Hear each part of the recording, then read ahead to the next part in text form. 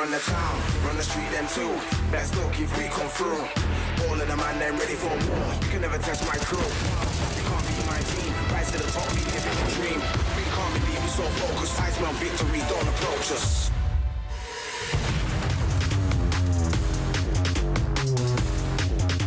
He has to whip around this corner and find Cadian, but Cadian hears the unscoping. He's close enough. Cadian not giving it away, and he hits the shot point blank. Cadian, there it is, the reaction. Right now, just extend this as the smoke clears. Oh, what a god. This is so sick. Oh, no, he gets spotted. Trying to get clever, and Refresh catches him out.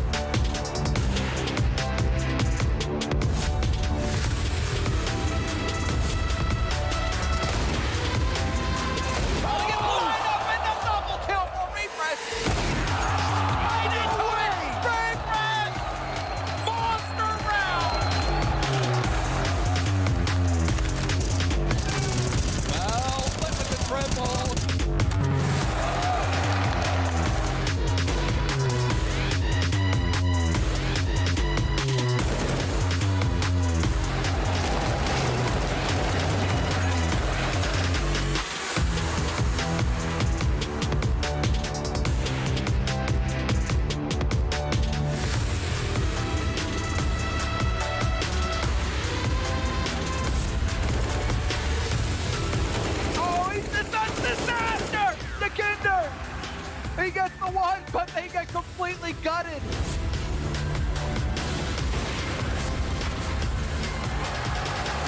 Cadian gets the final kill of the series, and that is it. Heroic make the semifinals.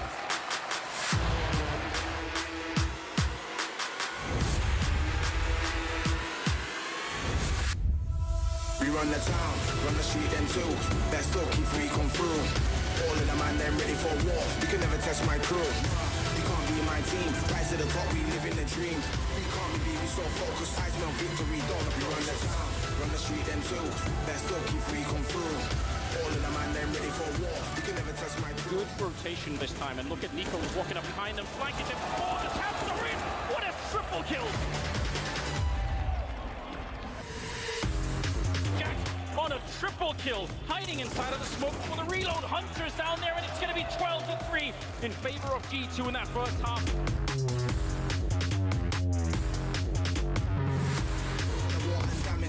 Never back down from challenges. I'm only human, but I will prove them wrong. Let them know they can't manage this. They come to me and then lose it. Really got what it takes, then prove it. That's me and my squad in the background. We never back down. We run the town, run the street them too. Best look if we come through. He's gonna take down Rez though, Nico. So there's the grenade, and he runs through. Nico, he reads it. He knows what a next level play. He knew that he was gonna be losing the round if he just stayed on the other side. The HE will almost kill him, but not quite, and he takes the round. An ace to win the second one on the board for G2. What a ball. Dreams, we can't be so focused. I smell victory, don't approach us. I'm the champion, I'm living glorious. I'm the champion, I'll be victorious. I'm the champion, I'm living glorious. I'm the champion, I'll be victorious.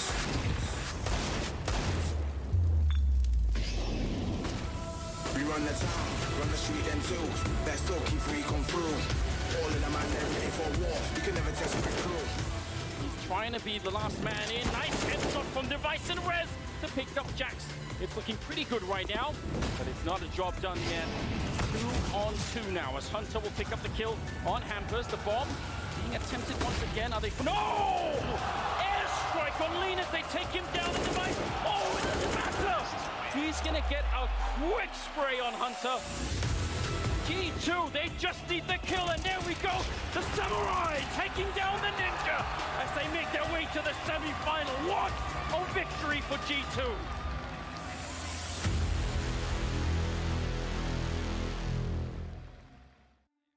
Welcome back to the PGL Major Stockholm. You can see the aerial shots there. We're inside the Avicii Arena, and we are getting ready for another fantastic day of Counter-Strike.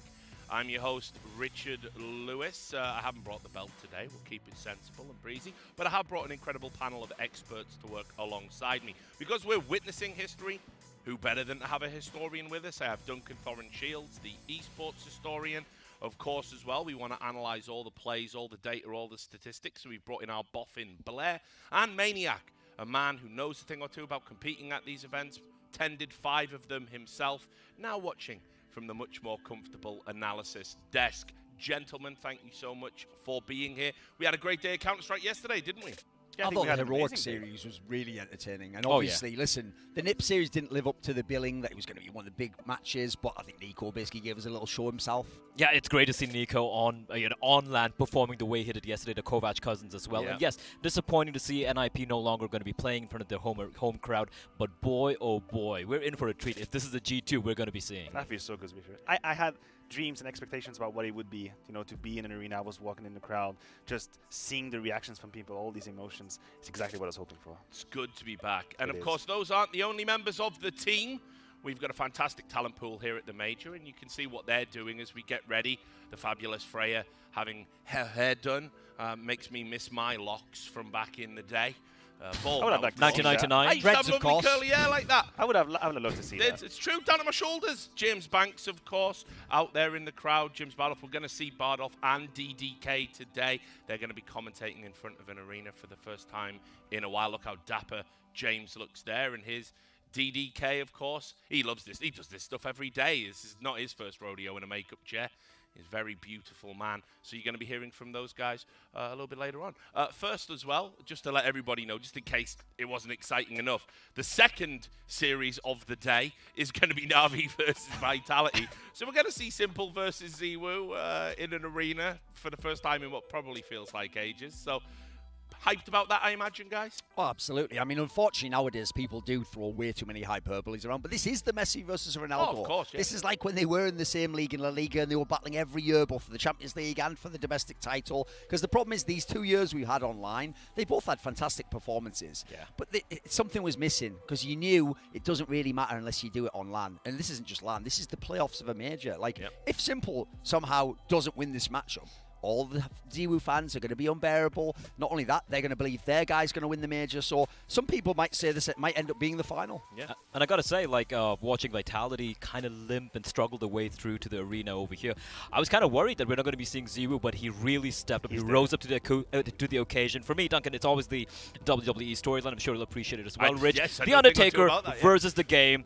Let's go, right? Yes. I am so ready for that. Yeah, what was going to happen? I mean, it's going to be a deciding moment for this Simple versus ZywOo trajectory, this history, this narrative. Whatever happens today is going to decide how it's going to look like in the future. Well, this is going to be the schedule for today's games. Obviously, we've given you a spoiler there. Try not to get too upset about it on social media. Na'Vi versus Vitality starting at about 8 Central European time. But of course, before that, the small matter of Gambit versus FURIA. The Brazilians are coming to town. And of course, Gambit, a team that spent the first half of the year as the #1 team in the world. They've kind of been knocked down a peg or two and haven't looked particularly amazing here. They've had some good games. They've had some not so good games.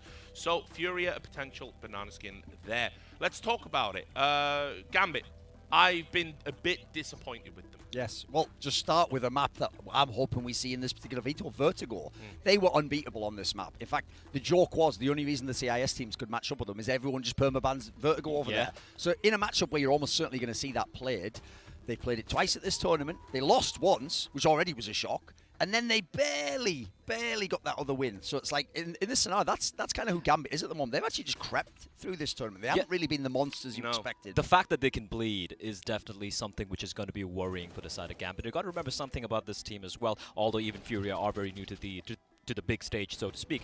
Gambit, even though they've been fantastic in a year and a half, we've seen them playing, from no longer the youngsters with Hobbit coming in and everything. They've shown it on land that they are a team to contend with. Still aren't like, the champion, so to speak, of Counter-Strike World, because Na'Vi definitely hold that particular title. But here's a question. In front of the arena, the question's going to be asked, can the youngsters deliver? Because they do have Hobbit, though. Of course, and it is going to be an element that we have to keep an eye on, just in terms of context. Like, you have to know that Gambit, even in the trophies they've listed this year, they've had times where they were losing the opening game. It's a classic Gambit to have a slow start, a diesel engine into the tournament, and I think that because they survived that period, I think now they're set. And against FURIA, they will be the favorites by far. I agree, and you've already brought up Hobbit. Remember, Hobbit is the major winner of the team. Hobbit is the guy that came in for Supra back when they were Gambit youngsters. He's the one that's added all the experience to the team. And honestly, he's performing here beyond expectations. And his journey is so great. His journey is so great, right? He goes from, as you mentioned, winning the major in Krakow with Gambit. Then 3 years ago, he gets removed. He parts ways with Gambit. He sort of floats around in the underworld of Counter-Strike, not exactly knowing where to be. He has a moment with Hellraisers. He's an absolute shadow of himself at the time. No impact, inconsequential at all. And then he bounces back. He finds this Gambit youngster core. When he joins them, they're ranked 33 on HLTV. And then they rise to the top. Granted, in that online period, but you can do nothing but tip your hat to what he's been able to do with that roster. And here's a really impressive thing about Hobbit. We talk about Shiro and the Axel and even Nafany stepping up here. They were off to a pretty shaky start, the Legend stage, right? They got taken down by Entropiq on Vertigo, as we pointed out earlier, and everyone's like, they can bleed. Then they face up against VP. They're losing. What does Hobbit do? Drops a casual 39 kills in regulation. He's pretty much the reason that they were able to bounce back. And, you know, a fantastic individual performance in the series that looked like it was going to, you know, ebb away from them. Another thing I want to bring up is obviously Nafany, the young IGL, I think one of the most talented IGLs in the world, especially when you consider he's only like 20 years old. But he did say something that piqued my interest. He said it in a couple of interviews. This is a sort of prevalent sentiment. He said, I think, you know, we'll be fine in front of a crowd.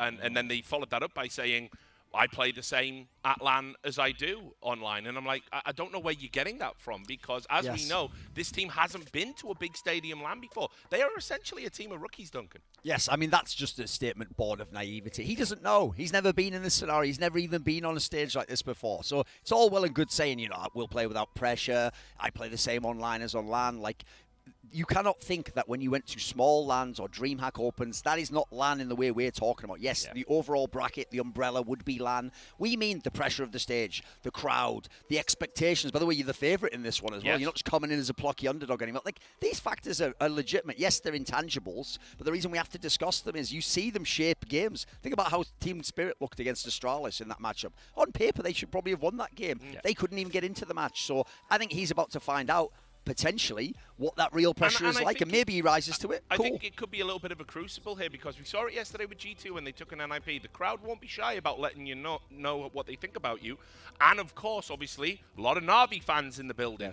They're going to want Gambit to lose. They want to see Gambit eliminated. That's just reality, right? And on top of that, Brazilian orgs have fans all over the world. Brazilians travel all over the world to watch their teams. I don't know what kind of reception Gambit are going to get here. And I mean, you bring up the G2 example. It's a very good one to showcase that when you are that good of a player, you can overcome the crowd. It doesn't matter. You have that, of course, absolutely, beautiful, beautiful image of Hunter just shushing the crowd after he won. That was awesome. But this is what superstars actually do. They rise up to the occasion. They'll take that crowd anger against them, just turn it over, use it as a fuel, use it as adrenaline. There's a quote, I think it was Kobe Bryant said, like basically, if you're the heel, like, embrace it. Basically, the J's are your cheers. You just think of it that way. The more they boo against it, the more you think, right, basically, I am the shit. And to that extent, I wonder if Gambit actually kind of knows what it is, because they've been in the shadow of Na'Vi for the longest time. They are never going to be the #1 beloved team of CIS. Na'Vi holds that title for sure. And then when they came to Cologne, everyone was waiting for them, you know, to fail and stumble and not really replicate the result. They had that disappointment. They bounced back. They kept working. So I think it might have helped them, but nothing prepares you for the stage, the actual stage. Now, that is the question. And here's the thing for the side of Gambit, right? The questions has been raised, you know, during online era, they were the most studied team, #1, and then, as we pointed out,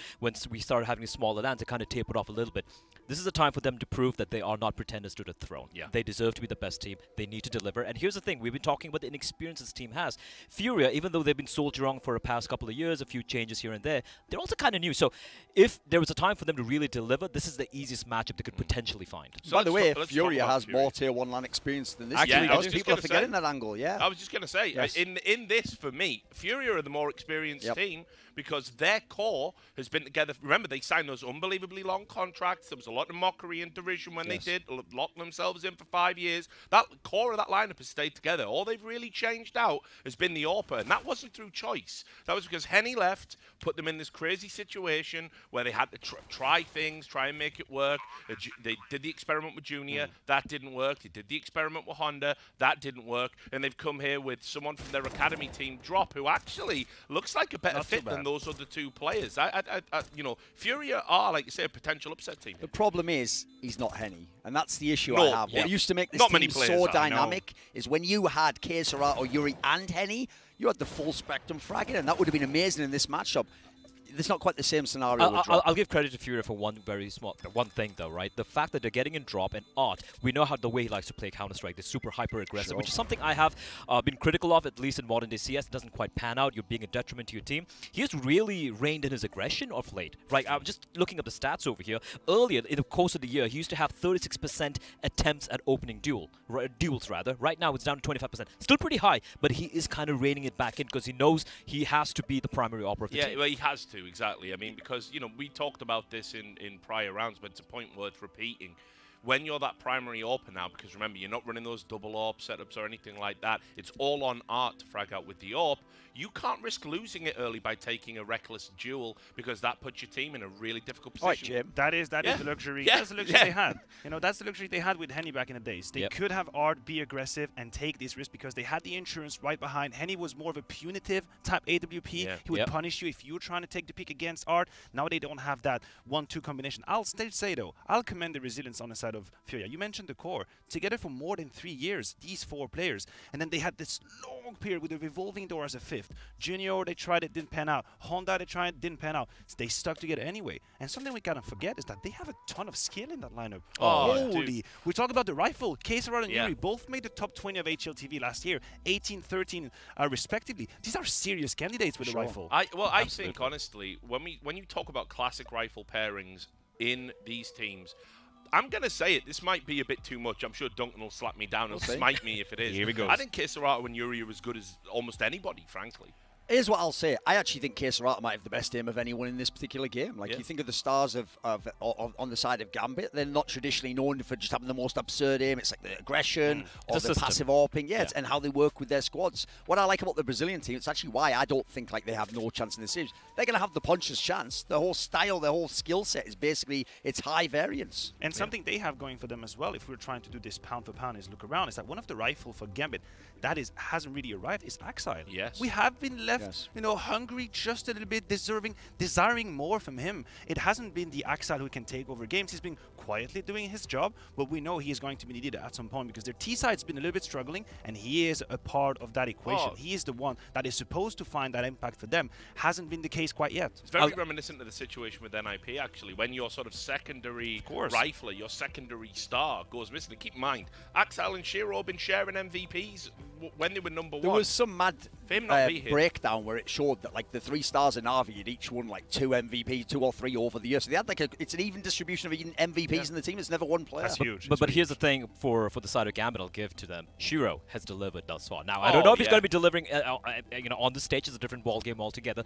Second highest rated player thus far in the Legend stage, and just behind Bit, who's been playing out of his mind, right? And here's a really cool stat. He has 81% success in opening duels right now. That's the highest in the tournament. That is a ridiculous stat, and that is going to be instrumental. Now the question again, we're going to keep asking this again and again. Can he deliver it thus far on the stage? But thus far, so far, at least on LAN, he's been legit. There's no way around it. This event is a turning point for Shiro.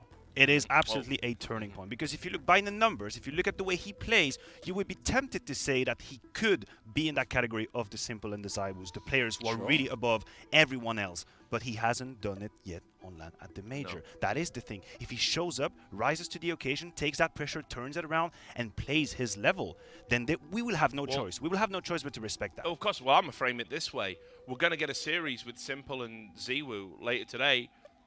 One of those players might not be the second best player in the world. We all know who number 1 is. We might see something from Shiro today where you go, you know what? Much like the online period, you're going to have to start really talking about him in that status, in that contention. And obviously, what you used to talk about before Bit got really good and before he was even in the team when they had Flamey was like Simple has to do it all, and then maybe Electronic shows up. He wasn't very good online, quite frankly. Now, actually, you need those 3 Gambit stars to match the firepower of Na'Vi. So I actually think it'd be a very interesting matchup if they indeed do meet in that semi-final. Yeah, I mean, that's the other thing as well. I mean, it's so vitally important because you know, they both can't go to the final, right? And if Gambit do fall at this first hurdle, I think a lot of the derision, a lot of the negativity that's been aimed that way, people are going to feel just. They'll be called onliners. Yeah. Oh, even, yeah. 100%. Even though it can't be true if you look at the overall totality of what they've done at these two lands, Yeah. they will be just because people remember them as the champions. And I feel it's kind of unfortunate for the side of Gambit, or it's just the circumstances, right? That the first arena matchup, game rather, on the big stage against with this big crowd in front of them is at the major, where the pressure is going to be on. If we had like some other arena lands prior to the major, maybe they're feeling a little bit more comfortable. But look, you got to sink or swim. You have to deliver. And arguably, this probably is the best matchup you could get in quarterfinal. Yes. Out of the 8 teams who made it to the final major, you want to play FURIA. Not that they're a bad team at all, but you compare to the spread of highly skilled teams and successful teams we've had, FURIA is a kind of a surprise, I guess, to have them at the playoff. A wild card. Here we go, guys. So we're going to go to Freya on the stage. The team's going to walk out, and we'll gauge how they're feeling ahead of this quarterfinal.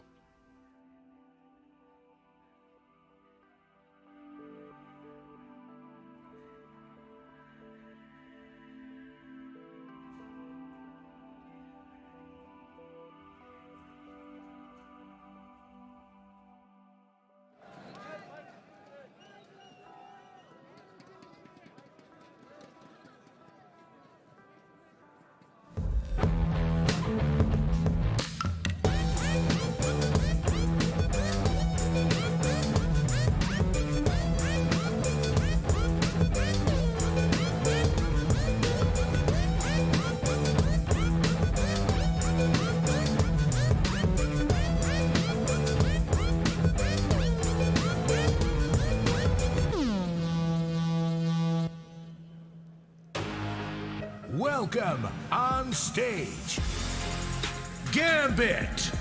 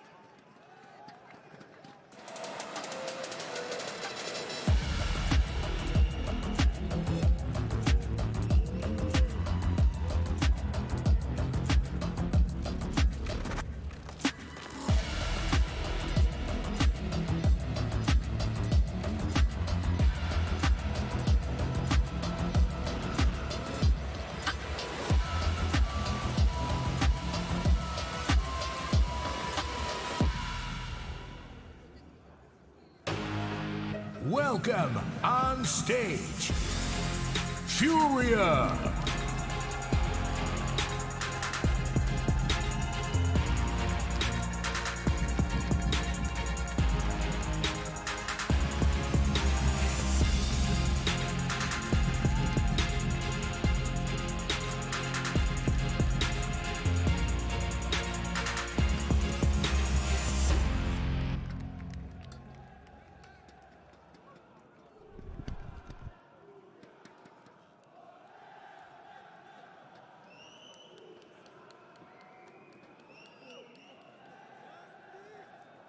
Squads going head to head. They're going to have to show up with the big guns as they come out onto the stage. And I want to invite up 2 representatives from each side. We're going to get Hobbit up here from the side of Gambit. We're also going to get Art with some beautiful blue hair by the looks of things.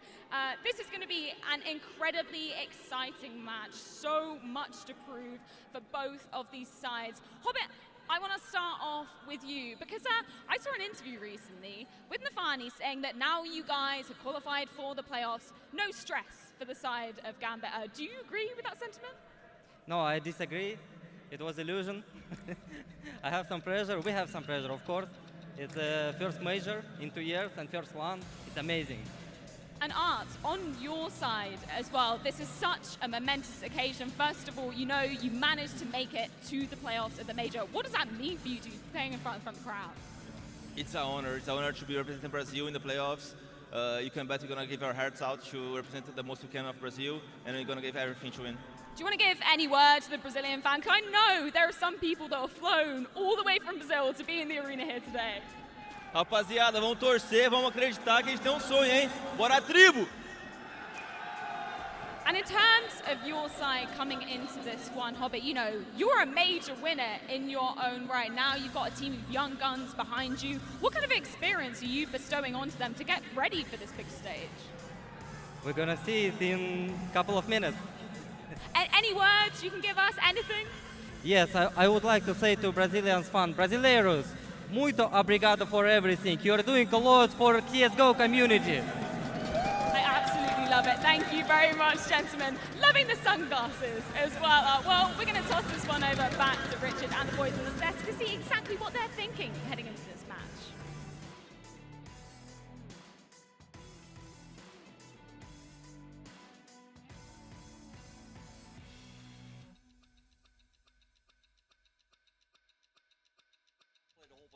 Spoiler, even online, it's like Gambit's really dominant on their maps, and then basically Furia has to grind out their wins. The problem for Furia basically is they have to go into Gambit territory for their maps. Meanwhile, Gambit can somewhat shift the veto, and even then, oftentimes they sort of just agree to meet in the middle. You get Vertigo, Inferno, Mirage, in whatever order you want. What I want to ask you guys is, do you really just run it back and have the boring 3 maps and say, let's see who wins? Because I don't know if Gambit isn't feeling as confident they do online, or do we go with some punish picks? Are we going to see something crazy? I think that's a question mark. Like, that, the big question mark for me here is, obviously, let's get the obvious out of the way. We're going to have Nuke and Duster getting banned out here. Inferno should be picked by Furia. I think they need to play this one safe. Gambit have lost 7 out of the last 10 Infernos they've played. They beat NIP on it, but we know how NIP suck on the T side. Let's be real here, right? So our Gambit rather going to be confident and going to be going with their best map, that is Vertigo, or are they going to go with the punish pick of Overpass? I think Overpass is a map that we can put into question because we haven't really seen much of Furia on it. We know it can be tactical. It can be one of these very hard T side to crack, but I think Gambit is able to do it. Honestly,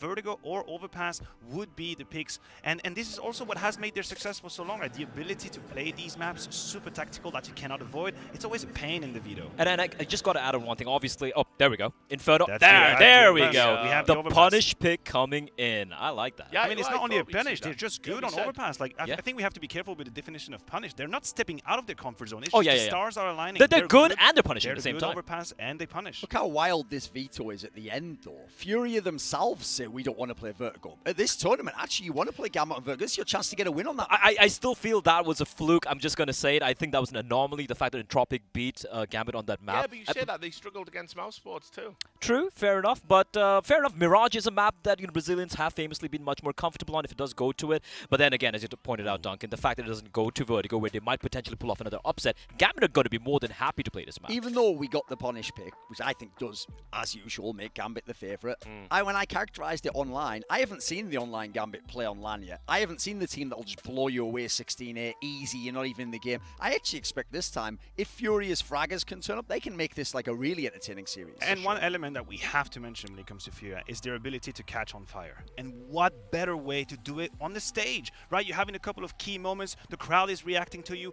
they feed off of that. You can see them play bodily, the way they, I guess, vibe to the game. This is typically what can happen on the stage. It can go both ways, but if you're good, that's the moment. And perfect map to start with because it's your map. It's the one you play all the time. You have all the volume. So if you can actually get going, by the way, you're supposed to win your map pick. That's a great way to start. If you had to start on the Overpass punishment, that could be hard. That could be rough. Here's the thing. What I loved about Furia this tournament, sure, they only played Inferno the best of once. They dismantled Liquid CD side. That was some fantastic stuff coming out from them. So, yeah, for sure, we could have a game in our hands here.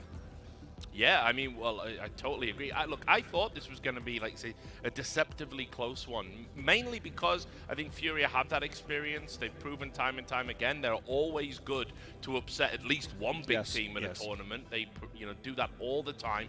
And I think Gambit realized the occasion, what this means for them. The online legacy means nothing if you fall at this hurdle here. You're right. I think we have to keep an eye on the first half of this first map. That is going to be the key because we're going to have Furia on their T side moving against Gambit, who, by the way, have the best CT side of the event so far. We're talking 70% of round 1 on the CT side, which is ridiculous. Shiro on the CT side has a 1.77 rating in the defense. It is abnormal. Like, this number doesn't even make sense. So we have in the first half this whole conundrum of can Furia break the defense of Gambit? Here's the thing, though. Then you talk about Case Serrato, who has the highest rated on T-side entries thus far in the tournament. It's going to be an unmovable object against an unstoppable force. That's what we're going to be seeing here. Yes, and for me, I'm going to have to go ahead and put a lot of the weight we talked about earlier on the shoulders of Art, because without Henny, He is the AWPer. Like, he essentially, he can't match what Shiro's doing. I mean, for a start off, basically Shiro's the best CT side player in the world right now. But I think he has to have big impact. He has to break that impact rating on the HLT.org again. If he does that, they've got the right map to go with. Now we can have an interesting series if you can at least make it competitive, if not break this first map wide open. Well, we are ready for the action, guys. Thanks for all of your thoughts. Now, the theme of this major was indeed that it was a throwback major to better times. So who better to commentate this game than James Bardolph and DDK?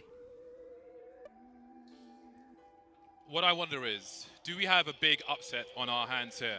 This is an important moment for Gambit. It's a very big crowd for them. However, down there's a huge Brazilian crowd here for FURIA. They've come all the way from Brazil, which is amazing. It's a long way to go, especially with how things are at the moment. So I don't think this is by any means a guarantee for Gambit.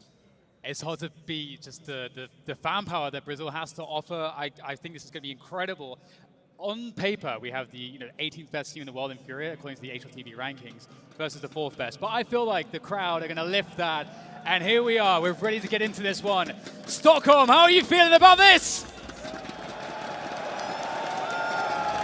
Here it is, Gambit versus FURIA. Map 1 in this best of 3. The playoffs here at the major. And we're kicking things off on Inferno. And I wouldn't want it any other way than a mid-aggression coming right out of Gambit.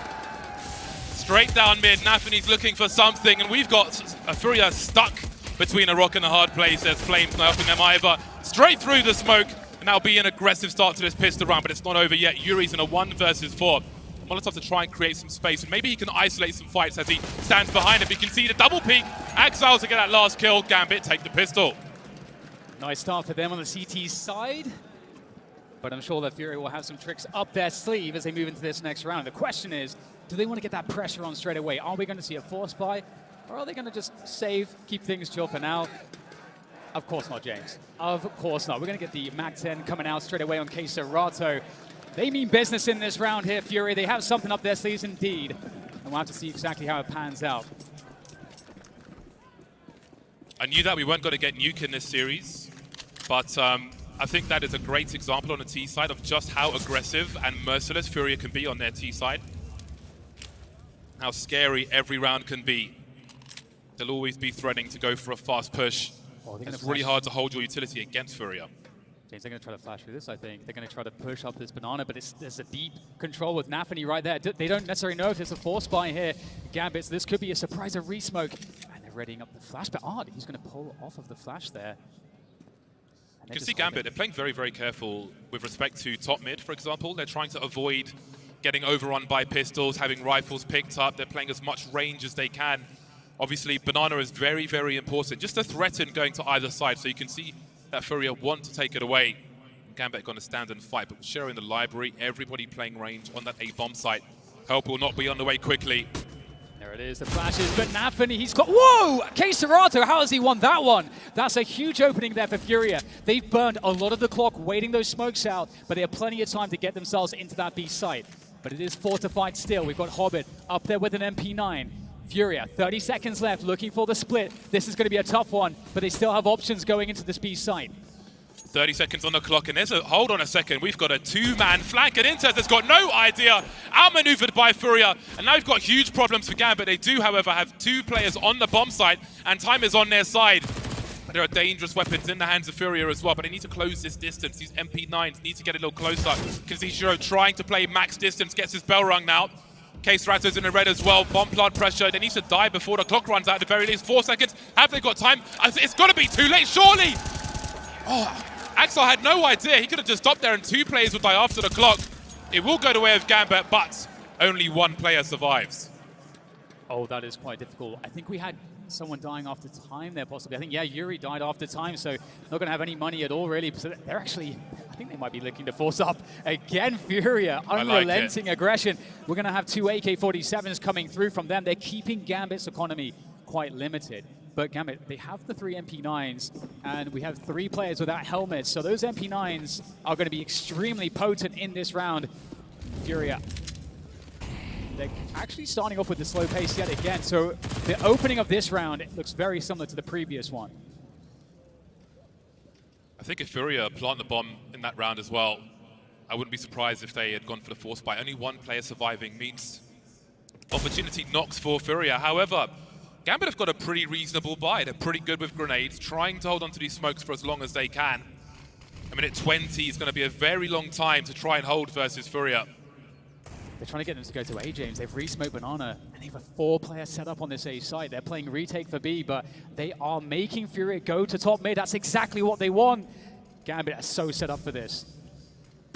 But Tech9's, well, Deagles on this occasion can be a problem. Shiro blind, lucky to escape actually. They have to consider hunting him very, very quickly indeed. But Nafri's here for the angles. That really compromises how FURIA can push in this long position now. Vinny thinking about it, and Shiro just creeping. He's got half health, or less than that. Doesn't want to give up the rifle, so he's got to fall back. But again, 2 players on the site. Crossfire with the pit player, Exile. 41 seconds, but look at the position FURIA have. They're just chilling, just edging forward. Down he goes, and now we've got real problems for Gambit. Yeah, 2 nice openings. He's still at the back of the site, though, with the MP9 will go down as well. 30 seconds is plenty of time to get that site locked down. There we have the plant, the after plant positions looking good, and Gambit, they want nothing to do with this one. And that is so interesting right now. This is so tense. Gambit is playing very passive because they know of FURIA's tendencies to play very aggressively. So they're just trying to shut down that banana position and then just wait passively for the response. And FURIA is so methodical. Even though they go into the stack, because they're so methodical in their approach, they make this look very good despite not having much in the way of a buy. So FURIA looking very impressive here. Very impressive, considering they had 2 players playing that long position. But again, with the exchange, they had the skirmish. Shiro had to fall back to try and avoid the rifle getting into their hands. FURIA able to surround the bomb site and look like they're in a much better position, even with 3 players remaining on that A area. So that looked very troublesome for Gambit indeed. A slow creeping death at the hands of FURIA, who win their force buy now. And they've got a big opportunity ahead of them. Of course, the loss bonus will be in the bin for Gambit. They will force buy up.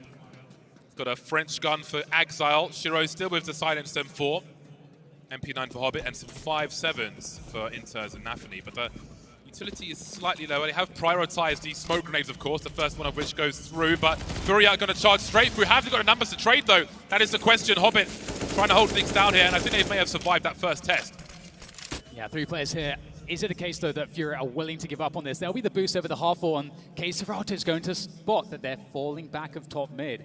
And that's interesting. That allows FURIA to take this position away. Will Gambit think about trying to retake this? It doesn't really look like they have the ability to do so. FURIA, top banana control, but the bomb is still in spawn at the moment, James. So we can see that means that FURIA will have to slow things down. Got that map control. And really, at this point, Gambit, they've got 5 players left alive, so they're probably not going to make any info plays. They're likely just going to gamble, stack here on this B site, leave the 2 players in that A site, and just wait to see how FURIA handles this situation. FURIA have got 3 Molotovs for an execute. Now, they could use 1 or 2 to try and squeeze some more grenades out of Gambit.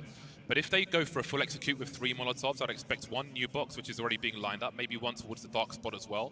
And if they have smokes for...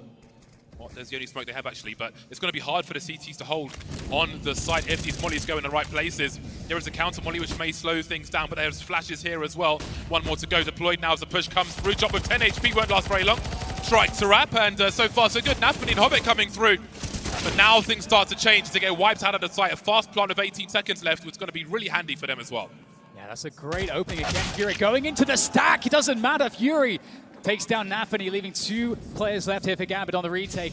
They have very little to work with. I believe a 5-7 on Inters, and Axel working the FAMAS. There's a 2 versus 2, though.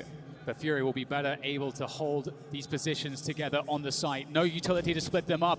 As Gambit start to press forwards, they start to try to get the info. Where are both of these players? Both at the back corner. They know now, but it's too late. Inters, 1 versus 2, 5-7 in hand. Does not like the look of that one. Will have to fall back. And FURIA, they're going into the stack, James. Both rounds, arguably lesser equipped, and they're still coming out on top. That's an amazing sign if you're FURIA. Yeah, they kept enough to execute, but I think the bigger story is that they have come prepared for this major. I've seen their pick'ems, and as far as they're concerned, of course, FURIA are going all the way. And as one of the big underdogs in this bracket, I think it's going to be very exciting to see if they can get further, especially against a team with the prowess of Gambit, but they've made it very, very hard for Gambit. Look how dry this eco is. Absolutely parched on the Gambit side. And this CT side, so far, again, we're only 5 rounds in. We've seen 4 rounds so far, but it's looking very, very difficult indeed for Gambit, as it doesn't look like FURIA have left anything to chance with how they've approached these rounds, how they've outpositioned them, how they've used their utility, they've held on to it. Again, taking Banana early, even though it cost them a man, they had the ability to execute and make it very hard to survive on the sites. Yeah, we have just Gambit playing the USP stack on the A site, and one of the interesting things to note here about what FURIA are doing is in every round so far on their T side, they have played the entire clock out. They are playing extremely passive, which forces Gambit in the buy rounds to want to hold on to their utility, because they don't want to burn it early on because it means less early on in the round. That's going to mean Gambit will be susceptible to a burst play later on in the round for FURIA, so we'll have to keep our eyes out for that one from them. A pilgrimage from Gambit, professing their innocence, but there's no one in the booth to listen to that. Nothing but punishments coming their way from FURIA. Got to be careful though not to give a rifle away, of course. Not the most amazing loss bonus with these rifles, and Vinny will get dropped actually. And there's nobody called. Oh no, okay. They need to stop Gambit from getting these rifles. I respect it from Art though, James. He's pulling out the knife. He's just going for it. Just brazen stuff. And he needs to. He needs to be the man to do that. Again, FURIA, before Art joined the team, played a more traditional level of Counter-Strike. But Art's like, no, W key is how we play this. Forward is the only way. Aggression at all times. They take the lead now in this first map of this best-of-3 series. And I think if you are watching from GoTV at home, then Art would be a good person to watch, because that man likes to lead by example. You can see the AWP coming out for the T side. Well, we can see you soon will. But there will be an AWP for Shiro as well. And I love the energy right now that we're seeing in the Brazilian corner. Fantastic stuff. 3-2 now as FURIA take the lead. AWP's coming out to play for both sides. And you can see that Gambit, as expected, not going too aggressive on Banana, actually playing a stack towards A, rotating across Hobbit for that 4-man defense. And here comes a slight push into the top mid area. We've got FURIA testing here, but not everybody in this one. Oh, this is looking dangerous. Unable to find anything with the AWP. And they've lost Yuri already towards that top mid area. They have to abandon it. And Gambit realize this. They're rotating back towards the B site.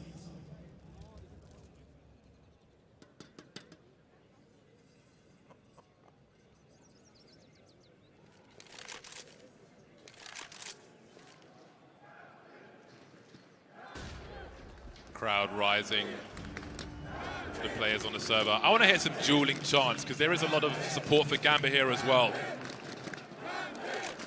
See the intentions of FURIA now, as there is still a lot of time on the clock here. 45 seconds is a long time. Now, is that an execute, or is that an invitation to throw some counter utility? Well, it looks like it will be an execute into the site now. Hobbit still in an elevated position, drop flying into the air. Not making a connection though. They were lining up for Hobbit, but the wall got in the way eventually. So they've taken position on the site, which means Art will soon have post-plant positions with the AWP, and Vinny will hold down the ruins as well. 3-on-3 as Gambit have to consider losing it all, but Axel's come in from the back, and now Vinny is alone, trying to clutch it from the coffins, trying to isolate the fight. There's the first one for Vinny. Do you want to push him now? Vinny trying to do what he can, but it will be a round in the bag for Gambit.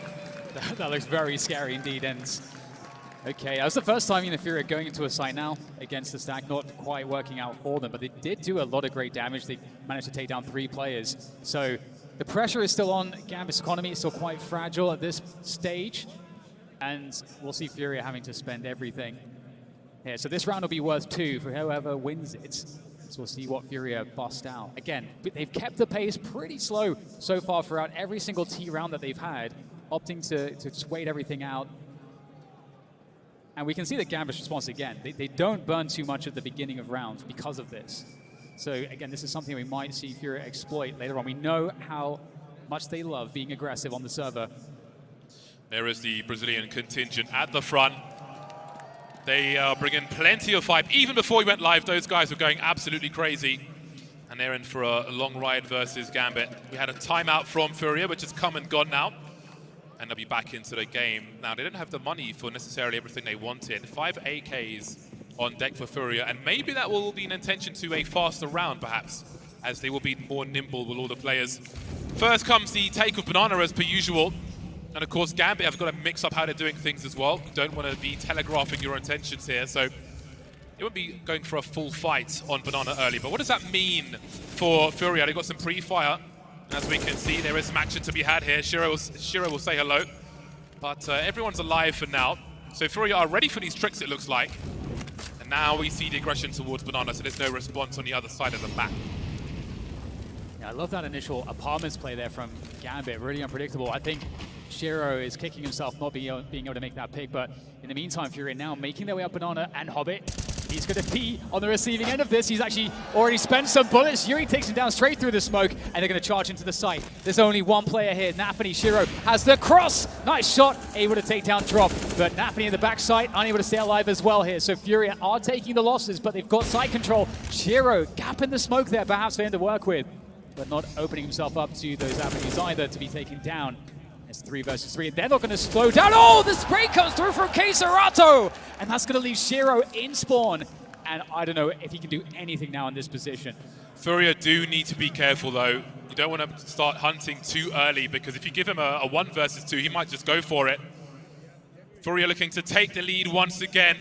Shiro just holding for now, hiding in plain sight, if you will. We'll see if the jiggle comes through from Keisarato, but very nicely done, avoiding the flashbang, controlling the B bomb site.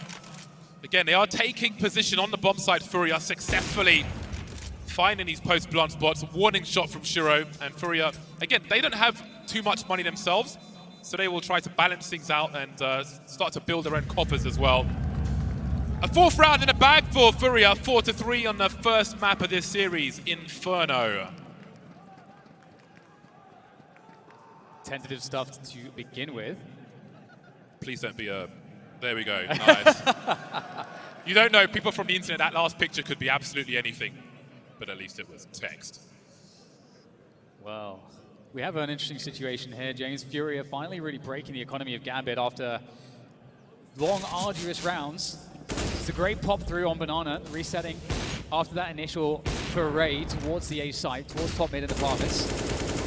And so far, so good, I think, for FURIA. They're looking really, again, everything that they're doing looks very disciplined and very consistent. So that, you know, definitely spells great things for their future in these coming rounds. However, Shiro with the AWP, he could definitely cause some problems here. He last round went for the apartments pick. I wonder where he'll go this time. You can check out his spawn. He's looking like he's moving towards the B site. So Shiro AWP on Banana. That's the danger point for FURIA. Yeah, it's interesting how, excuse me, how he will approach Banana if he heads there, which he looks like he is, because there's next to no utility for Gambit. So if there are Molotovs and so on, he may be compromised. There is a smoke on Nafany, but that is the only thing. Now, there's a few rounds I like more than a hero AWP, mainly on the CT side, because especially on a map such as Inferno, it's so fun to watch, because you've got to take some risk. You've got to try and force the issue, peek into an angle. So Nafany's got a flashbang, which could potentially help Shiro, but that is about it. And again, when you've landed a shot or fired a shot at least, another question is, do you rotate to the other side of the site? Well, there's the first kill. So a question, does he go towards A? Was what I meant to say. That's pretty much what you expect, but do you play against that expectation? Nafany may try to pick up a rifle. He does have a smoke grenade. Exile forced away, but no one's there to see it. A minute on the clock for FURIA to dodge the rest of these AWP positions, but they don't know where Shiro is now. We have Vinny going back to get the bomb at the moment, so we can expect FURIA to start thinking about where they want to finish. Oh, it's very deep there on the Porsche position, trying to get that information, and this will determine where they take the bomb. Oh, it takes down one, but there's more players there. Is this going to be a false sense of security? He's going to spot the next one. Oh, it's a labored spray. He's given up the AK. He's given up the kill. Yuri's there to protect it, though. 3 versus 4 in favor of Gambit as they actually decide to take the bomb towards this A side. 30 seconds to go, and Shiro's ready to cut this off. This is going to be a disaster hit for FURIA. Oh, the flash is perfect. Absolutely. I thought he was going to go deeper to the off angle. Sees one in boiler. That's not the bomb carrier, but he must realize what's going on. 23 seconds. Inter's ringing the bell from close range, and this is going to go disastrously for FURIA now. Drop alone. 1v3. 15 seconds. 2 players. One ahead of the smoke, one behind. Spots Shiro on a reload, and he's got time to plant the bomb. Nafany's in library. He's got to go faster. He has to do it now. Nafany peeks and close, but Gambit tied the score. Started with an AWP, finished with the round.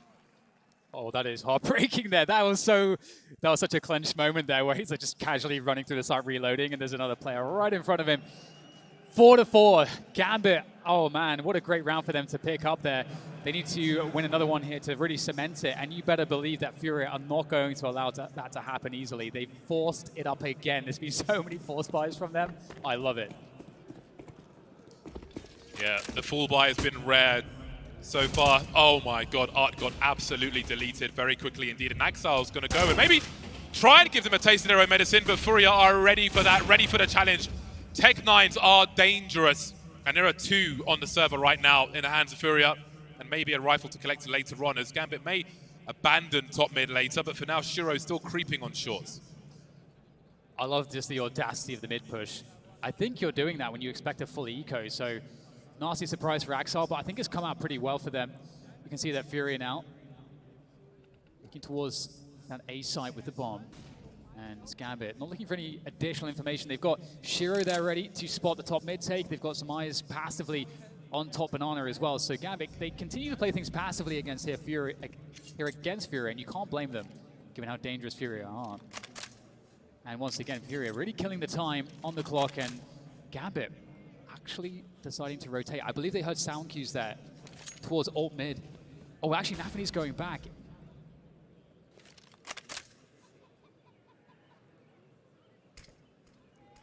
Well, there comes the pop flash, absolutely blind. Shiro in shotgun distance, spots the bomb though. That's an awkward position now for FURIA. Shiro with 2, dancing around double stack, and how on earth can they get this one? Queserato 1 versus 4 with a Tech-9 and doesn't really have position. Gambit, maybe, finally, they can stabilize in this first half. Yeah, absolutely. I mean, I was praising FURIA and how methodical their approach was, how it looks really consistent, but I mean, you can definitely say the same for Gambit here and how they've been working their CT side so far. You know, they've been taking a pretty passive and consistent approach, also not trying to open themselves up too much in the early round with those aggressions, except the push down mid from Axel. But I think he was expecting like full Glocks, not what he found. But indeed, 5-4 in favor of Gambit. Now as we move into I think maybe the first full save round we have seen so far in round 10 here from FURIA.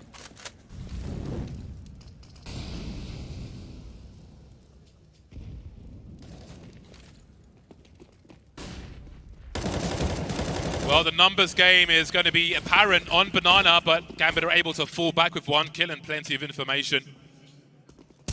Didn't know if there's any more grenades or anything. Well, there'll be a nice spread of bullets for Gambit. The support is here. Very nice indeed. And indeed, it does look like we have a stable Gambit now, as they've got a full buy in the hole. So FURIA are going to have some extra work to do if they are to put Gambit on the back foot once again. 2 rounds behind now on this T side of Inferno. There will be a tactical timeout from FURIA as they decide their way forward. Yeah, this is a really interesting point in the match as well. You know, we're not super deep just yet, but Gambit taking the lead, stabilizing on their economy. They have the AWP. This would be a moment where Shiro would feel very confident, I would say, to put an aggression against FURIA. Try to find a way to get an early disruption, an early pick somewhere. You know, previously we saw a 3-man setup in the apartments, where Shiro was set up to deal with the players taking control as part of the default going into halls. It didn't work out for him that time, but I think it's just a matter of time, honestly, until Shiro gets some love with those forward plays.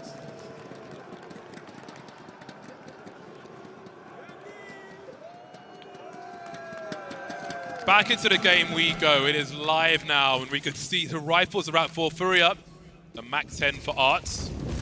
So I imagine Art will be the man to run through with a pop flash and create some space for his team to make mincemeat out of Gambit. Gambit will have Exile and Inters making their way towards Long again. So another 2-man setup on Long, although Exile is rotating elsewhere. So we'll see how much of a priority top mid is. But for now, Nafany blind on Banana, a 5 versus 4. And again, look at the utility for FURIA. They've got so much with which to execute on a site. But hold on, are they going to actually push this? Because there's nobody to pick up the bomb just now, but they are really committing to this. So this is going to be very interesting indeed. Queserato now hopping up, Hobbit trying to stay alive, but Queserato's on top. He could fall to the flames here. He's got to be real careful. Bomb has been collected. But Gambit are on the site now. We can see that Yuri is on the A-bomb site, seeing if it's safe, and I would expect a rotation now. They must realize that most of Gambit are on this B-bomb site, but the bomb's still heading towards B. Don't want it to get caught off in the rotation just in case. Hold on a second, Inter's pushing that smoke now, leaving Shiro alone in a 1 versus 3. That bomb is heading elsewhere, but it won't be necessary. FURIA taking both bomb sites because FURIA and taking the round as well. Absolutely. It's so funny because you know that they also have this, and we saw this in the playoffs, not in playoffs, sorry, already in the tournament, in this major, that we had that situation, that crazy scenario where FURIA, you know, they tap the bomb in the B site, then run all the way back to the A site. They are the team that does stuff like that. So I think it must be so hard to read if you're Gambit. Like, what do these pieces of information actually mean? Because as you say, they took the opportunity. They got the opening picks. Yeah, they're going to take the site. Doesn't matter if they have the bomb or not. They know how to communicate, to play off of a scenario like that. So 5-6, they've now put Gambit into a position where they spent all their money. And you know, similarly, again, this round is worth 2 for these teams. FURIA getting a lot of value off of their banana take in that previous round. And we've got AWP on Shiro again, as well as Art. So I think we can expect, I would expect to see something from Shiro here. And he is going to be moving towards the, maybe we'll get a hole set up again from him, actually. Yeah, it looks like we're going to get that hole set up again. We'll see if it's more successful this time. Yeah, and we'll see what the approach is from FURIA as well. Exile is not going to last very long in the apartments whatsoever. Another 5 versus 4 for FURIA. And again, that play out of the balcony in the previous round is strong for FURIA for the rounds to come, because do you full rotate to a site? Do you leave a person there? Much like Virtus.pro are able to pull you to a bomb site and leave the other one completely abandoned and rotate in for free, even on Vertigo. FURIA, you might argue, can do it just as well or even better. Yeah, it's a scary one, but Hobbit's actually with the incentive. He's done a lot of damage. He's taken a player down and managed to do a lot of damage to drop. FURIA will take top mid. They've made a lot of noise there, but again, Gambit have only 4 players, and they know that FURIA is a team that might represent pressure in one area, but go the other place entirely, and Shiro is going to take down Vinny. That looks like an A play, but the bomb's going back. They forced a rotation towards A from the CTs. There's a window here into the B site, a window where FURIA have created a 3 versus 1. We have Nafany creeping back through CT. Can FURIA get to Hobbit in time before he gets assistance? They're going to isolate him with the smoke. Hobbit, though, at the back of the site. He's got to hold this down by himself. Is he going to be able to do this? There's going to be the first challenge for Hobbit. It's a double peek, and Yuri takes him out. Great wide swing from Yuri, but he gets the kill as well, so even better for him. We can see that Banana is in the hands of Shiro. Don't expect FURIA will try to venture there, especially with the CT smoke gone. 3 on 3. They're on the bomb site already, though. Looking away from a flashbang, Yuri will fall. Shiro with 2 arts remaining now, and it's 1 versus 3. Inter's the man with the kit. Got to keep an eye on where he falls. Close to the bomb already, however. And there's a double peek to jump up on Coffins. Nice retake from Gambit as they move to 7 on their CT side. Oh my God, Shiro just executing 3 players makes it look so pedestrian. Just the I think that's like the most nonchalant AWP 3K I've seen in recent memory. 7-5 after that amazing series of shots from Shiro. He's 13-4-5 at the moment, so really doing a great job, doing his job for the team. Shiro has incredible stats actually at this major so far, and FURIA not going to give things up without a fight. AWP on Art, everybody else, I mean, we have pistols. This round could be interesting here from FURIA. How do they decide to handle it? Oh, Art, oh, he's absolutely destroyed Nafany. He goes for more, of course he does, but that's going to backfire. But Kesarate could collect that AWP, and indeed, he will. The bomb is still so far away, Chase. How do they quickly capitalize if they manage to make these kills? This is very, very FURIA stuff, I have to say. So much time for them. So little information for Gambit. They are playing retake on the B bomb site, trying to stay close together, trying to help each other as best they can. But that is with basically no position outside of the bomb sites itself. And I say that plural, but only A has people on it right now. Although Shiro is closer now. He's posted up on Banana. Well, on the B bomb site, rather. 55 seconds, so much time to be denied information, but Exile might have the right angle. Kesarato's head will be very squishy in round 13. Man advantage now for Gambit. AWP quickly collected though. There's the Hall's pop flash. They don't hear any response, they don't hear any repositioning. But you still have to be really worried if you're Gambit. Down goes Hobbit. They know one's in the pit as well. 3 on 3, 30 seconds on the clock. Vinny's flying through. Exile has a crossfire, but won't need it. That leaves Yuri to consider his options. He'll push forward, drop the AWP, and an 8th round to Gambit. Gambit are doing a really good job. They're playing this style where they will just sit in position. And I think that's a very resilient approach against a team. Whoa, no nipples on Twitch! No nipples on Twitch! No nipples on Twitch! Stop! Can't take these Danes anywhere. Oh my goodness. Well, all right, straight into the next one. And it looks like we're going to be in a situation here whereby we've got that AWP continuing on Shiro. We've got the MAC-10 on Art, everybody else buying up the AKs, and they're going fast with that banana control. Art's looking to try. Oh my goodness, he's just taking the drive-by. It's dangerous here. Shiro stays alive. It's taken. Oh man, they actually managed to get Nafany through there, and that's going to be a huge win. Art still wants to pressure into CT spawn. He's gone down though. 4 versus 4, a minute and 20 seconds to play with, and now FURIA cool off, but they've managed to sneak Vinny up deep on top mid as well. They've got forward presence, and again, Gambit have to decide, what does this all mean? Yeah, Shiro, no idea where to go, but even so, Gambit have won 5 of the last 6 rounds, so while it looks difficult, FURIA need to get back to converting once again, going deep, but he knows Exile is on the A bomb site. So worst case scenario, they've got a 3 versus 2 on the B bomb site, and that just might be enough for them as they start to push through. Hobbit looking at the off angle, not sure if he's been spotted just yet, but he's got to warn his teammates that there are big problems on this B bomb site. Can't find a connection onto drop, however, and Shiro has an angle for now. I don't see a smoke for FURIA, and it looks like he's going to go for the save. Yeah, definitely. Man, FURIA is so difficult to deal with. Just the aggression, the levels of aggression are incredible there. Just trying to just get himself through to spawn. You can see the benefit of their playstyle. You know, Art in the previous round, getting the AWP, his teammates sort of half buying around it, gives them all this firepower. That's a super winnable round. Then you go into the next round, he's got a MAC-10, everyone else has AKs because he spent so much. But they know how to use that strategically to have a very strong round. And again, we talked about running those faster paces. It gives you now in the later portions of this first half, because FURIA was so slow to begin with, now they're able to get up banana for free in a lot of these cases because Gambit's just not wanting to part with their utility early on. So that makes those MAC-10 plays even better from Art. And with that round, when that's a 6-8 scoreline, it's looking pretty even going into the last round of the first half here in this best of 3. Yeah, early on I was concerned for Gambit CT side, but it's looking pretty reasonable at the moment. Yeah. As we move into the last round of the first half, 1 AWP will be in the hands of Shiro. We'll see what he can do with it. He's got flashes coming his way immediately, but still try for make a connection. Nothing doing on this occasion. Well, the AWP is towards the A-bomb site, and Shiro some parkour into the apartments, and it's their turn to get a 5-on-4. See Gambit stopping any response to that with a Molotov top banana straight away. Oh, Axile's just going, it's a 5 versus 4 in favor of Gambit, but Axile's going for the information here. He might get an angle on one of these players. Shiro takes down Vinny at top mid, and this could back away straight into Axile, but he doesn't connect the bullets. And now they know that there's a push in apartments. They know that Gambit have every piece of info. FURIA, it's the last round. They have to find a way to win this. There's no saving in a round like this. How do they do it? They have a minute to figure it out. Drops lining up a Molotov, but they are being contained on banana right now.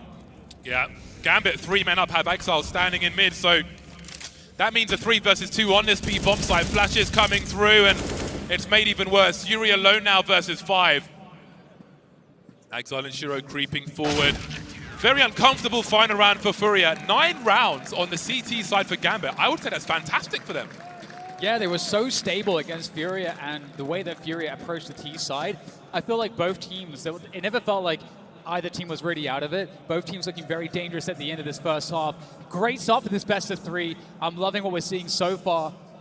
But now things changed quite dramatically because we're going to get FURIA on that CT side. And I feel like they're going to give us a few more looks that we saw out of Gambit in terms of how aggressively they want to go for map control. Also, a very good sign, James. I must say that for Gambit, Shiro is absolutely delivering so far. Of course, and you would expect that on the CT side, the luxury of the CT angles. AWP, a lot more difficult on the T side. Post-plant, it is very, very dangerous indeed and can convert rounds for you when you are up against the numbers. So we'll see if he can get that far and what he can do before that bomb is planted. Have to rely on the riflers to make space unless we can see something exceptional from Shiro. But first comes a pistol. CZ up close for Art. Got Vinny for a double peek, but Nafany at point-blank range with the Glock will start the proceedings. Quickly dispatched by Vinny as we move to a 4-on-4. Hobbit's looking for something here, and there goes the jump out of the balcony. Yuri's lying in wait. Serato will take it down. Hobbit, oh, straight to the face from Axel, still keeping the effort alive, but not for too much longer, leaving Shiro in the 1 versus 3. Very, very difficult indeed, especially considering he has 10 points of health. Basically, he's very, very low. And he's now extremely dead, thanks to Vinny.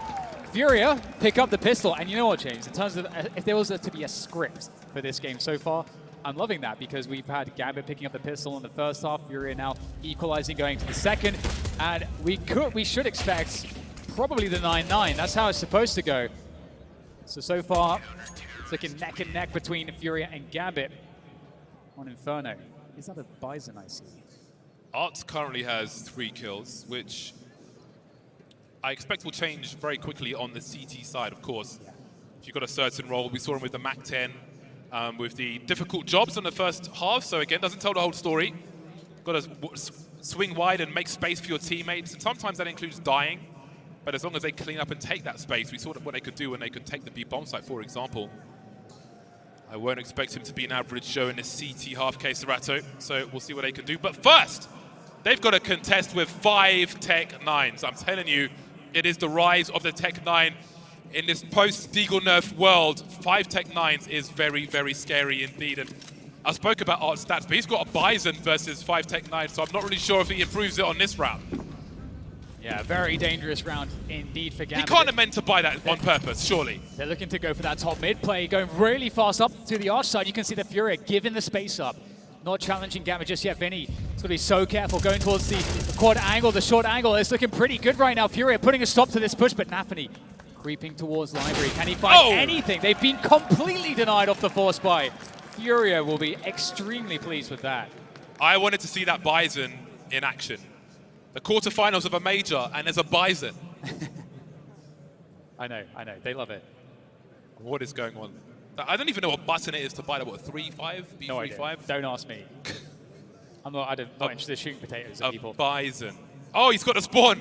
He's got Bison and the spawn. What could he possibly do with this? If someone can make it work, it's probably going to be Art, let's be honest. And I'm sure he's going to try and do something outrageous and completely disrespectful. The Bison's down mid! Oh, he's going straight. Come on! I needed something from that. Anything. That is just lunacy that Art's going for that. It's so insane. I can't believe it. You've got to love the personality from Art there, trying to deliver for the fans, make this one entertaining. And I mean, it's gonna. I don't know if his teammates are a fan of that play because it's a 5 versus 4 now in favor of Gambit. Yeah, sure, they don't have armor or any util, but now Furia. Okay. Ask me sitting on the watching his teammates right now, feeling probably pretty bad for himself. Shiro's got the Bison. Shiro has got the Bison. The Bison is in play. Furia, though, have 3 players remaining. They have range. That's about all they have going for them at the moment. They've got some utility. But one of these sites is going to have 5 players heading their way. That's a lot of trade fragging opportunity for Gambit. Cannot say the same for Furia. However, Nafany and Exile are very low. Do you send... Okay, so the low health player is going in first. But what's behind him? More low health now. Yuri's got a Tech 9. The bullets are coming out, but Shiro's got a Bison. What can he do with it? He's taken position at least. That Bison, who knows, 25 seconds. Serato in a pit spot. Shiro go past. He hasn't got the angle to stop this plant. Post-plant Bison is in play. Hobbit's picked up an M4, and he's the only player left alive. 1 versus 3 here for Hobbit. He's so far away from the bomb at the moment.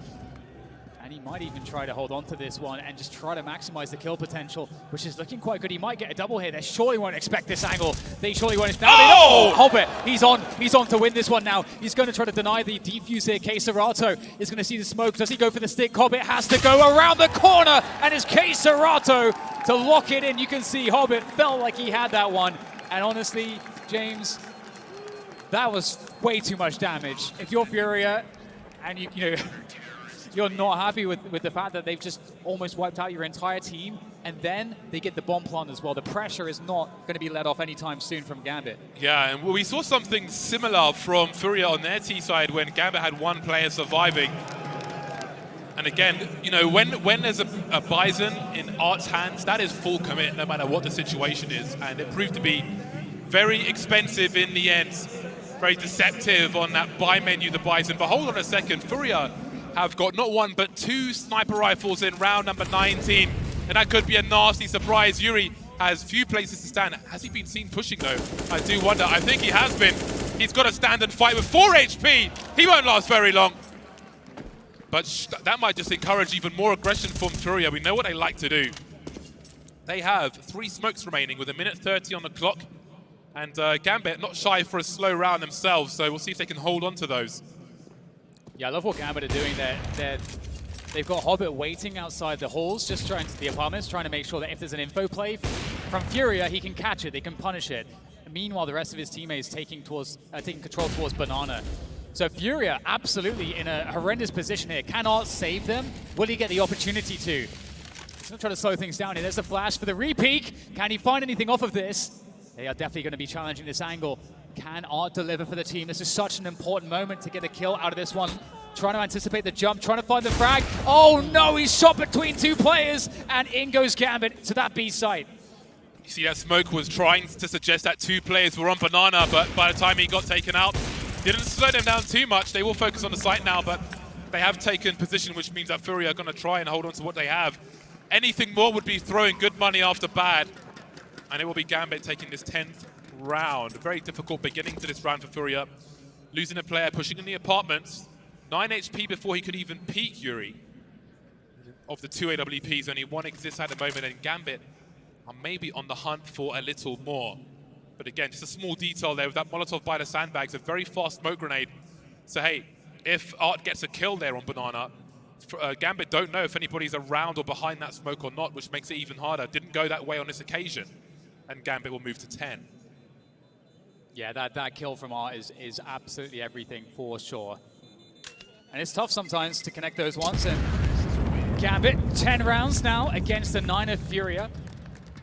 And they're looking pretty good. Right now we're seeing some of that aggression from FURIA early on, but it does seem like Gambit are quite ready to deal with that. Throughout this entire matchup so far, you can see how aware and stable Gambit are when it comes to these moments of just keeping the round in check, making sure that they're able to set up traps as necessary, making sure that they're always able to counter what FURIA are doing. And it's, oh, this is a huge round. 2 AWPs coming out from FURIA. They are really, really mixing it up here. How is this one going to work out? We've got K-Serato looking to go aggressive there, denied because of the util. Look how much fire is on Banana right now. Massive battle of utility. 3 players here for FURIA to try to hold on to this one. And surely we'll get that reset into a top mid take from Gambit because they've given up position here towards Banana. Yeah, second round with double orbs for FURIA. Didn't really get off to the start they were looking for with that early 4 versus 5 previously, but they are not in a similar situation on this occasion. You can see they will take half of Banana for now, and Gambit will look to head towards the safe bomb site. Hobbit creeping in the apartments already. Very decorated Hobbit. Strong addition to this team, and Yuri's hungry for something, but of course FURIA, they're not going to chill for too while. They've barely got any chill. Hobbit will be delivered in the hands of FURIA in those apartments, and now K-Serato's waiting for the swing, misses a jiggle, but Vinny's head to clean up. Seen a bomb, rang the bell of Nafany as well. This has gone from good to great for FURIA, but they've got to find more. We can see Axel creeping through that smoke, and you've got to wonder about the scope. Finds out before it goes the other way around. Vinny's on fire, End of Flames, not sure where to go. And how has it turned around into a 3-on-2 for Gambit? They've got K-Serato creeping on the site. Down he goes, leaving Drop in a 1 versus 3. This round has collapsed for FURIA. Yeah, the double AWP pickup as well. It's an expensive one to lose, and Drop, is he able to salvage one of them in Arch here? We can see this was Art's AWP. He's going to be able to steal that one away. But yeah, they'll be absolutely gutted because they had so much going for them there, FURIA. In the round, it did look like it was a complete shutdown. And Gambit seemed honestly stuck around Arch. Huge pickups by them, and again, FURIA, they need a little bit more here. They're just a little bit more. Gambit have Overpass as the second pick of this series, which is a map that FURIA have beaten Gambit on before at the last Premier Spring Showdown, 16-14. But they won't want to give up Inferno, and it's looking difficult for them. It was looking difficult early on for Gambit on their CT side. The same can be said for FURIA, perhaps even worse. Again, if you're joining us late, both teams have split pistols. They've both won their CT pistol. 11-9 now to score. Hero AWP in the hands of K-Serato. We've had 2 rounds of double ults for FURIA, and they haven't really hit the mark, haven't really given them the chances they were looking for. Uh-oh. I'm so afraid for K-Serato here, James. Shiro's, again, this has been the theme for me. Gambit just seem ready. They're ready for the kinds of plays that FURIA make. Oh, K-Serato trying to get a little hop over the smoke. He's been spotted going for the play. Again, Gambit ready for everything right now. It's going to take some really crazy shots. There's the pop flash. Drop, can he connect? No! Inters takes him down.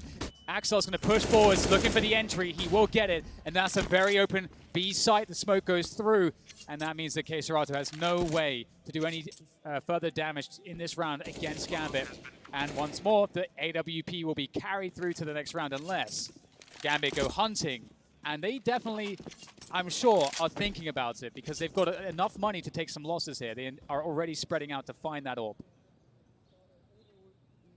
The chain flashes, I mean, it was only a USP, but the chain flashes on that B-bomb site were really impressive by Gambit. And again, with more full buys coming through for FURIA, those chain flashes are going to be a real problem in the rounds to come for them to try and hold down these bomb sites. But again, maybe FURIA will take the fight as they like to before that happens. And it will show that it's going to be so important to hold down that banana area for FURIA to stop that from happening.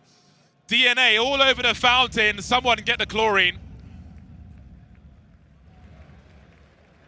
And there it is. 12 rounds now on the board for Gambit against the 9 for FURIA. So FURIA, after that opening pistol, they've not really found the success. Going into the proper gun rounds, Gambit, it's just a story of their successes.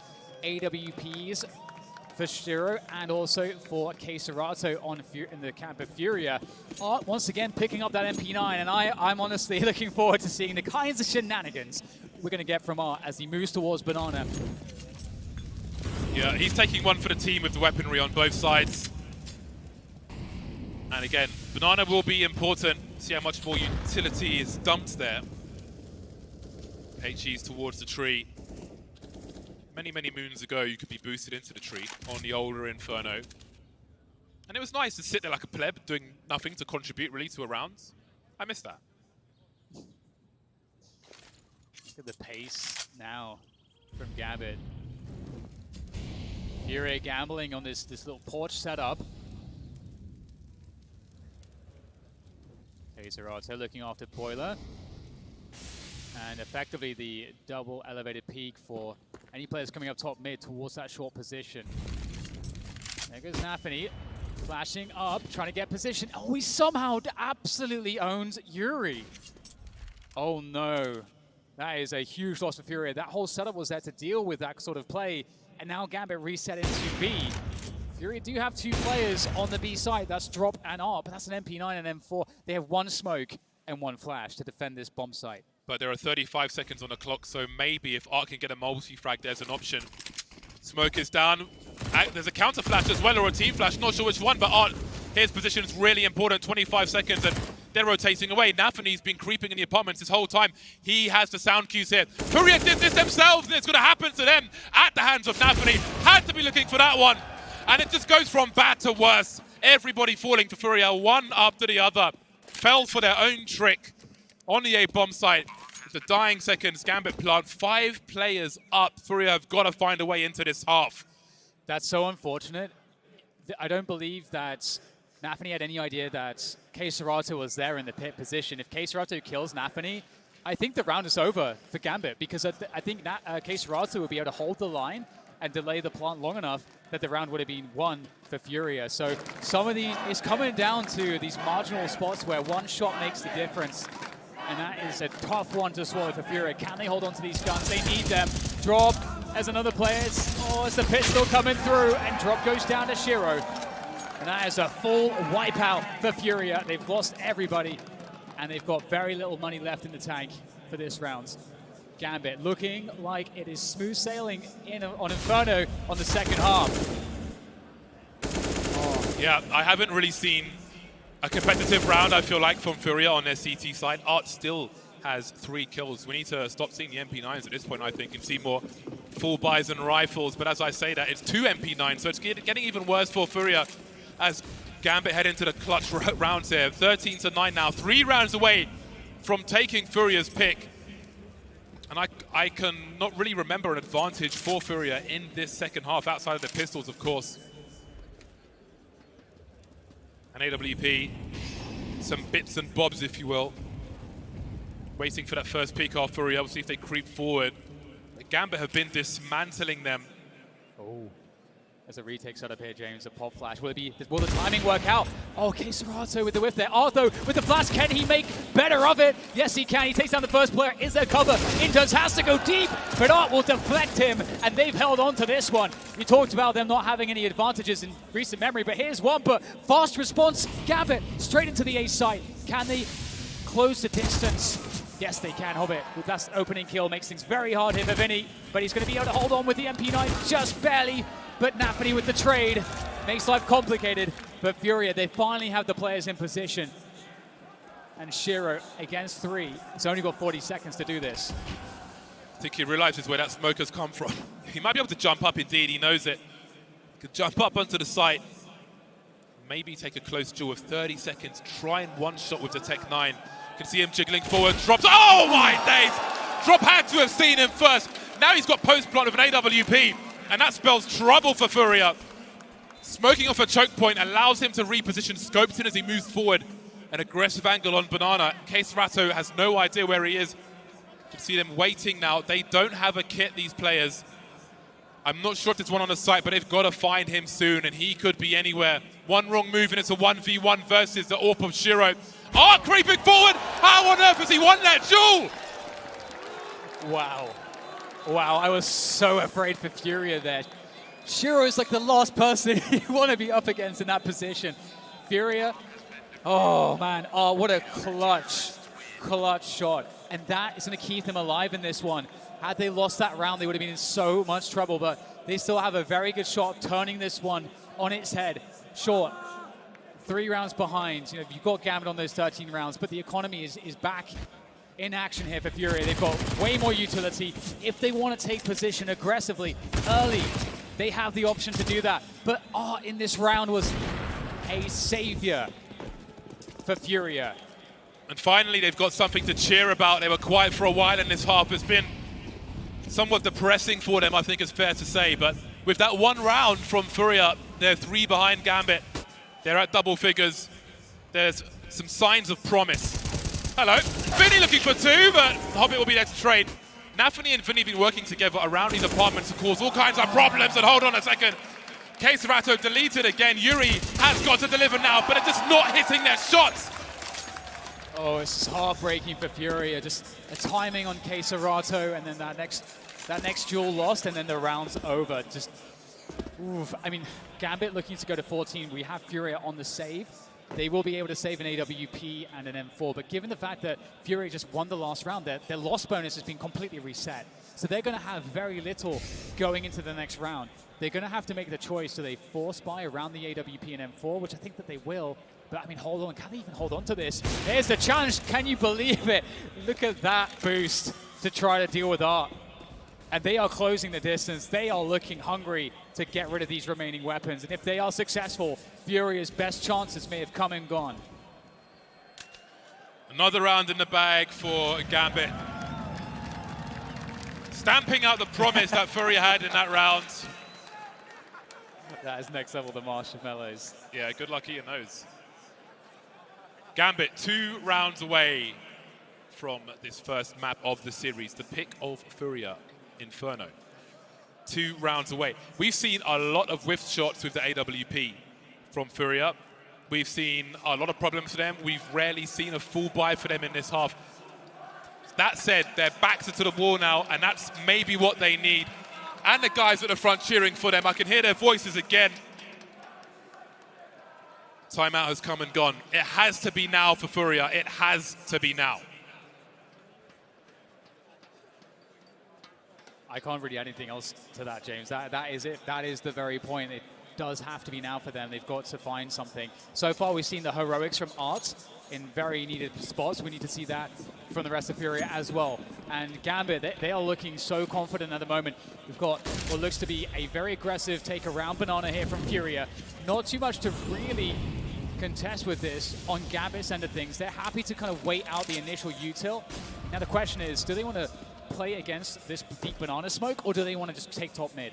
Because you've got only Vinny here, so the top mid take is certainly for free right now. Napoli, oh, he's pinned him down. There are flashes though, there's a smoke for Vinny. Oh, can he stay alive here? There goes the HE. Serato with the protection. Vinny's still stuck in his coming position. The smoke goes off to extinguish the flames, but he's stuck. There's a gap there, they know he's still there. Art repositioning, but that can surely be heard. That rotation can surely be heard. They'll put him out of commission with a smoke grenade for the time being, and I wouldn't be the one considering trying to push through that. A take of Banana, but at the same time, Hobbit is either Hobbit or it's Nafany, one or the other, still causing problems on A, leaving only one player on B. We talked about heroics. I mean, I was going to say if they're going to be as a 1v3, the drop needs to execute, but in fact, 40 seconds to go, and Gambit actually looking to rotate back to the A site. They have that forward position on Hobbit, and he's probably picked up some audio cues for information for where those defenders are. And this pit site setup from FURIA is extremely common. So we'll see if Gambit have utility left to deal with this. There is a Molotov smoke. HE's basically everything they need to dismantle this setup.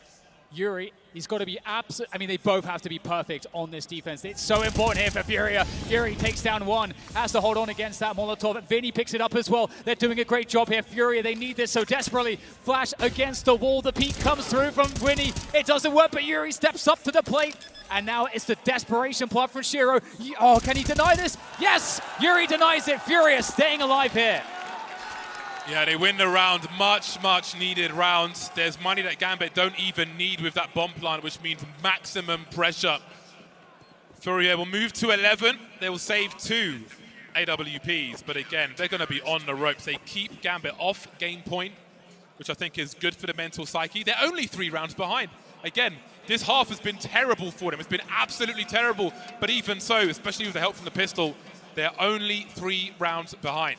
Gambit taking a timeout as we look to see who can take the next round. And FURIA have got they've just, like, I think half the problem for them really is just hitting their shots. They've had to jump on them with the AWP angles, and they just haven't hit their shots. But also the apartments, Nafany and Hobbit in the apartments are a massive can opener for Gambit, which FURIA have not been able to deal with. They've tried to go into the apartments, try and get an early kill, but the trade frag is normally there. 4v4, minute 30 on the clock, advantage tees. FURIA just can't get the upper hand with regards to Nafany and Hobbit in the apartments in these rounds, and that's causing them all kinds of problems, along with all the duels that are going the way of Gambit. Yeah, absolutely agree. And I mean, in that previous round, we at least saw huge moments there from Yuri and Vinny on the defense. Great stuff from them. We're starting to see FURIA power up a little bit. So we'll see what can happen here. We've got Art on the AWP as well. It's a normal 2-3 splits set up here for FURIA. Art is on Banana with that AWP, and Gambit looking to go for that apartments take here. We'll see what they're able to find. There is some counter utility to slow things down. Oh, we actually have FURIA possibly walking down Banana, but Shiro with that aggressive smoke, I think, has deterred them from going any deeper. Serato is going to get flashed off. Vinny will have to hold. He's spraying through. Can he find one? Axel's looking for it, and he's absolutely punished. Vinny. That is absolutely crazy. Art doesn't really have the angles now. I think he's been hurt by Axel, going for the flick, and it falls apart again. The quick scope not there, the position not there. 5-on-2 surrounded. They won't get a chance to save if Gambit win this round. Or will they? There's a rotation as they're looking to split the B bomb site now, and there's more angles that Drop doesn't have. His silencer has conceded his position, and surely his execution is nigh. There's going to be DNA all over this area, and it's all FURIA DNA. And again, B is lost, A is being lost at the same time. All the weapons, all the money being lost for FURIA as Gambit heads to game point. And there it is. Shiro takes Yuri down. 15-11. Gambit Looking good for this one. FURIA needs to elevate themselves. Once again, Gambit just getting the better of some of these fights and snowballing the remainder of the rounds. What do we have here for FURIA? Very little. FAMAS, MP9, CZ, Deagle. I mean, this is a very rough look for FURIA. How do they win this one?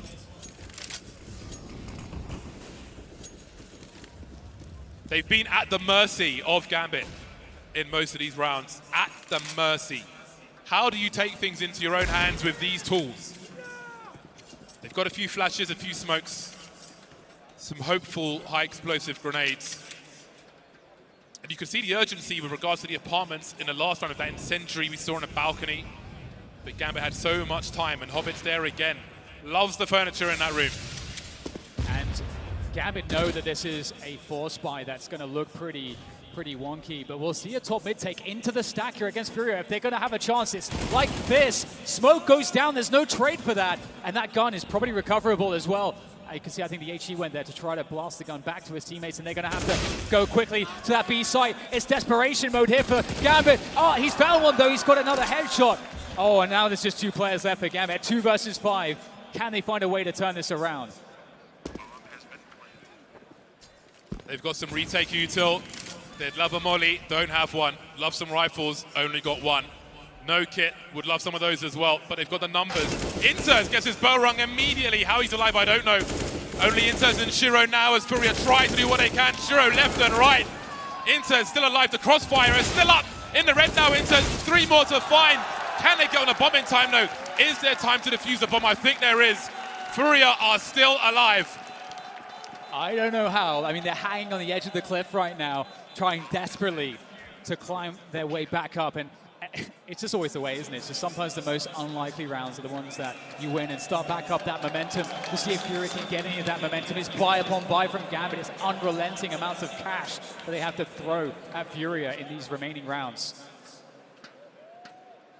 I don't know how they've squeezed out the buy they have, but they've worked some magic, FURIA. 2 AKs will certainly help.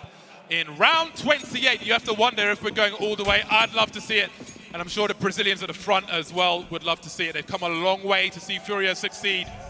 And they need this overtime. No AWP now for Gambit, 5 AKs. But again, they go to their favorite place, the apartment, to harass FURIA later on.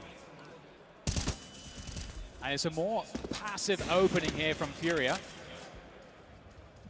Gambit, on the other hand, we've got Nafany just very deep on apartments already at quite an early timing. Could catch a rotation here through these site positions, but with that said, looking at it, we have FURIA just holding. And they're going to bring a rotation. We've got Art, he's made his way across. Can he be the hero once again here for FURIA? Smoke goes away, and Art picks up the kill. 5 versus 4, what do Gambit respond with as they look to take top mid control? Art was creeping on Speedway back towards the B bomb site, but surely Case Rato hears some footsteps here. Not showing just yet out there on an island on his own. Are they going to check for him? Library's open for now, and there's concern for Gambit. Down goes Shiro, it's even more. The bomb spotted as well, 5 on 2. Hold on a second, FURIA are coming back. Amazing stuff from Keiserato. Hobbit, last player standing against 5. How much damage can he do? Absolutely nothing. Keiserato is coming alive at the perfect moment. It couldn't be any later, but he is needed. And that had to be just solid communication. You saw him in that cubby. He's in a position where obviously he doesn't want to allow the opponents to clear him methodically. And FURIA, they must have called to him the timing to peek there, because that was absolutely perfect. Perfect timing. And we have money still in Gambit. They have 3 MAC-10s. Can FURIA survive against the MAC-10s? If they can, and there's no bomb plant, FURIA, I think, are good for the overtime here. But there goes the fast banana take. Art trying to hold here. Drop, takes down 2. There's another one. There's only 2 left here. Gambit getting absolutely wiped out. Maybe OT is a reality after all. Gambit are sent tail between legs. Back down banana without the bomb. That's exactly the round FURIA needed. A perfect storm, a struggle in this second half. But now there's a chance, a force buy from Gambit. They'd be hoping for a bomb plant at the very least. The loss bonus is middling. It kind of sucks at the moment. And so does a 2 versus 5 with an AK and a MAC-10. They could try and do some damage if they can. Depending on who they kill, there'll be full buys anyway, I feel like. And then there was one. And again, let's not forget that bright lights of this stage are being seen for the first time for many of these Gambit players. This scene, this atmosphere is alien to them. And you start to wonder if it plays a part. With this save, it's going to be interesting, the buy that we'll get. Oh, that's a huge frag to get from Shiro. But the question is, can he actually stay alive? There's 40 more seconds. They know what Shiro is. He's very weak, only 3 points or 2 points of health. Yuri, if he just gets the one bullet, but can Shiro be quicker? He's beyond the angle. Oh, and he's done it. He's taken the AK from the hands of Shiro. Full spray. I wonder, James, what the buy is going to look like here, because we're going to go into the last round of the last half of map 1. They've done some calculations. Axide and Hobbit have got 67k, so this is going to be a dangerous buy. I mean, even if it was Tech 9s, that would still be a dangerous buy, but this will be even more so with the AK-47s and the Galil for Nafani. But I do wonder if that Galil will make the difference with the apartment's presence. Who lands a headshot first? Flashes towards second mid to suggest something. That'll slow Gambit down later on. Near the Gambit crowd now starting to sing their name. See if he'll give them the encouragement they're looking for, and Furia better be loud as well. I love that play from Furia because it actually suggests that there's 3 players playing very aggressively towards apartments.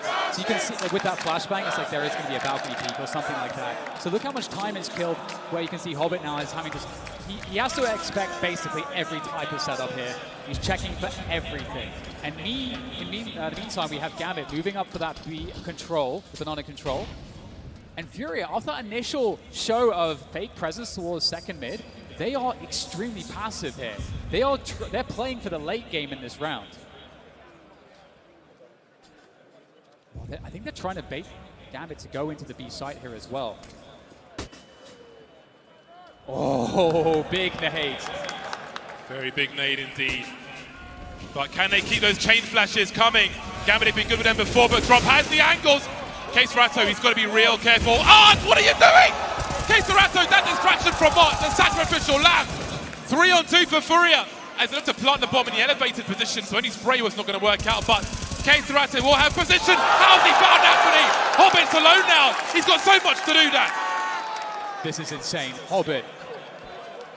3 players to work against as he takes a position that he is going to be committed to them. There's nowhere to fall back. He is so committed here. As soon as they spot Hobbit, he could be done for. How does he get the jewels that he needs? He's got to be perfect. This might be the moment. They're throwing the nades in. Hobbit trying to spray him down, but Yuri takes the kill. And Arts, oh my God, he has to be the most insane player I've ever seen. He's pushed to smoke in this situation with an AWP, James. Art is crazy. He's a lunatic. A lunatic. He does what he needs to do. He leads by example. He is the personification of that Furia art style. The way they play is all him. That is crazy. We're going to overtime. I cannot believe Furia had it in them, James. They had it in them to come back. They were looking out for the count. Gambit were winning rounds just with their resiliency, with their methodology. It looks so clean. And then Furia, they went from missing their shots, James, to coming up clutch. They brought it to overtime, and maybe the worst is behind them as they glean more information, find out what works, what doesn't work in this CT hub. 3 more rounds to go now as Furia try to hold on to their map pick of Inferno with the crazy plays from the man himself, Art. There are more plays to come. Full buy for everyone concerned. 3 starting on Banana. Gambit not contesting too much at the beginning. Hobbit in a lot of fire, actually. Half health as is exiled. Pop flash plays on Banana. Art saying hello, trying to tag through the wall. Gambit must be careful. Yeah, that was very scary stuff there, top Banana. We'll get Gambit resetting out. But that's great news for Furia. As they still have that control, they have that information towards Banana as Gambit start to pressure and take away top mid control. And this actually allows, as you can see, a rotation from Furia to assist A. However, if Gambit cut noise for a long time, Furia will have to rotate back to the B side. So we'll see if that happens here, because we know Gambit is comfortable playing a slow round. However, they are bolstering numbers here, and we might get a counterplay. K-Serato's playing really close. Art is there with him. Can this duo work out? No! Oh, he's missed an absolute sitter, yes! but he's gotten back. He's come back, but here's Serato. Nafany's destroyed the defense around Arch, and Vinny and Yuri are in trouble here. They're in so much trouble. Time is not on their side. Gambit have got 40 seconds to clean this bomb side up. The bomb's been dropped though. Hold on a second, they've got to fall back. Drop still on the B bomb site, going down Banana as there is a stalemate for the time being, but the pressure starts to rise on Gambit. Nafany getting tagged like a piece of meat in a supermarket, but he's alive for now. 3 on 3, the flank is on the way, 20 seconds. They're stuck in this choke point, 2 on the short position. Down goes the bomb, down goes Nafany. Hobbit's alone now, again he's got to clutch it. 1v2, 10 seconds, 1 minute. FURIA are in the lead. I can't believe this, FURIA. They are looking so crazy in these moments. Like when it gets extremely intense, they're rising to the moment. That is a huge, huge round to win. They've got the OT. They've reset everything. They have to have all the momentum right now. Gambit have to be feeling like they should have just closed this one down already. They were not supposed to win that. Gambit hesitated. They got stuck in the short position. The bomb got dropped top mid. And I don't know if they knew what to do. They were stuck there for so long. That clock's ticking, the rotation's coming through, but that's in the past now. Second round of overtime. FURIA, maybe they're in the driving seat. Perhaps mentally they are. They never stop pushing, that's for sure. But again, Gambit will try and find a magic they had earlier on in these apartments. Hobbit and Nafany causing so many issues. But it was on long when Nafany caused problems last time, and Hobbit picks up where he left off. A 5v4. How do FURIA turn this one around? Yeah, this is really interesting because, yeah, FURIA have double orbs. That is hard to retake with double orbs here. So I mean, you would like to see them find a play, find something before Gambit take a bomb site. And right now they're sacking towards the A site, but we can see Gambit, they're going towards B right now. They're looking to get that bomb planted, and it's only dropped there with the AK-47. Assistance is on the way in the form of Arts. However, there's smokes to isolate Art away from these positions. Art's going to have to go deep. We know he loves to go through the smoke. He's going to go all the way here, James. Can he do it again, though? Flashbangs will be coming, surely. There are 2 flashes in the hands of Gambit. The smokes will come first. That could be a meaty one. Not too shabby, but they've got to find some kills. Gambit on the push now, but they've been slowed down by the Molotov. But still, there's only 2 players here. Let's not forget the action we've seen from Gambit on the other side of the site. 2 players on the B box, on the A bomb side, while the push comes through towards A, but the bomb's not committing just yet. Down goes Nafany. Hold on a second. Hobbit with the flank again. Oh, he's the Raptor, what are you doing? Shiro's in no man's land. He's got nowhere to go.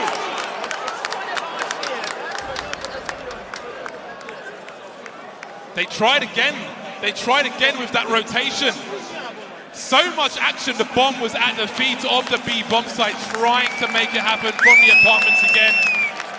Some of the shots Serato has missed this match, and some of the shots that he's hit, unbelievable. It's about when as well, though, right? Yeah, absolutely. I mean, since they were against match point.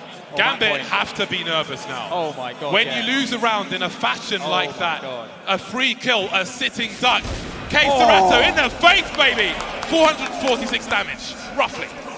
Very close. And suddenly, FURIA have got 2 from 2. The CT side has been their problem. They've got every round so far in overtime. Such an important map here for FURIA as well. Overpass. Gambit are undefeated. They are undefeated on Overpass. FURIA would have to destroy that amazing achievement in the next map. We'll have to see, but for now, can they pick this one up? Can they close their advantage? Gambit, are they shook from some of these insane plays that we're seeing out of FURIA, or can they make it look better for themselves? Ooh, that's a difficult one. Art now getting the damage in. The confidence here from FURIA. Drop finishing. Oh no! Oh, that is just totally gross from Drop through the smoke. If it wasn't bad enough, James, FURIA are looking to completely clean sweep this on the CT side of overtime. Gambit getting turned into an IKEA table, getting drilled on Banana by FURIA. 5 on 3 to take 3 from 3 in this overtime. And he's not ready, he's not finished just yet, Art. But he won't be successful there. And turning around that Nafany from A to B is going to keep them in this case. Serato, though, keeps the numbers even. And there's a flank. Hold on a second. But look how slow Vinny's going. Who's going to be ready for what? Hobbit. Oh! It just leaves him. This is the problem, though, isn't it? Because there's no awareness of Hobbit's position. Gambit! Gambit! Come on! There's nothing really. They don't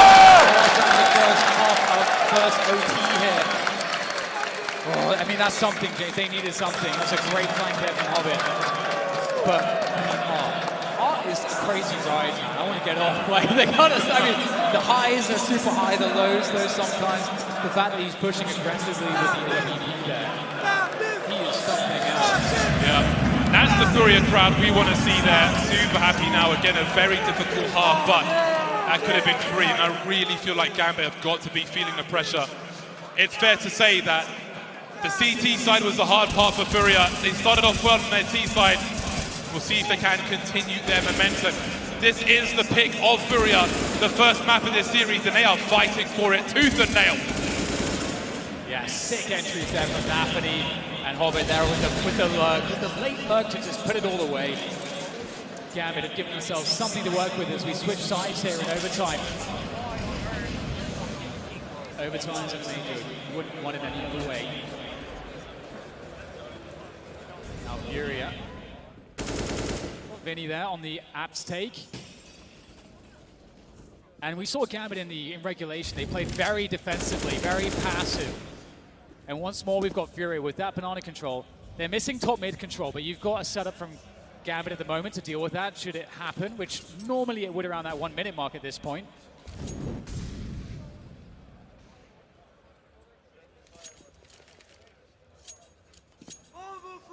Oops. Excuse me. Again, Gambit in normal time, played defensively around A. Weren't concerned of controlling top mid, but you can't take anything for granted on the TC side. There must be a process with which to take top mid, and that takes time. Nobody knows what lies beyond that smoke grenade. But it seems Gambit will look to creep up that short position. They could be in trouble. There's a smoke to isolate fights, and they're starting to charge through. Hold on a second, though. They're lining up for ENCE. He's found 2 and the bomb. Surely it's a full rotation.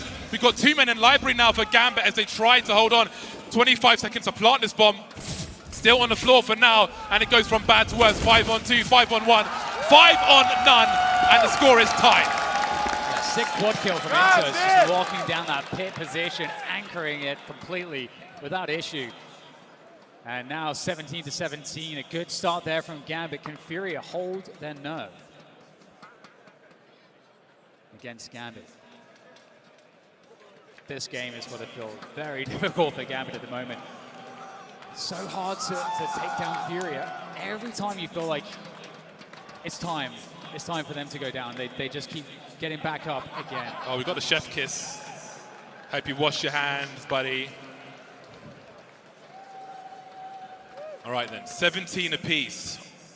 One of these teams needs 19 to take this first map. Otherwise, we head to more overtime.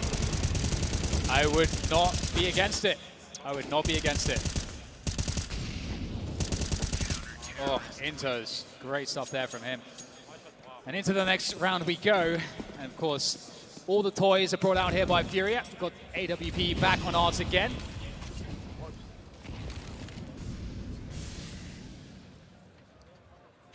FURIA wait patiently whilst that initial utility is expended by Gambit.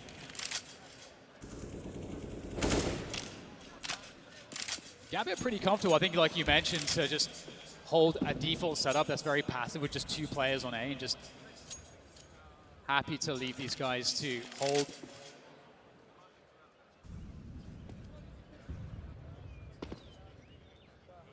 Sound cues for the Gambit players on the B site. I know, but what does it mean? Oh, don't want to show too much flesh. Oh, I do wonder. Well, there is a minute on the clock. There is a lot of time. Got to be really careful about those jiggles, though. And it seems that Gambit will try to thwart the intentions of FURIA with more grenades. So they're throwing junk into this B bomb site, but will they commit behind it? That is the question. Gambit think maybe they will, and Molotov behind that smoke. Once these smokes have gone, there's no more smokes for Gambit, and there are for FURIA. 29 seconds, 3 players here. 1 is in CT, they know that much, and the swing starts. Multiple targets for Quesarato. He knows there are 3 around this B bomb site now, and they're starting to creep back towards the A bomb site. They don't know the information, they don't know how many, where these players are, but they know that there were 3 on B. Yeah, and Into's actually went out of the site. In the rotation, he's playing library. Can they find him in time? It's a great spray down. Axel from pit as well is just going to take down absolutely everybody. Gambit with a beautiful defense once again. Furia, they just destroyed all that defender utility on B. Still were unable to get through. Forced to have to rotate. And again, Gambit. When it comes to these A-site holds, they are looking so phenomenal. Some support from faraway lands there. Many flags in this arena. Furia, again, it's going to have to be the hard way. 3 AKs and 2 Tech 9s, plenty of utility. And Gambit will... thought maybe to go aggressive here. At least they'll have the utility for it. Hobbit. He's probably jumped on Banana more than anybody else in recent history of Inferno. Lucky to get away alive in this situation.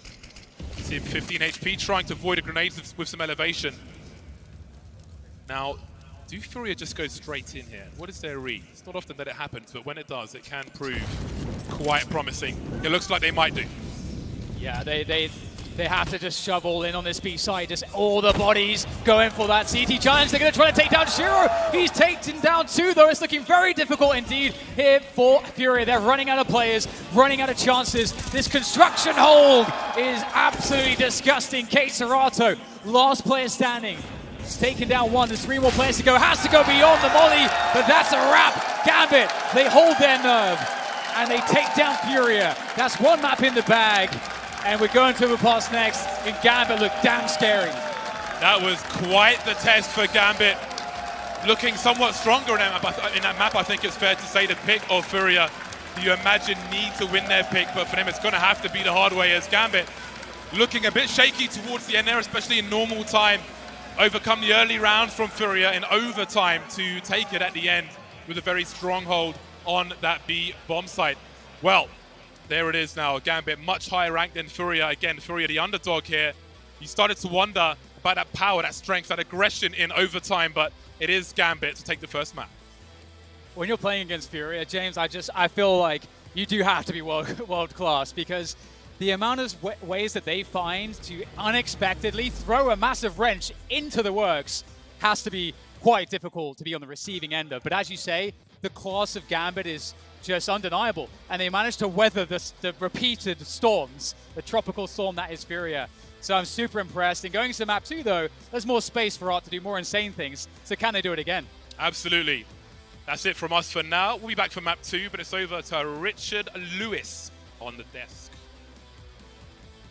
Thanks a lot for that, James. Yes, they got a treat there. It was absolutely an insane game. And I'm just going to start by talking about it. I mean, there was a phrase Dan used right at the end where he said they held their nerve. Yeah, just about, actually. I wonder if Nafani's thinking about that interview now. Because let me tell you, that was a partisan crowd. So many people behind Furia, and they crumbled on a couple of occasions, Gambit, in my opinion. It shouldn't have gone to OT. You're absolutely right. And if anyone anywhere has any doubt that pressure comes into play for Gambit in that game, just rewatch the end of that game. Just rewatch the end of regulation. We saw Gambit 15-11, fully in control, having no issue whatsoever. Bungle around against pistols, and then the doubts started creeping in their minds. And you could see the execute were slower, the trades were slower, people started to fail. Their aim was shaky. I know, everything was shaky for Gambit. So, as much as we can talk about that, of course there is a reaction, but nerves were in that game. Oh, you got to also point out as well, like the way they were winning the rounds on the T side, they were dissecting the defense. They were completely outplaying, outpacing, out-aiming Furia in every department whatsoever. But then in the end, as you pointed out, Matthew, they kind of crumbled in the end. But credit where it's due. When it did matter the most, some of the hits Furia were trying, they were pressuring both those sides as well. They didn't budge. So the final couple of rounds, they won. Very convincing stuff. To me, you have to put it in the context of the map and the map record. Like, this is the map that you're supposed to win for Furia. Oh, yeah. By the way, if Art just turned up more than like 3 rounds in the game, probably they do win this one. He was kind of lacking on the AWP there, kind of invisible in the server a lot of the time, beyond a couple of highlight rounds. You look at Gambit's not supposed to actually be that good on this map overall. I think this is like a bit of a statement game to show that you can hold your nerve. You don't get put away easily, even on this map that you're not supposed to be that good on. And I'll throw this in there as well, right? We know how good Gambit is at punishing aggression when they're on the CT side. So listen, Furia, it was too many rounds. Like, you needed to get a couple of these and be gimmicking and win the game off it. You can't try and play 30-plus rounds against this team and think it's going to work. And this is what is kind of disappointing for me, because the one thing I did notice from Art thus far in the Legend stage has been he's been playing a very different style of Counter-Strike to what we've used to seeing from him, right? He's been more restrained. This is back to old school. That was a throwback. And I got to ask, is it the right game for you to do that? I will say, though, normally we had this whole discussion of, are they onliners? Would people play differently in their chair at home? Listen, they still do it on LAN, though. You've got to give credit to the FURIA guys. They go for these crazy plays. That's absolutely true. And it is, in fact, a double-edged sword, right? If you try to play that aggressive, you try to rack up the knife at the very beginning, of course, if it works, it's amazing. It's a mental game. You have the crowd with you, and you can ride that momentum into the win. But when it doesn't work, then we saw Art struggling. And Duncan is absolutely right. He was absent for 95% of that game. He had a couple of moments where he had impact for us, but besides that, he was nowhere to be found. And if you see the scores here, you can't throw away almost 70 kills from Yuri and Keserato. Like, that is supposed to be how you win this map. And this is an interesting MVP choice. I mean, you know, I thought Exile did show up as well, but I guess the word why Hobbit has to be the MVP is impact, right? Absolutely. Think about his flank from the CT spawn. Oh, if yeah. you ever want to know, if you ever want to know what composure is, what experience is, Gambit at the time had lost 2 first rounds of overtime. They were facing a potential 0-3 in overtime. Hobbit is behind. He holds his nerves. He doesn't pull the trigger. He waits. He follows them. This is the kind of experience that this guy, the X Factor, brings for Gambit. And also the kill spread for the top 4 players on the side of Gambit, right? In a gap of like 2 kills or something. That's Gambit. Hobbit even having 10 assists in that game. So yeah, absolutely the MVP also because of the intangible. He was even though the IGL is Nafany, the fact that you have an experienced player like Hobbit there to just get you over the finishing line, deserved MVP. I mean, and just to sort of give some hope to FURIA as we go into the next map, which will be Overpass, we'll be talking about that shortly. Yuri and Keserato turned up too. I mean, you know, you've got to hand it to FURIA. The twin firepower that we talked about of those 2 players, it was there on the server. And again, in such a close game, I'm sure Art is going to be feeling like I've let my team down a little bit because those guys turned up too. And you even saw Keserato's trying to work that secondary AWP. He's trying to give him a different look, so it's not always the same. I mean, you saw how effective Shiro was holding that site down. It didn't always work, but I like the idea they were mixing it up a little bit. And another silver lining as well is that Drop, I feel like, did a decent job. Right. He had that triple kill at the time where everything mattered the most. So if you're FURIA, you're actually looking at a roster that is relatively deep. If Art doesn't miss the mark in that first game, pound for pound, they could match. And also got to bear in mind Vinny as well. Like look, especially in Inferno, is not going to be the star, so to speak, right? But if you look at the T side, for example, the amount of space, amount of information he's gleaning from the apartments area, enabling them to go for these last-minute fast rotations as well. Like everything's clicking for the side of FURIA. It's just Art, and I had to say, I hate to say it, but he did kind of not deliver here. And that is the problem. And this is where we are about to test the resilience from FURIA, because I guarantee you, in that game, as they're doing this comeback, they are feeling that Gambit is losing the plot. They are feeling that they are regaining the momentum. They are taking control over the game, and suddenly the Regs just pull from underneath their feet. And we're going to see what kind of reaction, because now Gambit have withstand the hardest test. The moment everyone is looking at you, you were about to bungle the first map, but no, they bounced back and they did it. We have to see FURIA's reaction now. We will see if that momentum will continue. We're going to take a quick break. When we come back, we're going to be breaking down Overpass and who we think is going to take that one. Make sure you join us.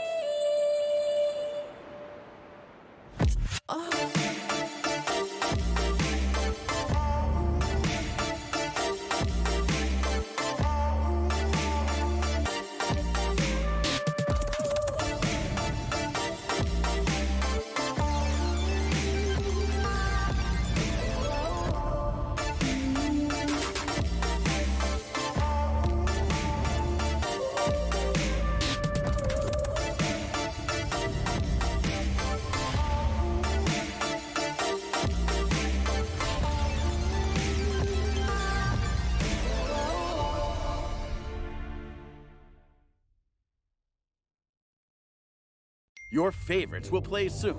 You hope for the win. Excited about the game. But something has changed. You start to doubt. Will they pull it off? Or will they drift away? You pull yourself together. Because you're sure they're revved up to win. You know they've prepared. They've picked the right course. And even when there's no chance, you believe they will win. GG Bet. Be excited.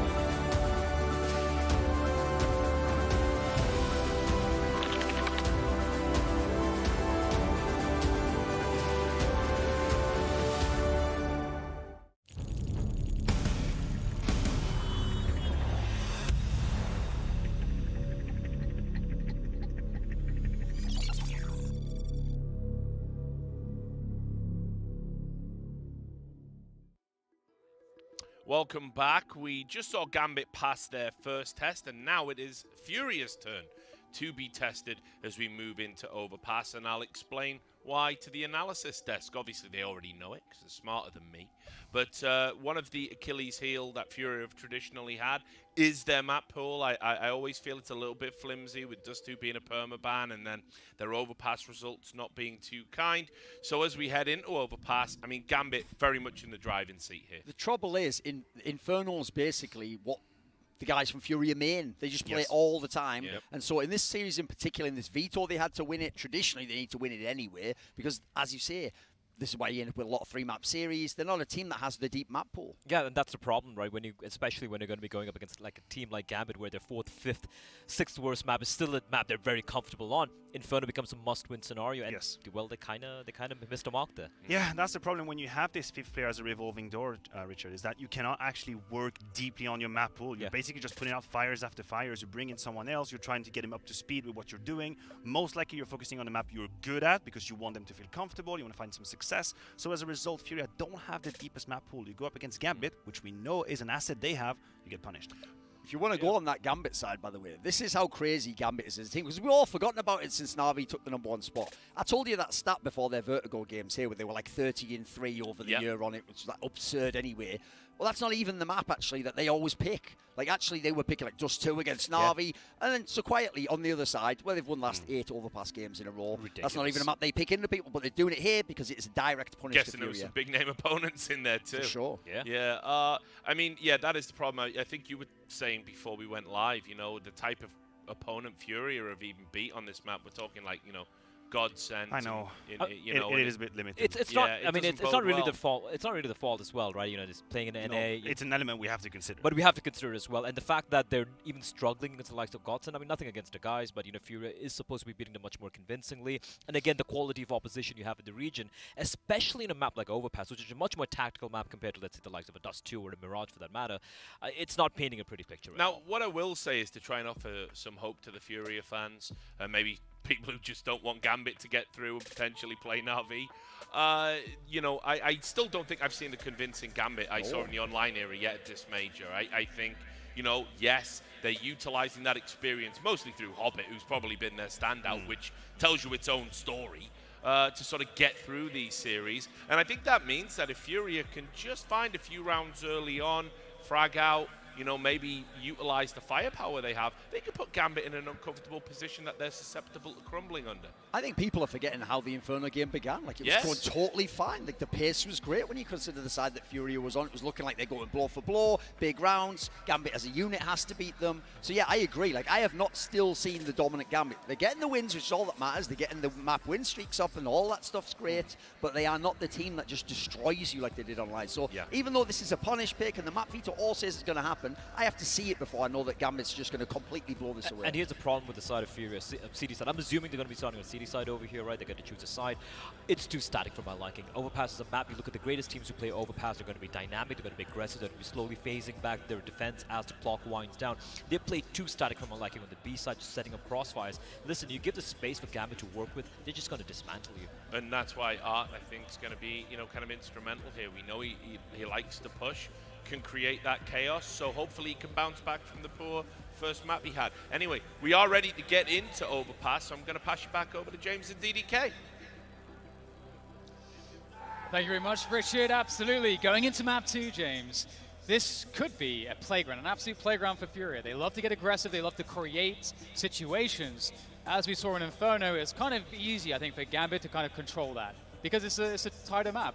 But if it's going to happen in this series, of course, it has to happen here. There's no choice for them. But I feel like this is a good map, at least. It's open. Oh, look, my butt's on the internet. Oh, that's nice. I think that the style is fantastic here because Furia are going to bring it. They're going to have that flair, that style, that aggression, which I think is going to be very important for them. Of course, having lost their own map, you would expect them, oh, okay, they're going to be, you know, against the ropes now. And maybe they are, but I can't see them having a more difficult side, like on a CT side, than we saw in Inferno. It was a real struggle for them. I'm wondering if they came in cold. We saw a lot of AWP shots missed in crucial times where they really needed to land that shot. So I do wonder now if that's all out of the system, they can bring their A game into this game of Overpass and take us to a third map.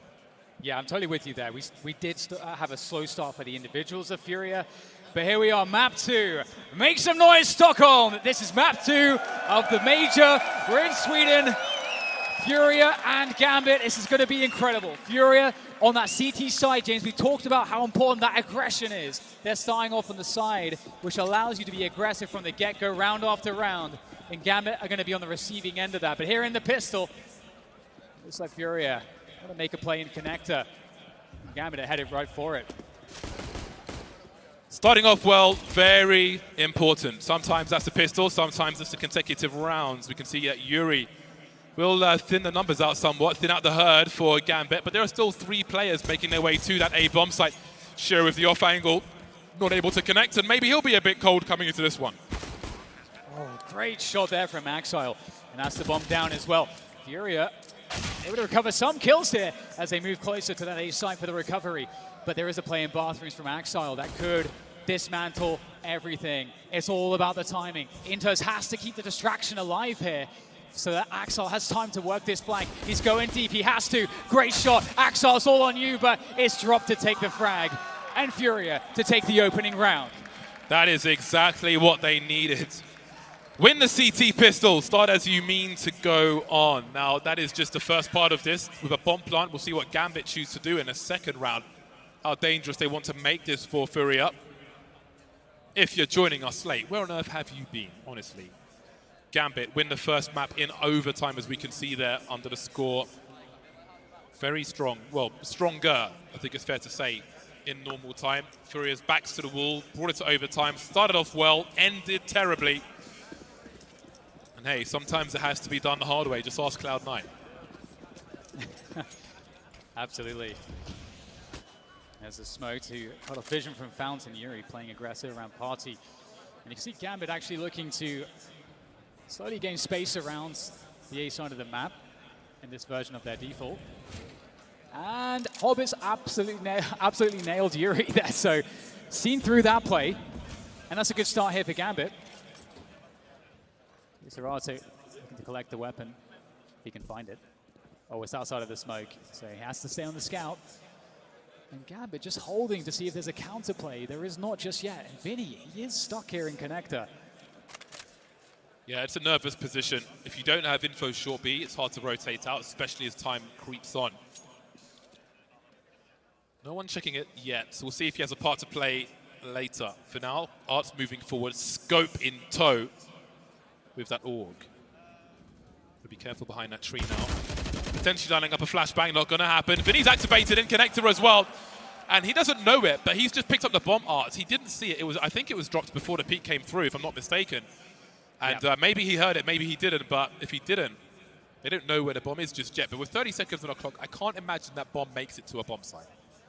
Yeah, and this position from Vinny is fantastic as well. How likely is it that Hobbit clears this? Well, they know he's somewhere because he got a kill earlier, so he has to be around here somewhere. And there he is. Absolutely right. And there's a chance, because as you say, they don't know where the bomb is, but it's 10 seconds at this point. There is not time to get to a site with this bomb, and Furia, they're good here. Gambit will just be holding on to these weapons, and Furia, they're going to be surviving this one. And honestly, oh, that's a great kill to pick up right before the end of the round. Very well done by Axile. Yeah, he knows they want the rifles. I mean, he's never going to make it there, really. But I'd imagine that's partly why he's peaking. So squeezing some extra damage towards the end is promising for FURIA. Sorry, for Gambit, excuse me. But FURIA have got a clean sheet for now. Question is, how long can they keep it for, as we can see some rifles coming out for Gambit.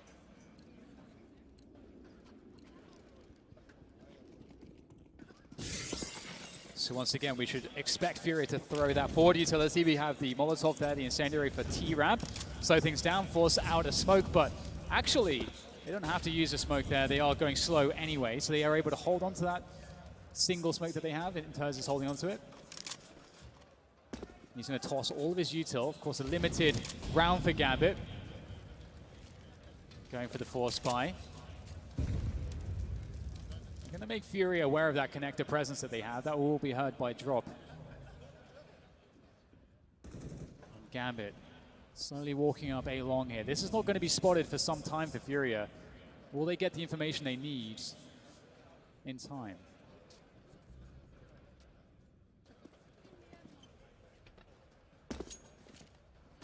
One minute remains. Now, there are four smoke grenades for FURIA, one of which is deployed by Divider. Now, these will be very key in terms of map control, so look out for those. Drop on the B-bomb site's got one. Vinny's just deployed one. K Serato's just deployed his as well. So Gambit don't have all the position that they're looking for at present. With 40 seconds on the clock, it's going to be a tight one, but they've got their opening kill. And maybe that changes things. FURIA, again, just not winning the duels. They've given themselves advantages. They've got position, they've got time on their side, but they lose the duels, and that changes everything. And taking the smoke as it drops, and Vinny had the first few shots there, but the scout Ashiro finishes it off. This is so hard here for Drop, he can't do it, and my God, the round just disintegrated. For FURIA, they looked like they were in every perfect position, but like you say, not winning some of those key battles. They're losing 1v1s all over the map. That's what it came down to. Many, like on Inferno as well, on their CT side, 1v1 situations, they just didn't come out on top. AWP, missing shots, losing position.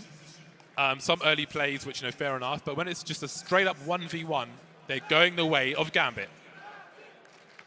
And that's with, I mean, Case Rats got a 30 bomb on the previous map. But they had so many problems because the key duels that are conceding position are not going the way of FURIA. Yeah, absolutely. Well, we'll see if FURIA warm up into this overpass. They're actually having to go for force here. The Eagles out. A little bit of utility, of course, looking quite weak overall on the firepower. They're being active, looking to play into connector. Gambit, again, the way that they default here, they're so methodical. They're ready for anything. They're looking for FURIA to make a play. They know that FURIA, their best chance to win a round like this is to get an early engagement, to get that early deagle headshot, something like that. That's how FURIA win a round like this. And Gambit are not giving that to them. They've got a nice position on Hobbit. That position that Hobbit has in sewers is fantastic because you get to hear CT rotations in and out of the B site. So a lurk smoke has been deployed at Monster, as we can see. So the T's could threaten to walk up in this and flash and so on. Down goes Yuri. A dry round for FURIA. Not really much they could do. Just got to wait for Gambit to make a play. And again, they're not shy of a slow round. Death by paper cuts in round 4. And this is so great from Gambit. They've created all this attention towards the B side of the map. Now they've crept into the A site. And unfortunately for FURIA, K Serato is the only player with just a USP. Everybody else had something a little bit better, but it's looking like Gambit have, again, once more, they've read the round, they've got the information, they forced FURIA to give them information, and then Gambit used that against them to win the battle positionally. And they've kept 5 players alive, which is a huge result in a round like this. And we could see that in the previous matchup on Inferno. That hurt FURIA because when they eventually were fighting for rounds against Gambit, Gambit has so much money because they're so efficient. Yeah, looking troublesome very early on for FURIA. But there's plenty of CS to play. But what's key is if they're not getting kills and Gambit are building their money, that just means you've got really big pressure to win multiple rounds.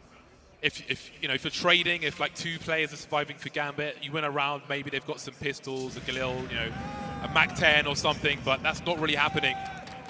They've got full buys now, Gambit, which means that you've got to really win the rounds strongly as well. 2-2 in Overpass. Again, Gambit 1-0 up in terms of maps. They took the pick of FURIA, who looked to do the same, but the road will be a long one for FURIA as they find themselves ill-equipped once again. Yeah, FURIA had a great position to kind of really get that momentum going on the CT side. On Overpass, that's extremely dangerous, but they were stopped just short of getting that going. Just a Mac 10 here on Vinny, of course, and a couple of Deagles. Fast sewer stake comes through from Hobbit. That forward Molotov does prevent the CTs from really moving forward and contesting it, and it gets Hobbit into that position. We saw this last round. Such a great position. You're so deep, you get a lot of info, and we can see how Gambit uses the info to win position against FURIA in that previous round. And they're looking to do exactly the same thing here again. Slow investigation towards the A side of the map as they try to avoid these pistols. And FURIA, it would be great to see them going for like a pop flash play, taking the initiative here, but again, it's all on this. Oh, Yuri! Oh, Hobbit he just knows. Great angle. Hobbit has been a big problem. One of the worst defenders as far as FURIA are concerned. And again, not gonna race into any bomb sites after a kill. They are gonna limit their errors by taking their time. And you can feel the desperation of FURIA in a round such as this. A Deagle, a CZ, and so on. Exile will lead the way in. He will find out a climber on the site, see how many people are there. Case Ratto now is in a 1 versus 2 as we've had many kills on this bomb site. I don't think he's close to a weapon, so this will have to be done the hard way. Nafany could get one tapped if he can find a way to get close enough to him. And there's time pressure for Gambit as well. Look how patient they are, though. It's insane how ready they are to just take their time. But who plants the bomb? Nafany? Does he go for the bomb plant? Inters may have to trade then. 15 seconds and bell rung again. Now Nafany! Oh, man. Really down to the wire, but Gambit will survive with one. That's a good effort from FURIA. They did as much as they possibly could. 4 kills, like you say, that is a lot of damage. And FURIA, we're going to see Keserato picking up the AWP as well as Art. They go in double up straight away. It's a Brazilian special. It really is. And honestly, on a map like Overpass, there is so much play to be had on both sides of the map in connector with the AWP. So Gambit, again, they are really good at dodging this kind of stuff. So we'll see if somehow if you're able to make it work. And in fact, Gambit going very fast towards A-Ramp, going very fast towards the fountain. Keserato is going to get some action, flashed off. Oh, he's caught. He's caught. He can't get out in time. Yuri tries to capitalize somehow, trying to trade the frag, and he can only get 1 out of it. That's a huge problem. Still an AWP in play, but it's going to be tough here for FURIA. Yeah, the numbers are too great. They don't have anybody short B. They're lacking in information, FURIA. At this point, it would probably make sense to commit to 1 bomb site together and try to do what they can. But Vinny, I believe, is still on the B bomb site. Minute 14. And both these teams are capable of very late rotations on the T side. But in a 3v4, where you haven't been getting those multi-frags that you need, maybe they're just stretching their gamble out a little further. Smoke's landing near Arts now as he looks for a player, but no one's showing at the moment. He has to smoke himself up, but he doesn't know how close people are. There's a chance where he could drop a smoke right in this position, which would allow him to try and defend from long, but they have no information. They can't see anyone. They have no idea what's going on. Yeah, this has actually turned out that despite the man disadvantage, FURIA might be in a good spot here. If Art's able to connect his shots, time is really of the essence here as Gambit starts to move forward. Art looking to get ahead of the play. Can he find something here? Here's the first flick. He does do some damage, but can he survive here around Dice? He's really stuck out there. He needs assistance, and he won't get any assistance in time. Drop is locked out of the site in Gambit. They've managed to avoid the one player that could have changed it all. Art goes down. And Gambit will have the round now, but the bomb goes down on the A sites, and Drop and Vinny try to hold on to what they have. But it's a dark look early on here on Overpass for FURIA. Yeah, it's so difficult for them to make the right play, to put people in the right place. Art alone on the A bomb site to look for information. He's got no one to flash him to have a peek towards long, so he chooses to just smoke it off and hope that that helps.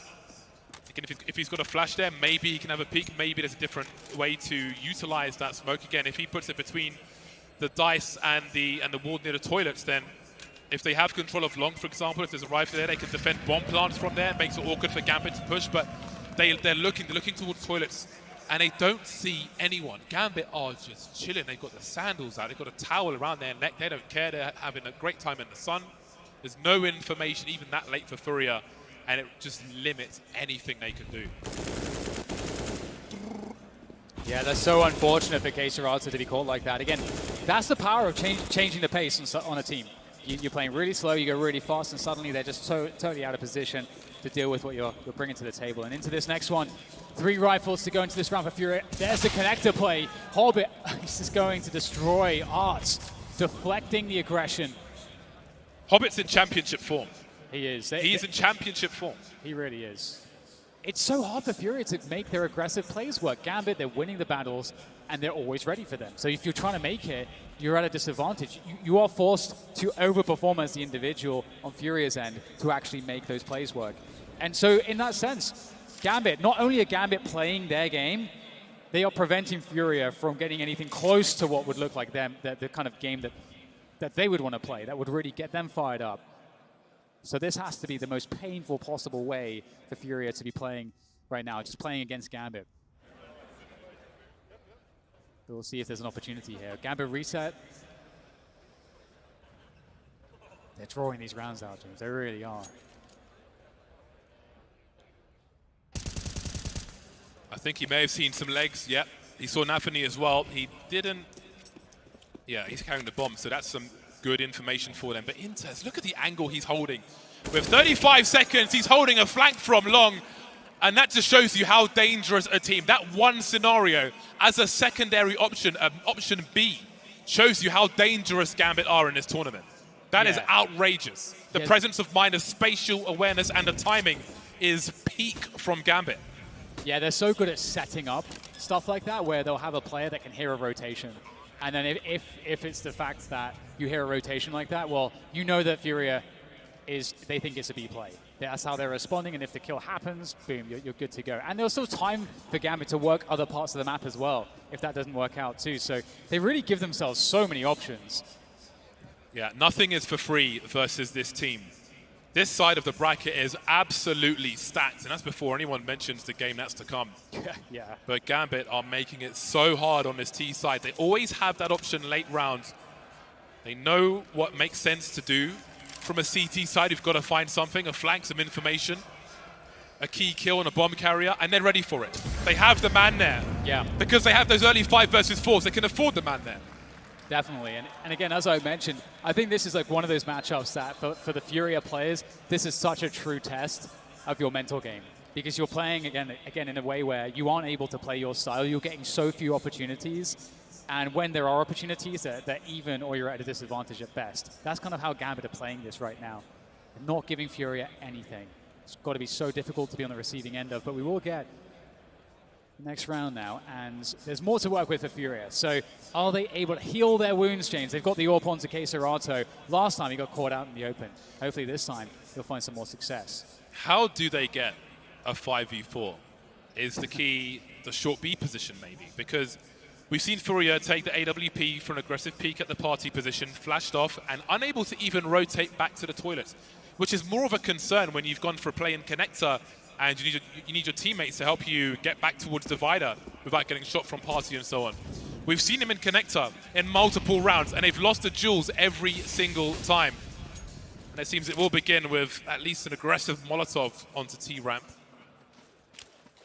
There's a smoke for the toilets. So this is the first of the anti-AWP utility, if you will. The smoke towards toilets. Sometimes you'll see a flash and or a molly from the fountain to divider to take this particular angle away, but it's another missed shot from KSerato. He is not on his game with the AWP, it seems. Yeah, that's crazy. That looks on as well, so it must have been that he just was moving or something like that. But either way, Yuri's in the bathrooms Art as well. Can he work this angle? Yuri and Art in the bathrooms. The deadly duo of the bathrooms have locked it down. 3 players go down there for Gambit, and FURIA were looking for something. If they can keep 5 players alive in this round, that would be huge. And at this point, for Gambit, it is a game of damage. And there's that first bit of damage. Shiro takes down Art. And for FURIA, they're in a 4 versus 2.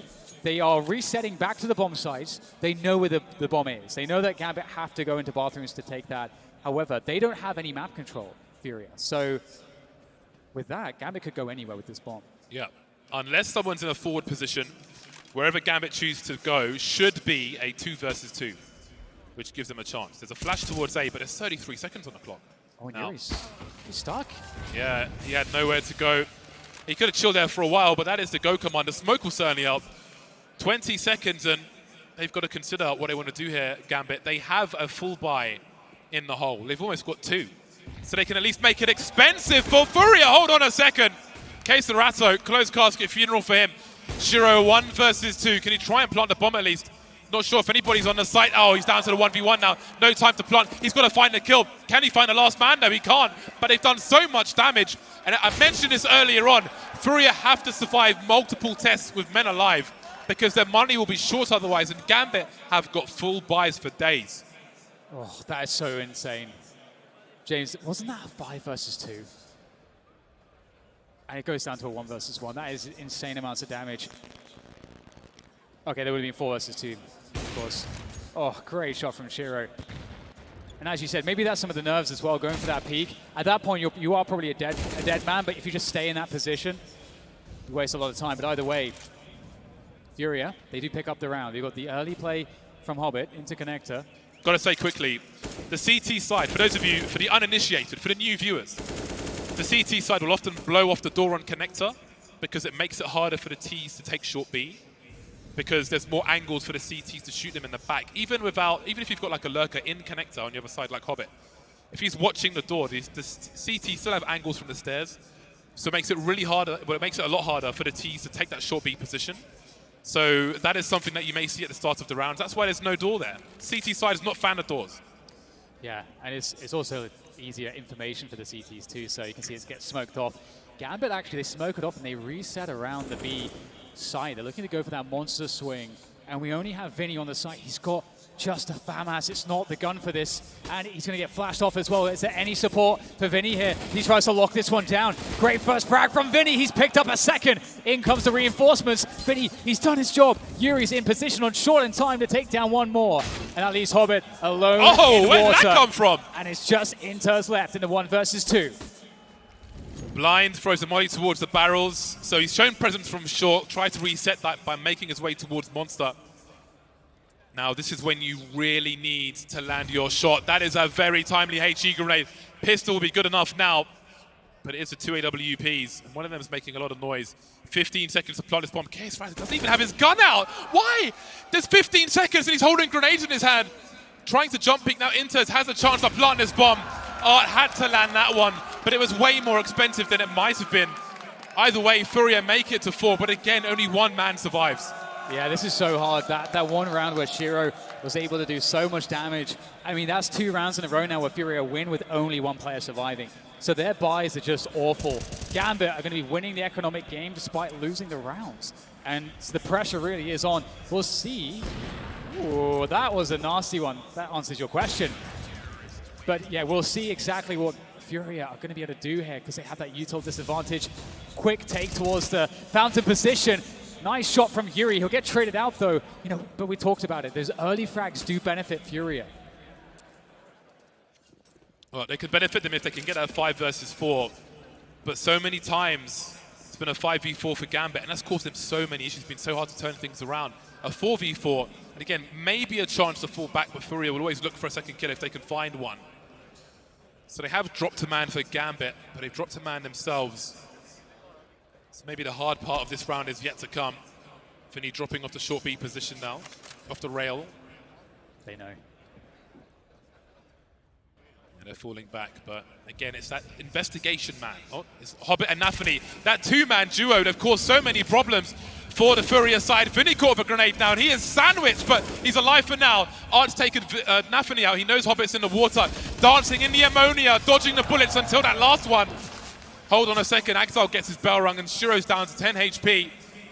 There's life in FURIA yet in this 3 versus 1 for them, I should say. Art with a cheeky swing. Again, an early frag for both teams, but FURIA convert, and they've got 3 players up. No bomb plant means the money is broken for Gambit. Yeah, that was brilliant.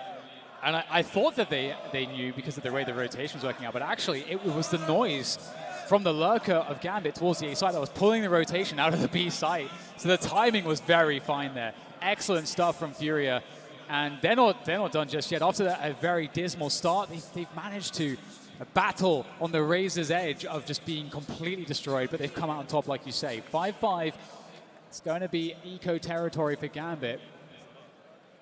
And FURIA should be able to really make some money in this round. We'll have to see. We have some Tech 9s in play. Oh, we've got Tech 9s. The rush B is coming, James. That's my guess, at least. Spells danger, even with 3 Tech 9s. It does, it really does. The Tech 9 is dangerous right now, for sure. And right now, FURIA, their economy is terrible. They need to win this round as cleanly as possible.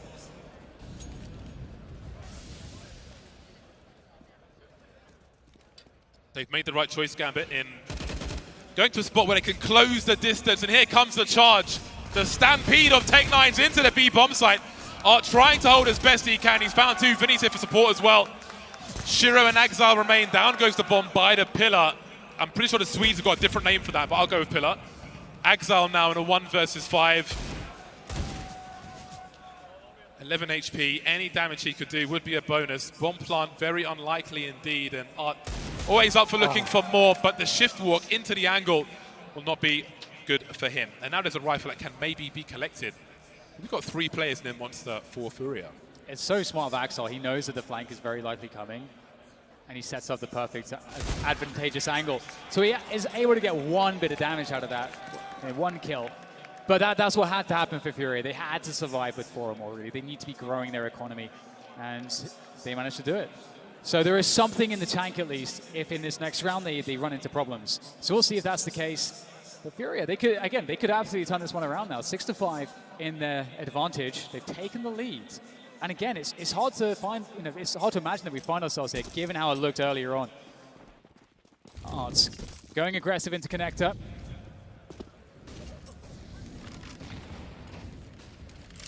There's that grenade again. But you can see that smoke is going to try and cause some problems. And you can see the utility for FURIA. They've lost their angles now for that short B position. You can see the spray from B. You can see the urgency in holding that spot, at least with utility. Gambit with a faster round now. The chain flashes are coming through. Vinny's surely been spotted. He's been domed as well. Drop now in an awkward position where he could have 2 players coming his way. We're going to go for a bomb plant here, maybe trying to fake it. Exile on the site. Flashes from both sides as they try to jostle for position. Down goes Exile. Drop still alive with 1 HP, creating some more space for himself with the smoke grenade, but he's got so many bullets to dodge as well. He's done a great job here. Oh, he turns away just at the wrong moment. Nafany above the smoke on the barrels. Very, very smart angle. And they reset into short, so they make it seem like they're rotating off. FURIA is starting to question it, starting to run back. And Gambit, they're going to go back in here. They've got, again, Nafany in that position.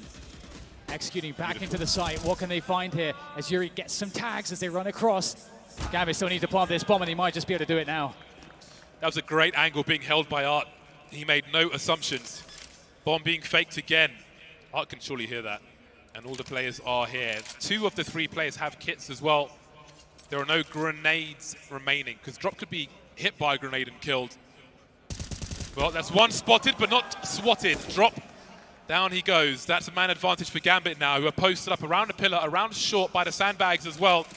Arts in case rattle on the low ground coming in from CT. A smoke towards short to isolate the fight, but they'll slowly slink away. Yeah, they have to save. They have to. With the money as it is, I mean, this was the whole point of winning their last round with at least 4 players or more to survive.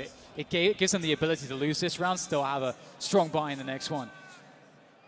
Oh, that was a difficult round, a long and labored siege of that B side eventually coming out as a victory for Gambit. 6-6, all tied up again here on this map.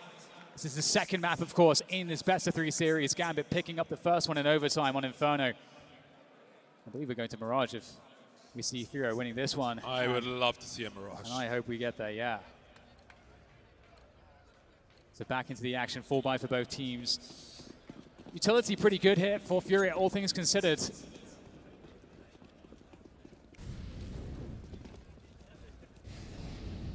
We get that forward Molotov to deny the CT entry onto sewers, allowing Gambit to take control.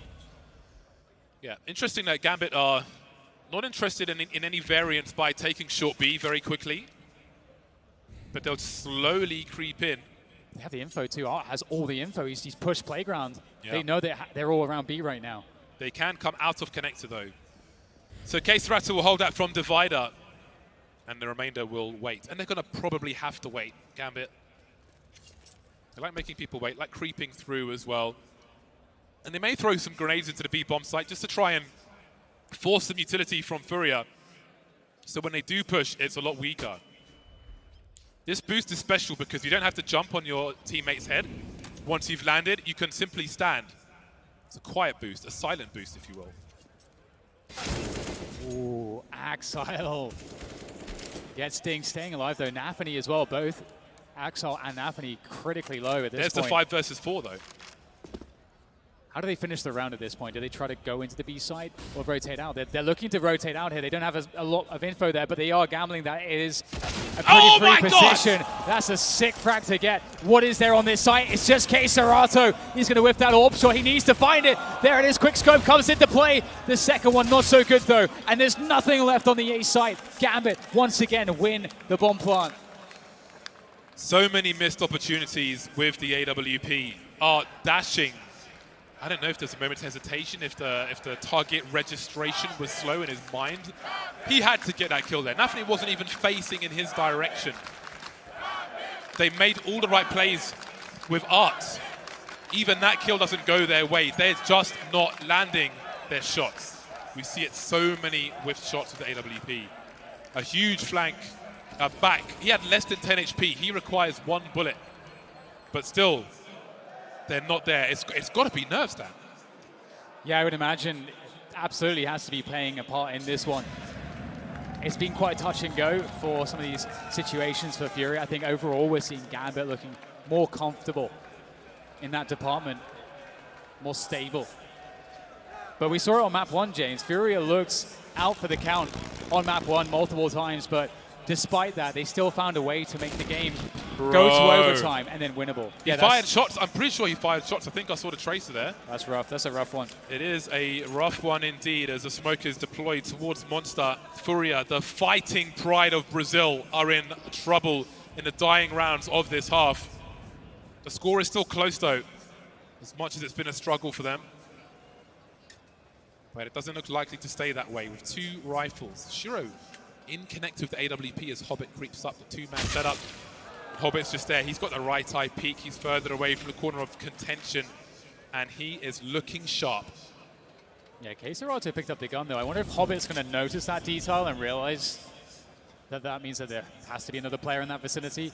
K-Serata always running back, and Nafany's just lurked up again. The ever-stable Gambit always have plays to make. Always have information, and FURIA looking to group up into sewers to take something back on the map. And sure, they'll get position here, but they know that Gambit have cleared out the A side of the map. They have no vision, FURIA, on the A side of the map right now. And there's 5 players left alive here for Gambit, so they're in such great stead.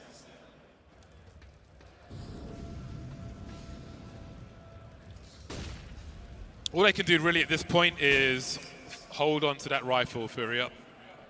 Try and scavenge for something else, but with 5 players up for Gambit, 470 HP Gambit, just surgically detaching body parts from round after round. Detacting, I like Detacting, yeah, it's a new one. Oh dear, Hobbit, how many is he going to get? I think he's definitely getting something here. There he goes through playgrounds, and looks like Hobbit's going to go down to Vinny. Shiro's the one instead that takes out some of these guns. So the trades come through, but that is, Gambit are going to take that every day. Just Vinny who's able to escape here for FURIA. Gambit have done their jobs. Their economy is still growing. It's not in the best place in the world, but it doesn't really matter too much. They're going to have more than enough going into the final round. Uh-oh, here they come.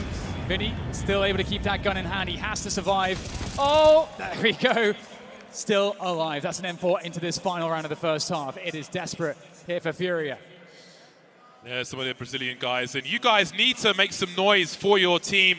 This is a hard half for them. That's it. We need more than that, guys. Come on!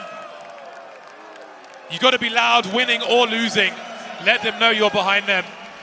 Last round of the first half. We've got the M4s out for FURIA. Iconic for their CT aggression. but they're not shy of T aggression as well, and that is to come. So maybe the worst will be over at this round. Hobbit again on this T side. Devastating. Furia looking for that sewers control, that early play. As you say, Hobbit, he stands tall on the sewers position. Oh, Cobbit gets another one before being traded. Massive damage. Is there anything to be said here for Furia? Do they have a response? 3 versus 4. The impact frags. It's not even the numbers for Hobbit, it's the impact frags.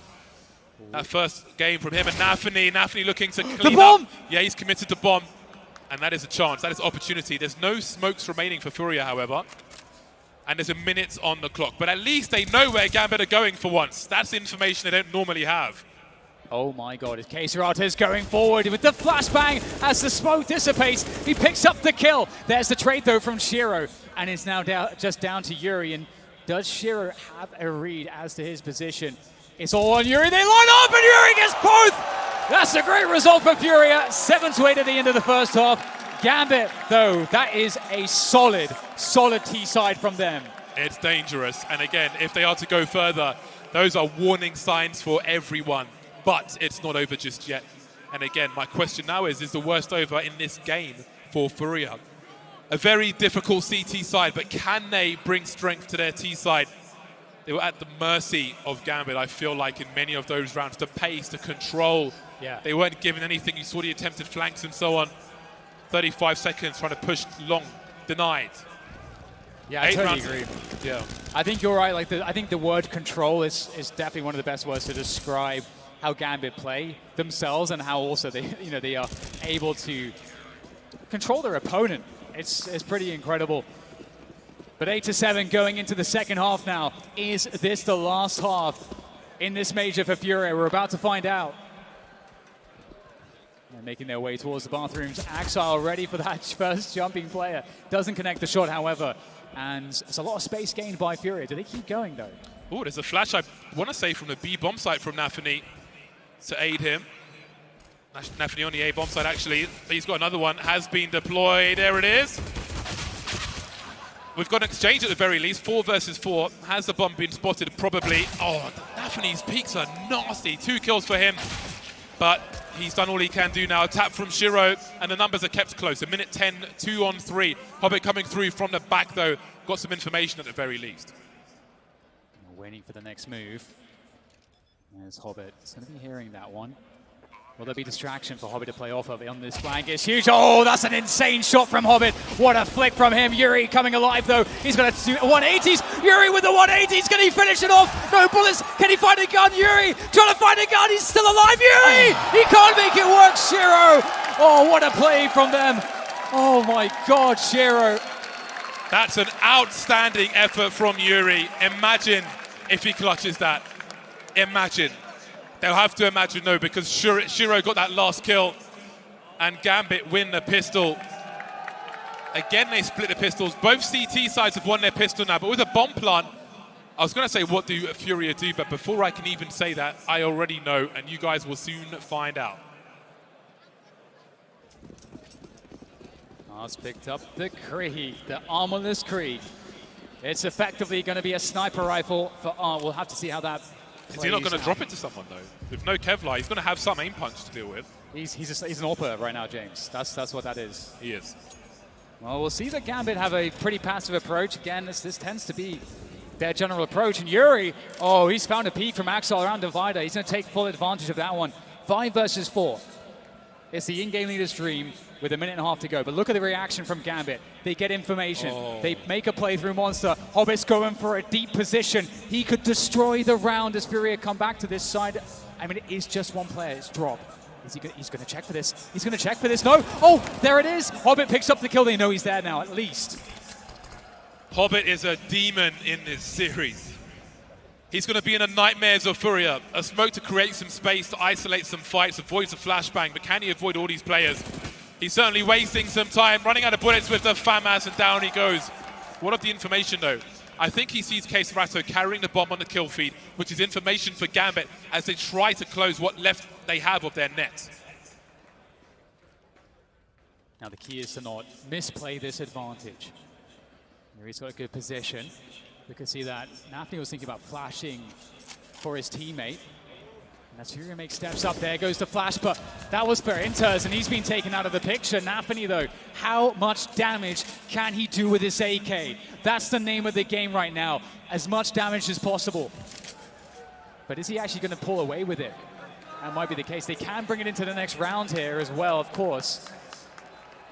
It looks like he feels as though his chances to get any additional kills is slim to none. Yeah, they'll try and do something with this AK in the next round. And this force buy have worked out for FURIA. Art's just been running around naked in this round. A Krieg and no Kevlar. I'm not sure if I've ever seen that before from the beginning of a round. Bought that. I'm just going to go with this Krieg and that's it. I'm good. I am Gucci. 3 men will survive for FURIA. Indeed they will. Art's able to get away from the bomb with no Kevlar and survive. And the gap is close to 1.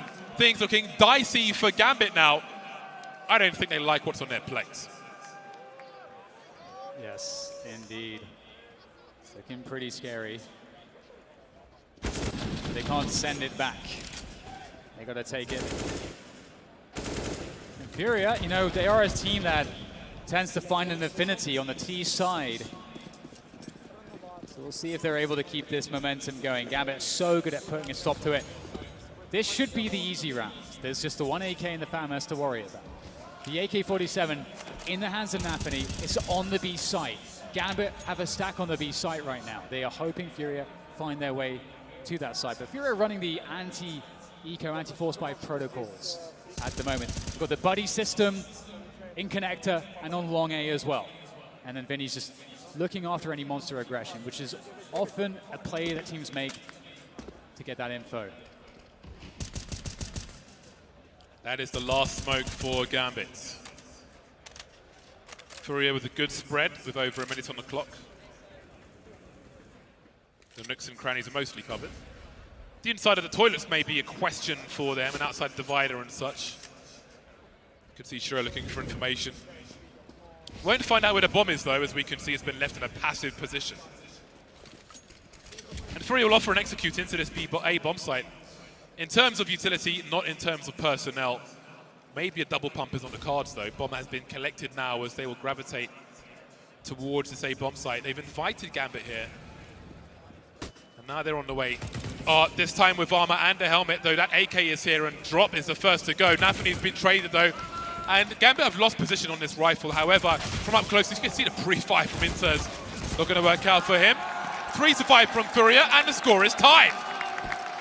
Oh, I was nervous, James, though, going into the stack. I mean, Gambit had the info. They had plenty of time to rotate, but FURIA confident going in, and that's really, really great to see. I have to say, Gambit is, when you compare how Gambit plays those rounds to FURIA, it's like actually insane how drilled Gambit are to just maximize every edge and play the position, play the rotation, play the information game, mislead your opponent. Gambit do all of that so well. FURIA, they love a bit of brute force, a bit of pace. And we're going to see that from FURIA again. Towards this B site, up against just the USPs. Can they get in cleanly? So far, so good. As they swing from Monster, Drop's going to open it up, as will Art. It's a bold play from Art with the Krieg.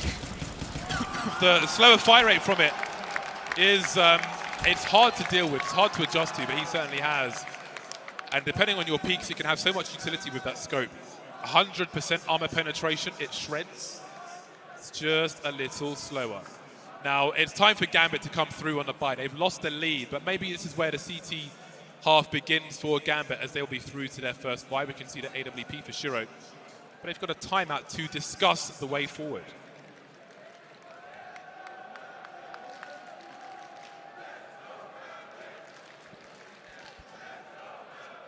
FURIA. They're in such a good position now. They've really fought hard for this one. The CT side, it was difficult. It was troublesome.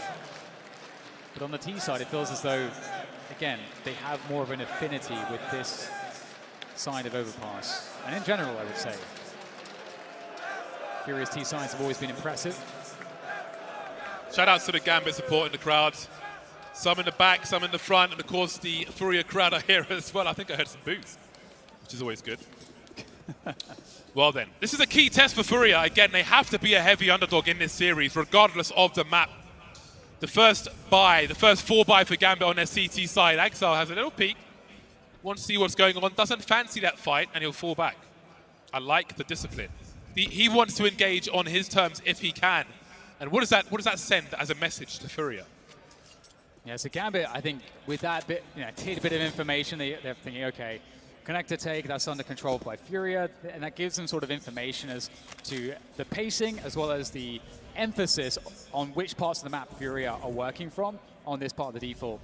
And they're looking to gear up, I think, Gambit. They're probably thinking about an info play towards Monster. That is a possibility.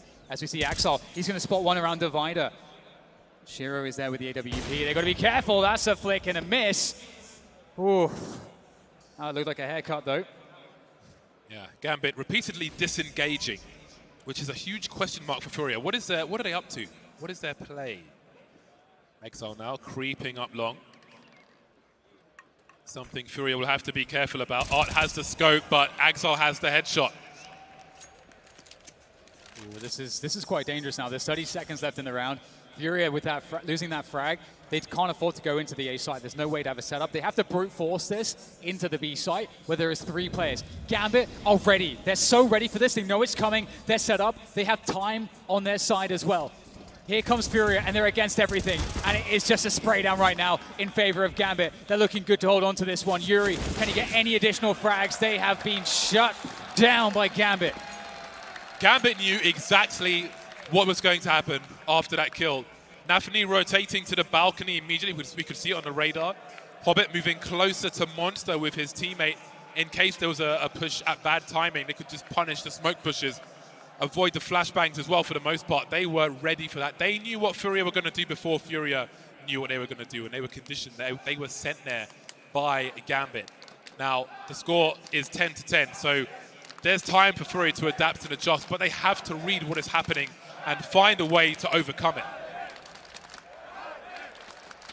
10-10. Full buy for both sides. No money left for both sides. This is an important round. This is a very important round for both of these teams to take control of this map. Art's picked up the AWP, James. We've mostly been seeing it on Kesaratra, obviously on the CT side. See what Art can do any better. There's a smoke. Always got to be so careful with this one. Shiro on the other end of it. He's actually tagged someone, I think, or maybe not. They look close. Axel, he's going to get flashed in. Is the timing going to work out for Axel? There goes the peak. Completely blind. Kesaratra. Axel converts 2 off of that flash. Cannot trade this somehow. He's got to get something. Axel gets a 3rd. That's absolutely criminal. Wow, that's a devastating round from Gambit. Maybe a false sense of security again. Constantly disengaging in the previous round. Just trying to avoid fights until they go deep and then suddenly take the aggression that they surely weren't expecting. How Axel gets away from that with 3 kills is beyond me. Yeah. You know, the first half you could say, okay, FURIA losing the duels, maybe it's the AK versus the M4. What's the excuse now? They've got the AKs out, they've got the rifles out on the T side, they've got the numbers, and they're getting deleted by 1 man. Yeah, I mean, sometimes, that's just such a good example of the fundamentals. It's just a pop flash. It's just a single pop flash play at a timing that just catches FURIA off guard. And of course, obviously the skill in Axile, he's going to maximize that advantage and gets 3 out of it. Insane. Yuri, holding onto this AK for now. Would be happy to get some damage in. That is a very weak Axile jumping around there for info. Nafani's heard him. Yes. It gets worse. It just gets worse. Or does it? It's a sharp shot from Yuri, but with 11 seconds, it's a small highlight in a very depressing round for FURIA. But again, it's information. There's time to adjust as Gambit move to 11. Gambit will mix up the pace. They'll show aggression when you don't expect it. But also the problem is, how do you overcome that for FURIA? Does that slow your round down completely where you're waiting for pop flashes? Do you live in fear? Because Gambit are trying to instill fear into FURIA's T side. This is an overperformance. This second kill as well. So sharp, drilling the whole upper body with the M4 there. And the 3rd kill to boot. Shut down the round at the party position. Yeah, for sure. I mean, you have to give some credit as well, like at the end there, like a couple kills coming out does prevent Gambit's economy from growing too much, and we're going to get FURIA going fast towards sewers. There's the quick smoke there. They've only got some pistols to work with. Yuri opening it up. Can he get the entry with the AWP? He's certainly looking for it. Oh, but Zero is ready. Knows his angles, and he is not missing that one. Can they get the AWP? I think that it's us looking for it, seeing if it got blown towards him. Have a look at Exile. Have a look at all that information. He doesn't have connector information at present. The other alternative would to be around Party holding off angles, but he still has a very strong spot. A minute 10. We spoke about the 5v4s for Gambit when they were on the T side. They're finding them on the CT side as well, of course. This is pistols. But let's not forget the overperformance in the round prior, where it was a 5v2 at the beginning for Gambit. Something to think about later on. And again, they're ready. Hobbit and Inters now punishing the smoke push from either side. Stereo frags for Gambit on the B bomb site, leaving Art with not much to do. His job here is to die. He needs round loss bonus. That's all he can really offer us at this point. Yeah, and I think it's the difficulty here for FURIA especially. I think this round, and I mean the previous one are a good highlight for that, is that Gambit are playing strategically and tactically better as a team. So what FURIA have to do to be able to defeat that is they have to have their individuals. The individual level, the clutch, has to be stronger for FURIA. That's how they win against a team that is outperforming them in the strategy department, in the tactical department. Which so far, I think that's been the story here, is that FURIA, they have to call on great individual moments to pull out the clutch in the moments that matter the most. And they have to find that here. Because Gambit, 12 rounds against the 10 of FURIA. As we go into this next one, FURIA, they've got a decent buy, 4 AKs, 1 Galil, but it's not as good as they would want. Yeah, and it's, you know, it doesn't have to be pretty. It does not have to be pretty. They reset Gambit after Gambit won the pistol, which has put FURIA in a reasonable position. They're offering some grenades towards this B bomb site, and of course Art's creeping through multiple smokes, eating CT flashbangs as well. Hobbit has to be afraid of this. God, can he get more than one though? He's made it scary for a time, but very quickly Gambit respond with one more, as per usual in this series. 4-on-3 for Gambit, and they still have control. Yeah, that was honestly so close for FURIA to get that extra kill. That looks so close. Can Vinny be the one to do it? As he walks through, oh, that's just great from Vinny. Finds the headshot. They know one's behind barrels. Inters at 7 HP. His job is just to keep hold of this position for as long as he can, but FURIA don't have the bomb. They don't have the bomb right now. This could be a problem. Inters looking to maybe make a play. Oh, he's found one. He's found a play and a half there. Takes down one more. And it's up to Yuri and Keserato. There's the run for the bomb, and 40 seconds to get it planted. Yeah, and Shiro's in shotgun mode. That has to feel very awkward for him. And essentially, sound has been cut here. It's uncomfortable. They don't know what's going on. They may hear some running soon. Exile is moving more and more into position, which is going to limit where the bomb can be planted. They're going to commit to the bomb plant. No, there's a swing from Exile. Again, it's Exile now to get these final kills. First it was Hobbit, now it's Exile to really brutalize FURIA at all the worst moments for the Brazilian side. Yeah, what a great performance we've seen from Exile. Previously as well, at the beginning of the round, you know, you mentioned instilling the fear with the pop flash plays around Fountain. He was doing that again in this round at the beginning. He was just teasing, he was peeking, he was getting information. If FURIA had a lurk towards that side of the map, Exile's keeping FURIA's lurk in check. He's doing so much right now for Gambit. Looking for the 4-man boost. Not happening though. It is a faster round from FURIA straight into the B bomb site. Flashbangs all over the shop. Hobbit just chilling on short. The site's cut in half by M4s of Gambit. Time and chances are running low for FURIA. Gambit 4 rounds ahead and 2 rounds away from semi-finals. They're looking so strong right now, Gambit. What a team. Such a strong performance from them so far. Just again, I use like stable, control. Like these kinds of words are what I think about when I'm looking at how Gambit play this game. And they had, I mean, that first map, that got out of control. But again, they managed to kind of keep their nerve against FURIA.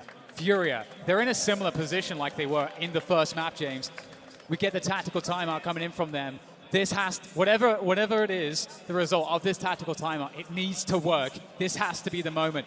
It's a good buy from FURIA. They're not going to get another chance this good unless they start winning rounds.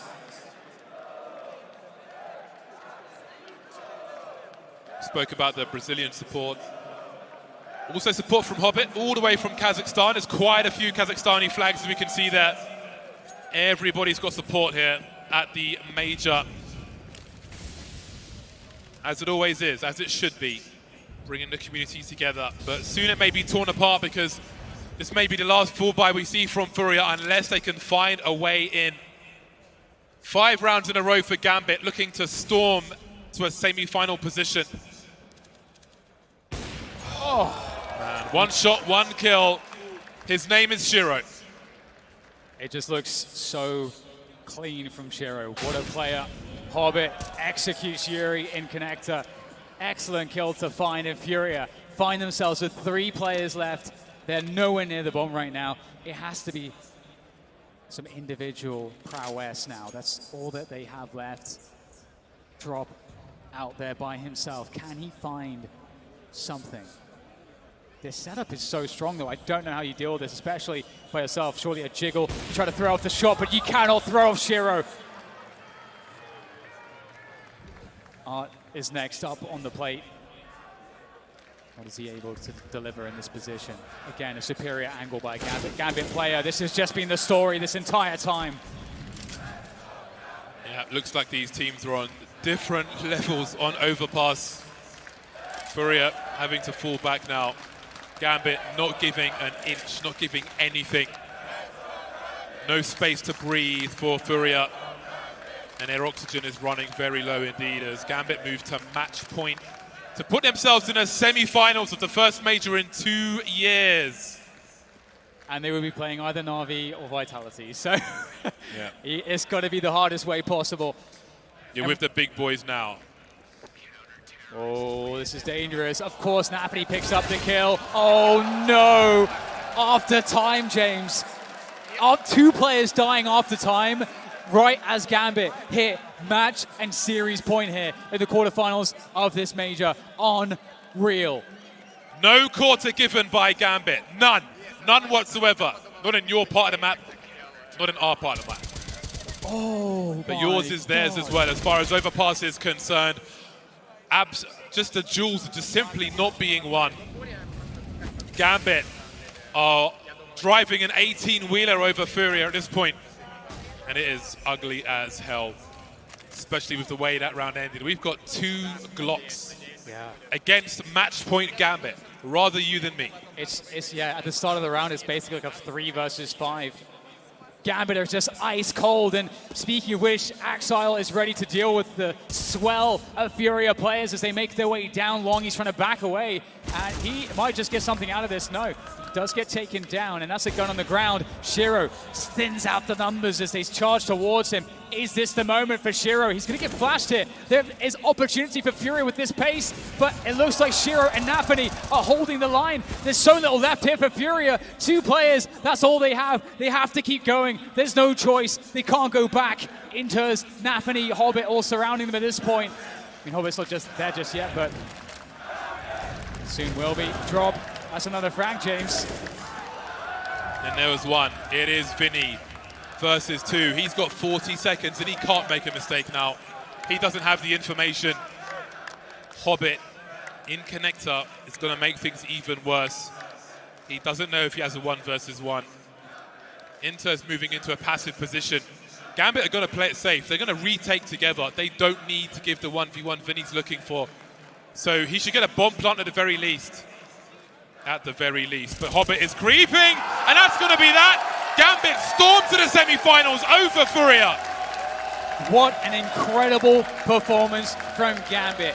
On the stage, they look ready. Championship form from Gambit and all of their players. A well-oiled, disciplined, methodical team in Gambit. What a result. I'm so excited to see.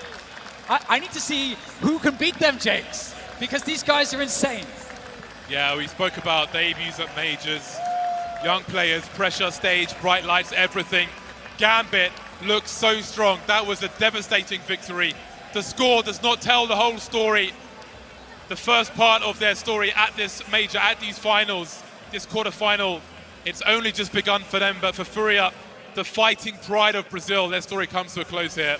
Up against who may end up being the strongest team. We have to wait and see how these other matches go through, but for now, that is some nasty CS we're seeing from Gambit.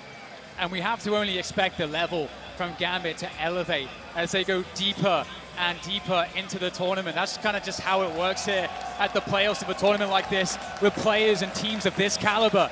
FURIA, they gave it a good go, and I think many people didn't expect FURIA to make it this deep, but they certainly did, and they deserved it. They're also they're an incredible team, and honestly, if that first map goes differently, we could be going to Mirage right now. I know there are some people who are in this tournament who are watching this match and may have to play this Gambit team in the future. And if I am those guys, I am terrified of what I've just witnessed here. Yeah, great. Again, I said it just before, and I'm going to say it again. Incredible performance from every single player. They have everything. They got the full picture. Individual play, strategy, tactics, protocols. They're drilled, they're disciplined. The mid-round calls, the way that they communicate the info. They're a complete team. They looked really good, but I think their toughest tests are to come. We saw a shaky FURIA who didn't hit their shots, didn't win their duels, but the teams which are to come, I think, are going to do that. So we'll have to see how they can stack up against that. But that's it from us. We're out of here. Over to the Old Boys Club and Richard Lewis. Thanks very much, and great cast, guys, and a great game and a great occasion. You know, I'll start by talking about FURIA, I guess, because, you know, look, they did make history for them, their organization.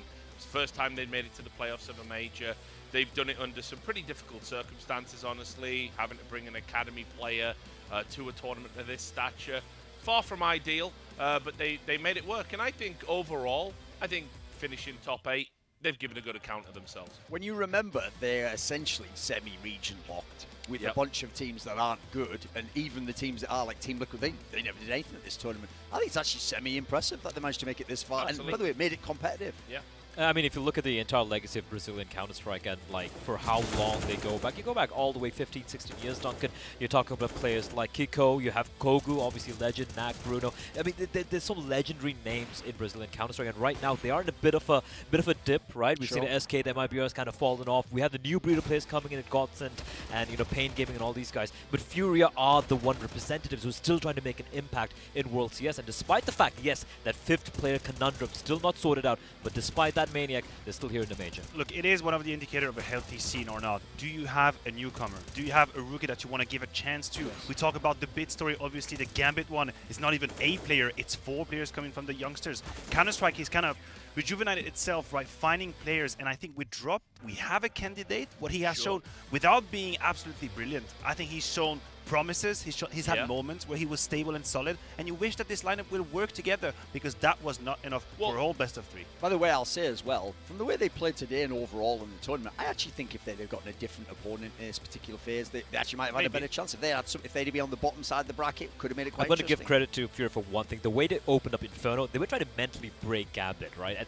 it didn't pan out, it didn't work out for them, but I do appreciate what they brought to the table here. It was exciting CS. Well, I just want to say, I mean, there's one or two ways they can go. Sure, you can work and develop Drop. He's shown promise, I agree with that.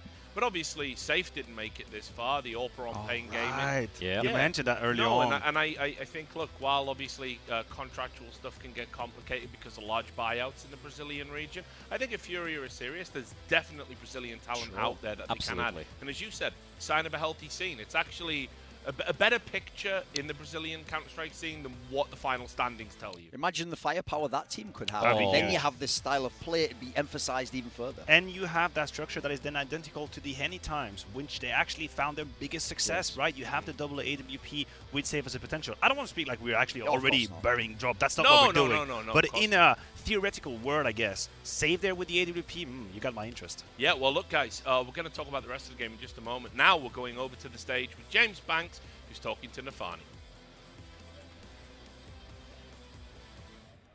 Thank you very much, Richard. I've got Nafani with me here as Gambit take this 2-0. And I just got to ask you, right, a lot of people were saying Gambit, they were successful in the online era, but you've done it here on the stage. How does it feel? Of course, it's like great feelings. And maybe like 2 years ago, we even could not like imagine like we playing at this arena with such a great crowd, who really support us. So of course it's like great feeling for us. Now let's talk about this Inferno, right? You were up 15-11. It was looking real good for you guys. What was going wrong at the end? What enabled FURIA to come back? What went wrong for you? I guess it was like more about my mistakes, because I really want to win. So I was a bit rude with some calls, I will say, and I say some bad words sometimes. So it's more about emotions, I guess. So that's why we have like overtimes. But we should understand that FURIA is a great team. I really like their play style. I like how Art playing, for example. Like maybe 1.5 years ago, I was like watching a lot of his demos. So I understand that it's a good team, and their play style, especially at LAN, it's like really good.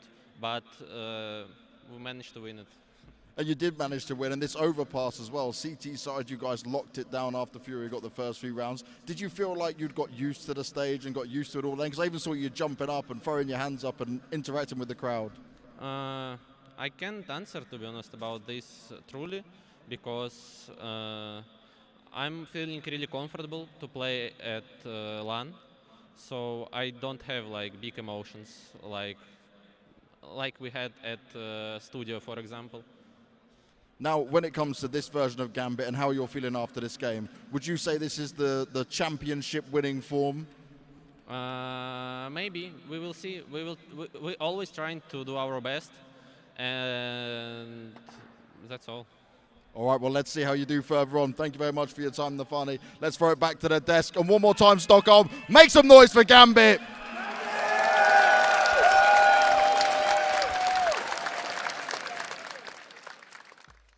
Yeah, great to hear from Nafani. His English is excellent. And, you know, I'm still not 100% sold on this idea that they're not nervous. I mean, he even said himself. Yeah. He mentioned that in the interview. He says, there was a moment in the first map where emotions got the better of me. I had some rude words. He's going to have to know. He's going to have to know and figure out how to handle that, right? You're an IGL. Things are going to hell. You see the victories slowly fading away. And that's the moment where you have to remain calm, be lucid, have the right call. It wasn't the case on Inferno. They didn't pay the price for it. But later on in the tournament, that can happen. Also, they only played against FURIA. Like in this scenario, that's even a team they've just owned the whole time they basically faced off against them. Yeah. Let's see how you feel when you play against Na'Vi. You're the underdog and simple and bit, just like fragging out with the server. Already assuming you're going to be facing off against Na'Vi, you see. Wow. All right. But here's the thing with the side of Gambit. I'm going to give them a little bit of credit, right? They were looking shaky. It wasn't exactly a trial by fire, so to speak. FURIA, obviously, a team they should be beating at least on paper. But the fact that they were able to close it out, they're just playing their normal game, as you said in the interview as well. I think it bodes well for the side of Gambit, but they still need to elevate their play because it still is not convincing. But that's the elevation I want to talk about, actually, because I thought between map 1 and map 2, it's not the same Gambit at all. On map 2, we're looking at Gambit, who lose the first pistol round, who get reset on the second half as well, and still win very convincingly 16-10. There wasn't really any danger. Their CT side, they were closing rounds. Aksai had multi-kills. These were the elements. These were the win conditions we needed to see for Gambit. So if we're looking at a linear progression, if Gambit is going to just get better and better and better, then yes, you become a title contender. The Gambit from the first map doesn't win the major, but the second map, we can have a discussion. A big assumption, but I'll take it. Yeah, and by the way, be real. Shero's still in that MVP conversation. Oh, yeah. Oh, yeah. I mean, he's sort of going to be the sleeper because everyone's looking towards Simple and Ziwu and these names, Nico. But he's kind of he's going to be the sleeper pick, I think, as he goes through the tournament. Well, look, I do want to talk a little bit about this. I'm still not vibing with Gambit. I know Dan obviously said at the end of the commentary there, and I think James too, that, you know, people are going to be afraid to sort of play Gambit. I think if Na'Vi and Vitality were watching that version of Gambit, they're probably rubbing their hands a little bit, and I'll tell you why, because they both have much better overpasses than FURIA. That was a punish pick. Yeah, that was supposed to be an easy win.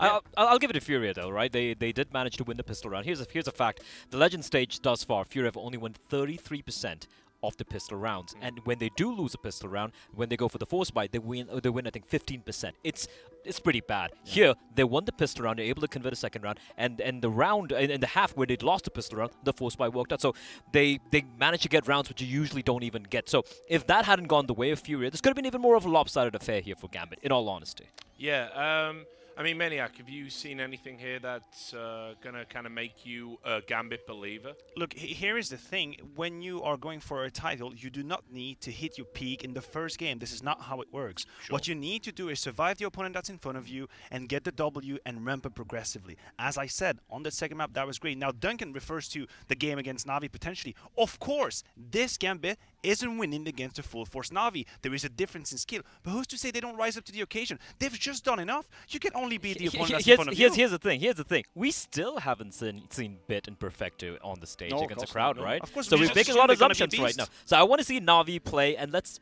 gauge them based on that. I'm just going to say that out of all the teams that are already through, I think Gambit's the worst. So unless something, based on what we've seen, I think Heroic look better. G2 inarguably look better. I'll follow you on G2, but you look at Heroic. They had to fight tooth and nail to beat VP. Like, it was not easy VP. at all. Everyone has to fight tooth and nail to beat them.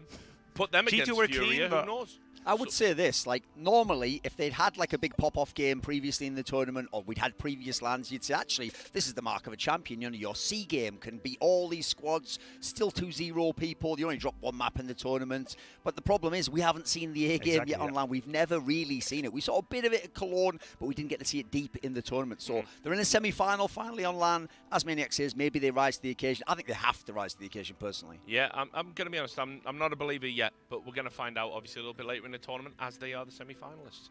We are now going to throw it over to Banks, who got to hang out with Vitality earlier in the competition. And we'll be back after that to set up Vitality versus Na'Vi. Think that'll be a banger. We'll see you then. And everything I do it to be the best at it. Work hard, don't complain. Take it in and give it all out. More Squid Game action coming our way. It's the card flippy game, because I don't know how to say it in Korean, as I keep on saying. We've got Vitality this time around. Masuta and Ziwu are starting off because they're the youngest. That's how this has to go down for them. So boys, it's a best of 3 when it comes to the Squid Game flipping over. But for the rock, paper, scissors on who goes first, best of 1. So, go on. Let's rumble!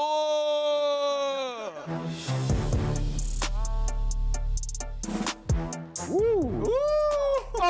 That was good. That was real good. That was real good. We always tell him he's the luckiest guy ever. Yep. And look at that. Ready for the slaps, Kevin? NT. Trust your instinct. You didn't find without him. Yeah, but with luck. Woo! 1-1. 1-1, baby. What do you think, Jason? Oh! He needs to dispatch, I think. Let's go, Kevin! Oh! Eliminated already. Ziwu is out. You gotta take your slap. You gotta take your slap. Yeah. How you want? Me, I will do a big one, but.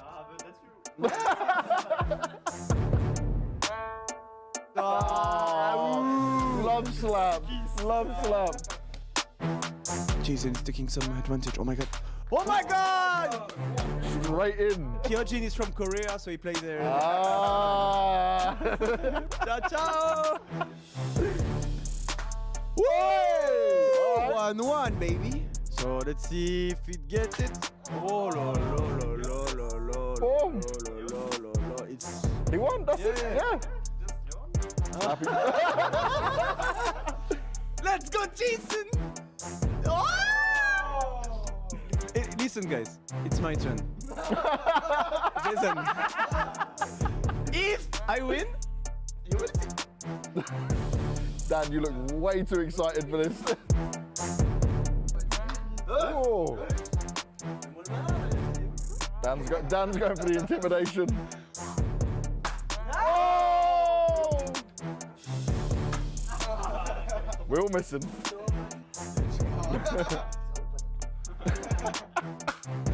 Oh! Power. Wow. He's getting ready for it.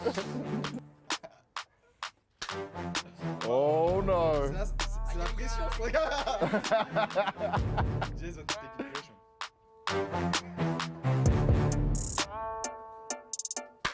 Oh my. Apex coming up huge. Oh, you're done. You're done. Nice first try. Take off your glasses. Good luck, Jason.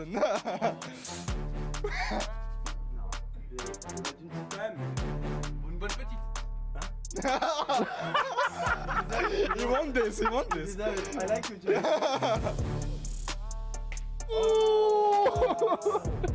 What you got, Shoxy? I don't know, bro. He's not ready. There's not confidence right now.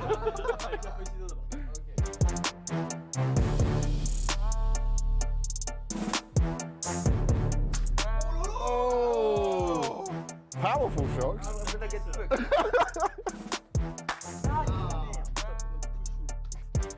Oh! Shoxy 1-0.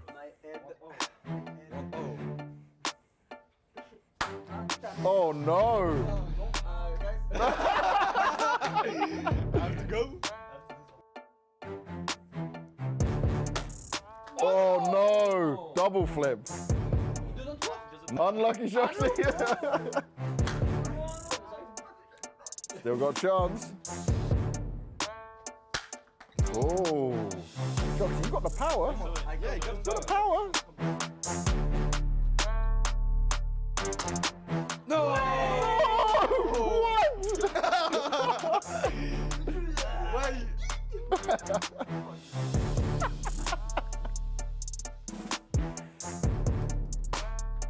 Oh my!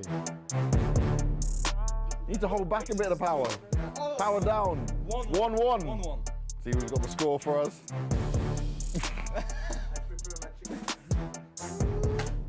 Oh! All right. No offense, bro.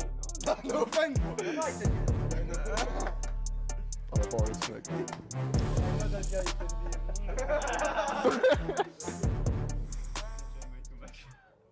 Oh!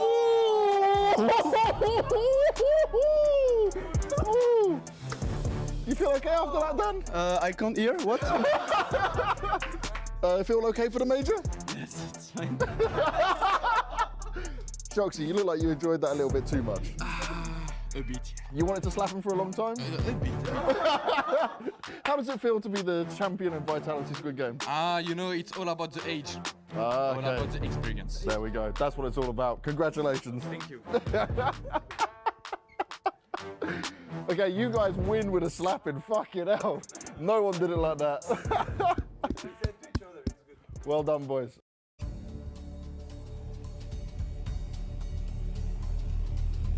Coming up next, Navi versus Vitality.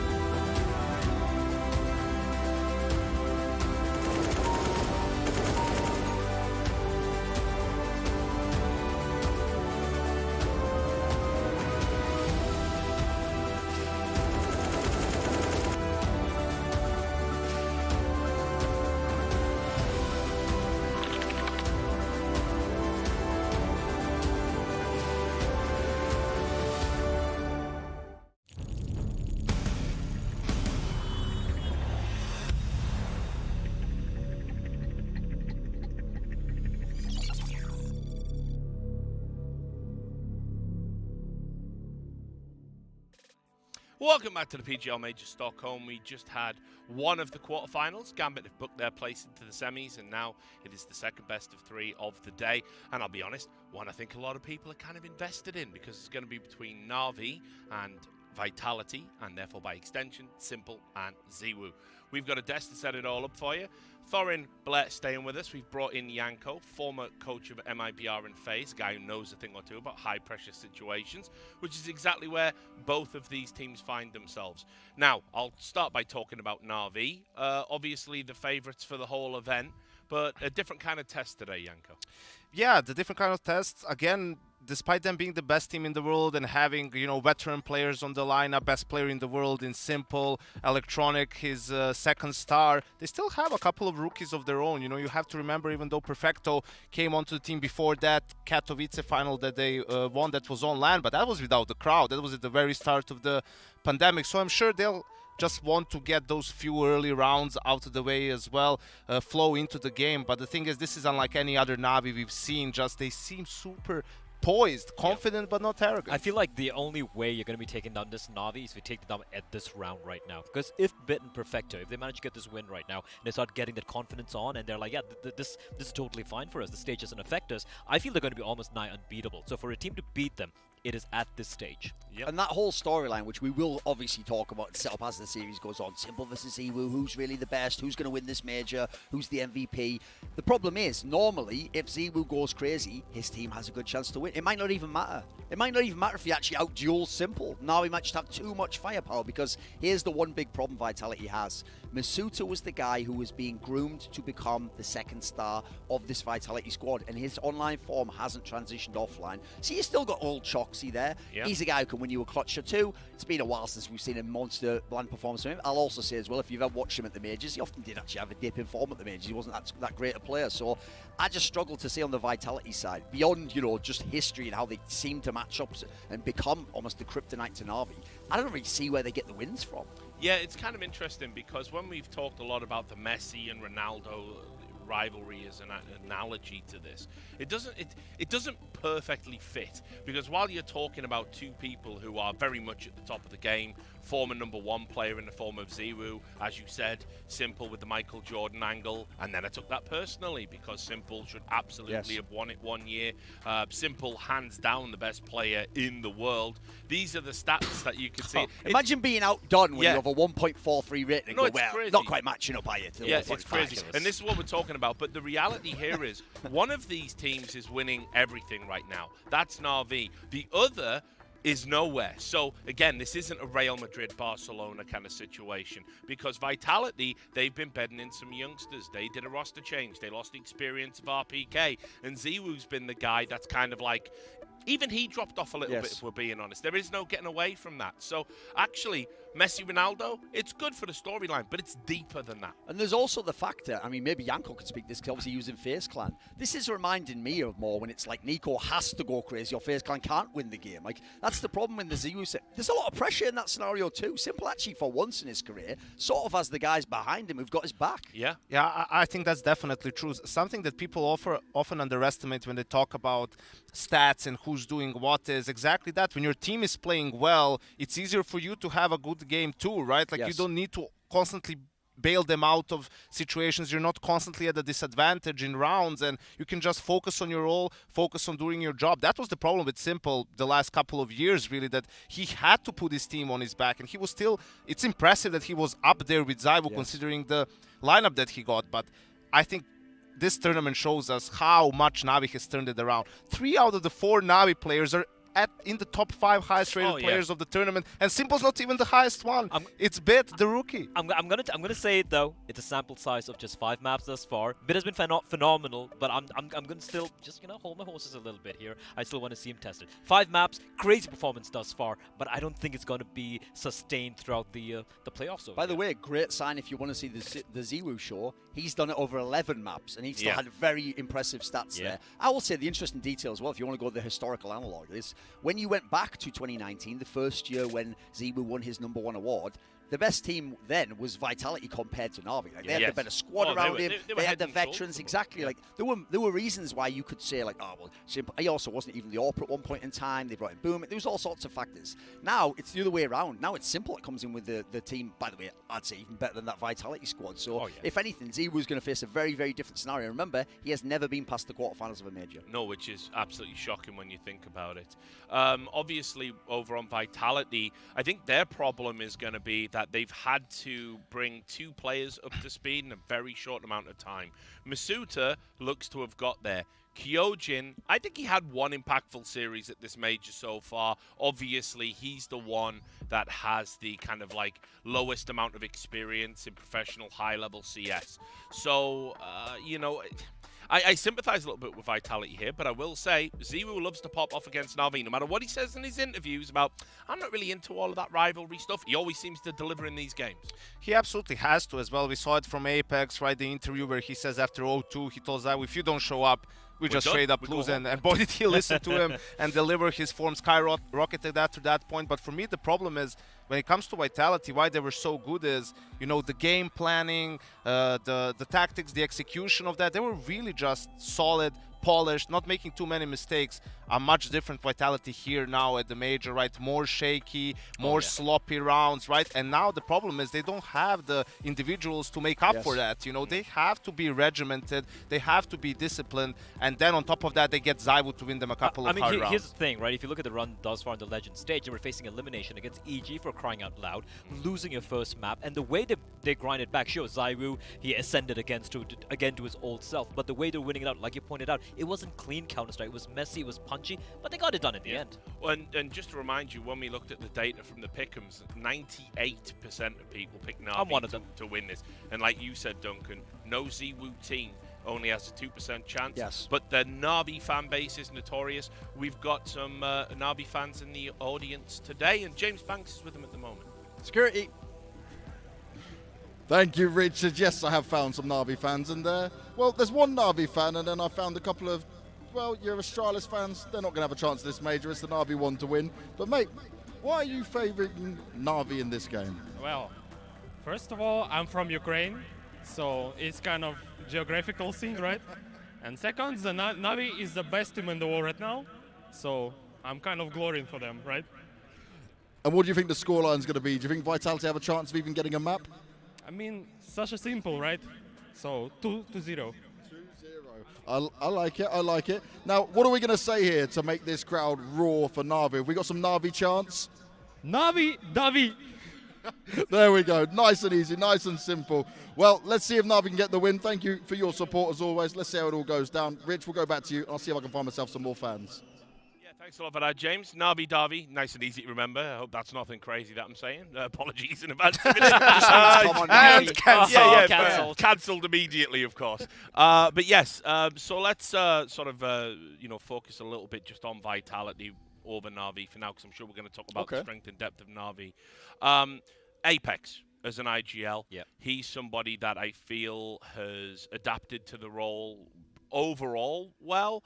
But there have been moments where I've kind of seen him perhaps a bit too emotional. He seems to get a bit too into the games. Sometimes that can be a good thing, like a Cadian hype man dragging a young squad through. Other times it can be a distraction. What have you made of Apex's performance overall thus far? I think he's done well individually too, but I think the team just hasn't been on the same level. I think it might be the pressure of, also losing the first 2 initial games and whatnot. And he has to lead by his example, really, as, the captain of the team. I saw a couple of rounds. They play Entropiq on Mirage. They're 3v5 in a round on CT side. That's an easy call to save. And Apex is the one still going out CT, trying to find a kill. Even if you get a kill, it's still, a very, very hard round to win. So you need to be the one who's going to calm everyone else down. I know it's not in your nature, right? But as a leader, that's what you're supposed to do. Just have faith in that you're the better team. You're going to win the next 5v5 and whatnot. So that was the problem for me. As a team, they don't seem as poised as they were in some of the recent events. And I got to say, on the flip side, though, I got to say Apex, like there was a round-winning clutch, that elimination saving clutch, rather 1v3 on Mirage, for example. So he has been taking up a lot of these roles, like you pointed out, which can sometimes, be a bad thing. But at the same time, he has saved his team multiple times. but that's not the way they should be winning. They should be winning based on a structure and how it works out. So hopefully they've had a little bit of time to reset, because if that's the way you're going to be playing, where Apex goes for this hero plays and relying on individuality to take on Na'Vi, it's not going to quite click. The trouble for me is nobody there said he's one of the world's best in-game leaders or he's in contention for best. Nobody thinks that. So my problem with the Vitality squad is you think of the classic Na'Vi Vitality last year. The last half of the year was basically dominated by matches between them. Right. First of all, obviously that was Na'Vi before they had Bit, and Vitality when they were winning back then, they had the Nevera's sixth man, they had RPK, the super veteran, filling in all the holes. He actually doesn't have the pieces to work with right now. Even back then, no one was really saying he was the best IGL. No one thinks that of Boomich either, though. True. But these are Na'Vi is the best team in the world, undoubtedly, right? That's because of the coach aspect. Exactly. I think these are two of the best coaches in the game right now, and that's contributing the most to their teams. And it's always, for me now, the conversation always has to be coach plus in-game leader. Yes. You just can't put it, no matter, we're a bit nostalgic and used to some names, right? When you talk about Fallen, for example, you think he's doing everything, Glaive maybe, and so on and so on. It's always like a collaborative effort, and then you have, but even Simple said himself, it's like, it's fine, they're calling, and then I'm here, Electronic is here when we need to help in the mid-round and give our own suggestions and ideas and so forth. So I think that's what's really elevated. You wouldn't tell, even they were just entry fraggers before, both Boomich and Apex. Probably the two players you would never think of being capable in-game leaders, but they're very much capable of doing it, and I think it's showing in some of the recent events. We'll talk a little bit about the Boomich Blade dynamic in a moment, but first going back to the crowd, Banks this time with some Vitality fans. Yes, thank you, Richard. I can't be biased, even if I'd want to be. I had to find myself some Vitality fans. So I remember you guys, some of you from before other events, you've come back round for the first major. You enjoying it? Yeah, a lot. Honestly, a lot. But just insane. This major is just awesome. And in terms of supporting Vitality, what do you think their chances are against Na'Vi? I mean, like for Cloud9 in Boston, they were like the underdogs. Everybody thought they would never win, and they did it. Someone in Vitality, they can do it. I'm sure they can do it. Yeah. All right, I like it. And why are you supporting Vitality, and what do you think the score's going to be? I think Vitality is the best and the only top French team, and as we are French, it's a logic thing that we support Vitality, but it's more than just a community and esports team. We all are friends, and Vitality greatly represent France, because we all are friends. I didn't know anyone before going here, and now I think they all are my friends, and I think it's great that it is because of Vitality and CSGO. National pride, and you're making friends as well. Now, is there a Vitality chant I need to know about? La la la la la la, Vitality. La la la la la, Vitality. La la la la la, Vitality. Well, Vitality seems to have a better chant than Na'Vi. Let's go back to Rich. Let's see how this game goes down. They're certainly passionate. Yeah, certainly passionate, certainly loud. Not a lot of lyrical depth. Or any eardrums left.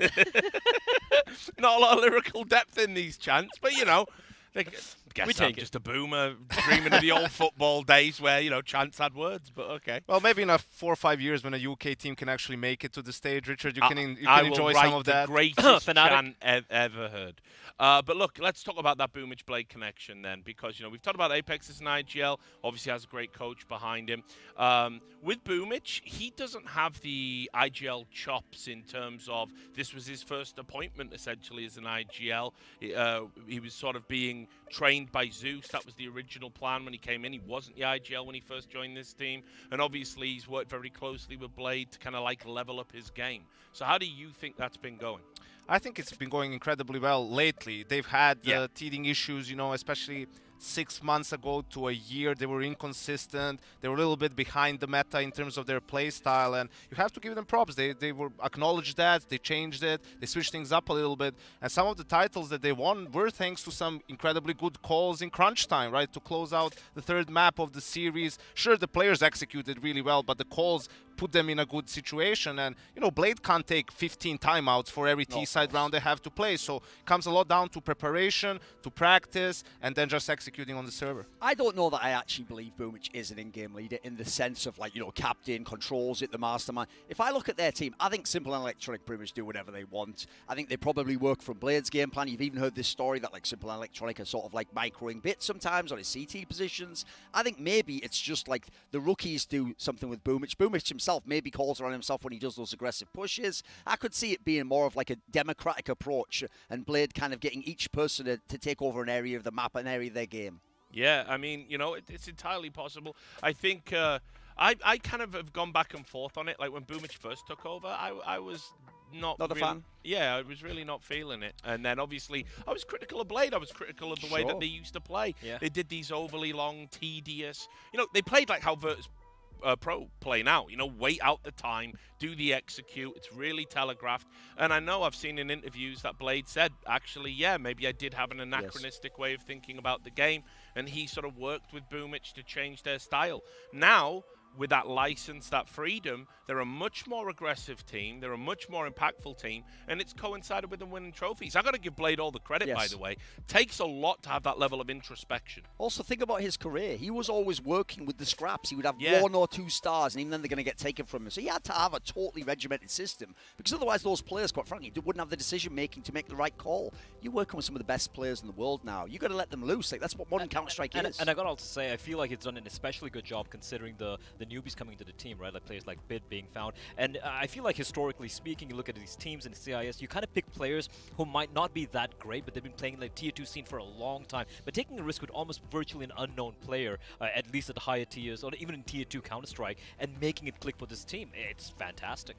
Yeah, I mean, I do think, though, regardless of Boomich having the mantle of leader, I always suspect Simple is the kind of like the low key, the leader. Something that you need to take into account, right? It can be that he's just getting some simple calls at the start. The important thing is, you know, Nico was calling, and there's some rounds where if he could just focus on his own game and not have to tell other people what to do, he could maybe win the round at that point in time. But he has to. So even if Simple and Electronic are giving a lot of input, making calls in the middle, hey, I think they're weak here, let's finish the round here, that's not their job. They can do that when they feel like it. When they don't, Boomich, it's his job to make the call regardless, and not having that pressure that you have to do it every single time. It's a night and day difference between actually being an in-game leader 100% of the time. Obviously, we will talk more about Simple, but first, James Banks got to sit down with the greatest player in the world. It's time for some more lunch with Banks, and I've got none other than the best player in the world right now, probably the one that is looking to go and grab this major trophy. Pressure's on for sure, but he's one that can handle it. So let's start by just having a look at what's going to be here today, mate. You're going in for the healthy stuff. Start off with. I'm going straight in on food. I always take healthy with my first food.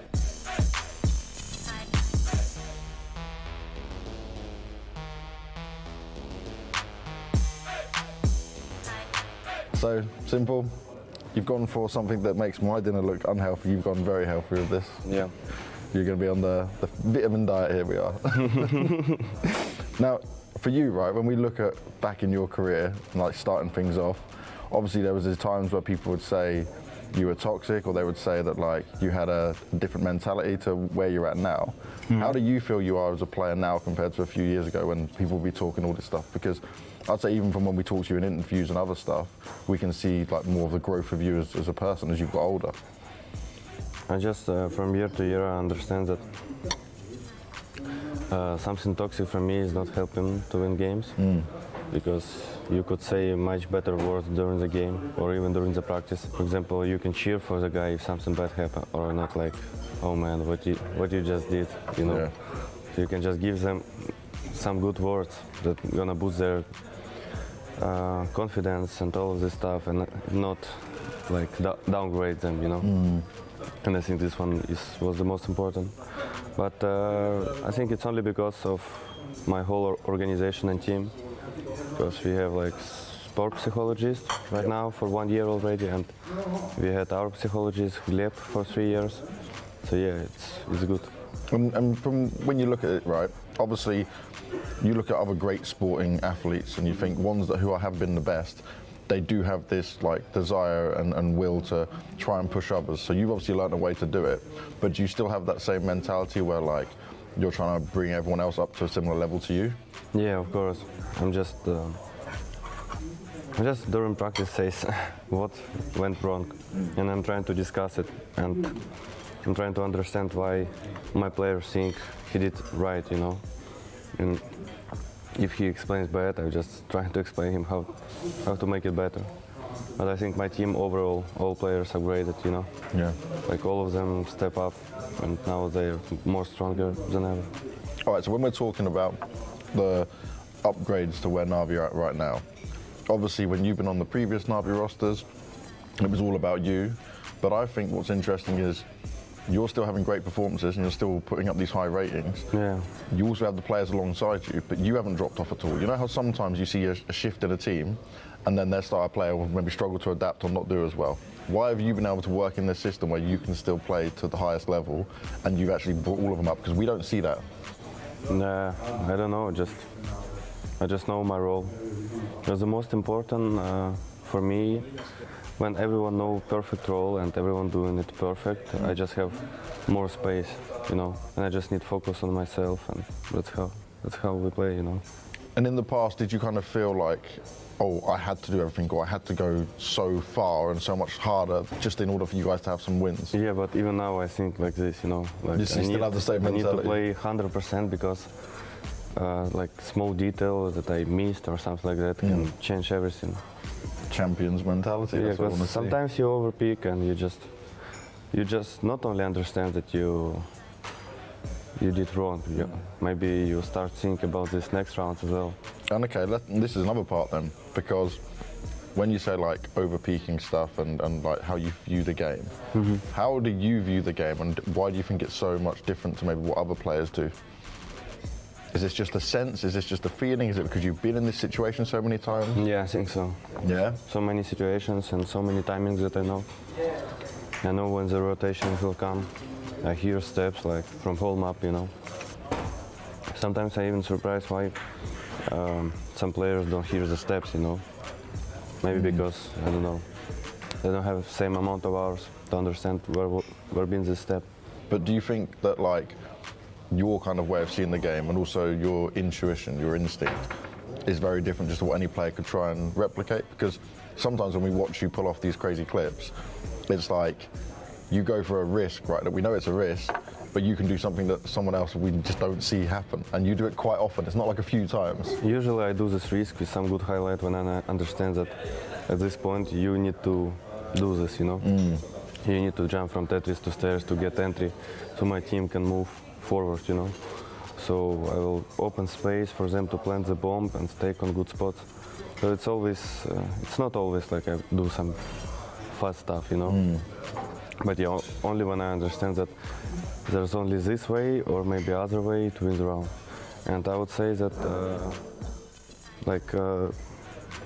maybe I think my consistency is still on high level because we have a really great team, and coach as well.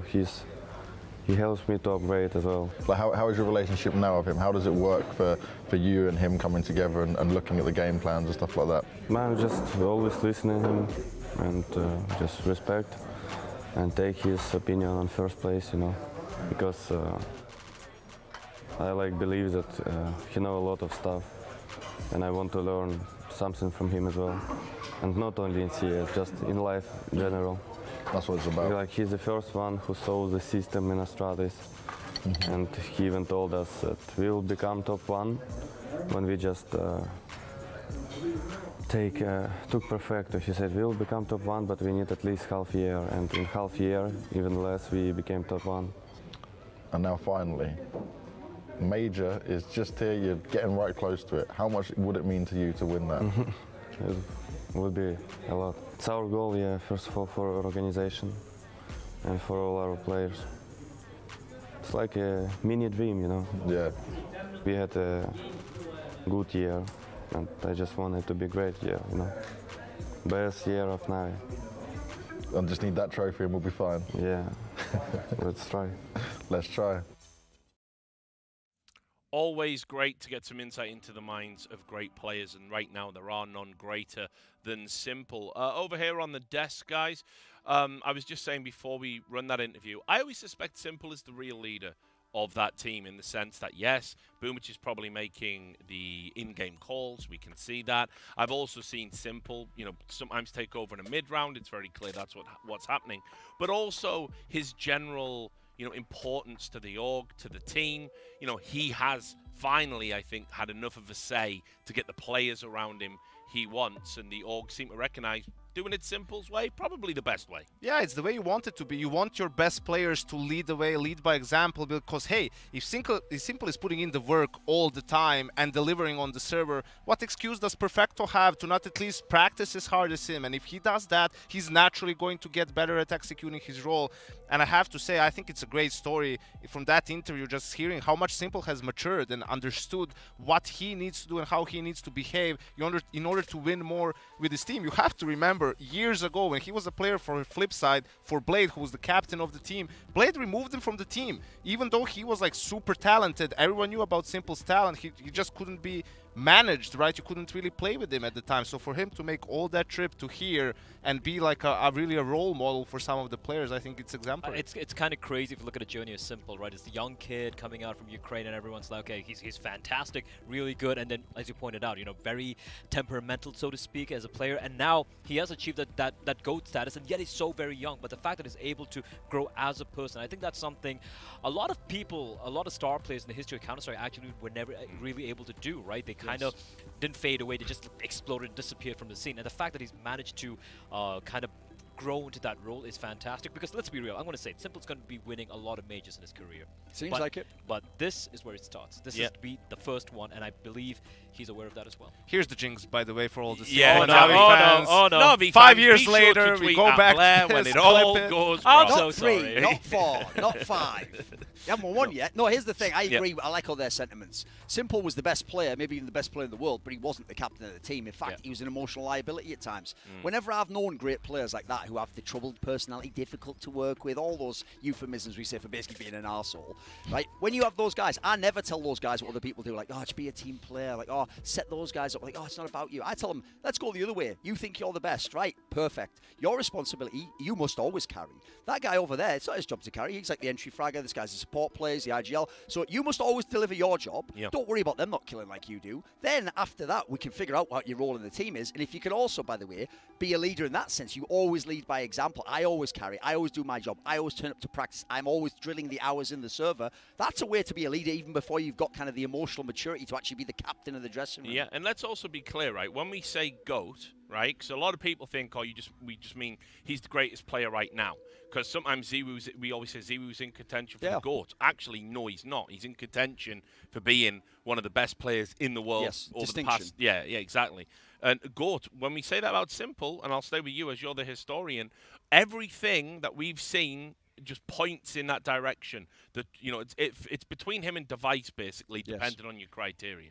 Yeah, the key thing for me is, like Blair said, normally the great players, they come up, they have 1 or 2 good years. You think like Get Right, Coldzera, Wolfmeister had 1 maybe. Normally they come up, they go up to the top, they go back down, they're just a good player. The idea that you have this longevity, where like this guy's going on like half a decade at world-class level. In fact, the only reason, by the way, he wasn't at the top of people's lists is they used to make the lists with the criteria that if your team didn't go far enough in the tournament or didn't win tournaments, you couldn't be at the top of the list. Hence, Nico 2016 was something, he was like 11th or something. Yeah, that was definitely crazy, better than, there wasn't 10 people better than him in the world. So to me, I think it's actually a testament to the fact this guy's the GOAT. That's pretty much the consensus, and he hasn't won the world championship. Yeah, exactly, and looking for one here. By contrast, Ziwu, just to sort of set it, he's somebody that when he was playing on against All Authority, people didn't want to pick him up because he was a no-namer. People were worried about his legitimacy because he was doing incredible things online. And in the end, it took experienced pros essentially rolling the dice. Since then, you know, on the Vitality roster, he's proven himself. They've won a lot. They've won a lot of trophies. He's incredible in just terms of individual delivery.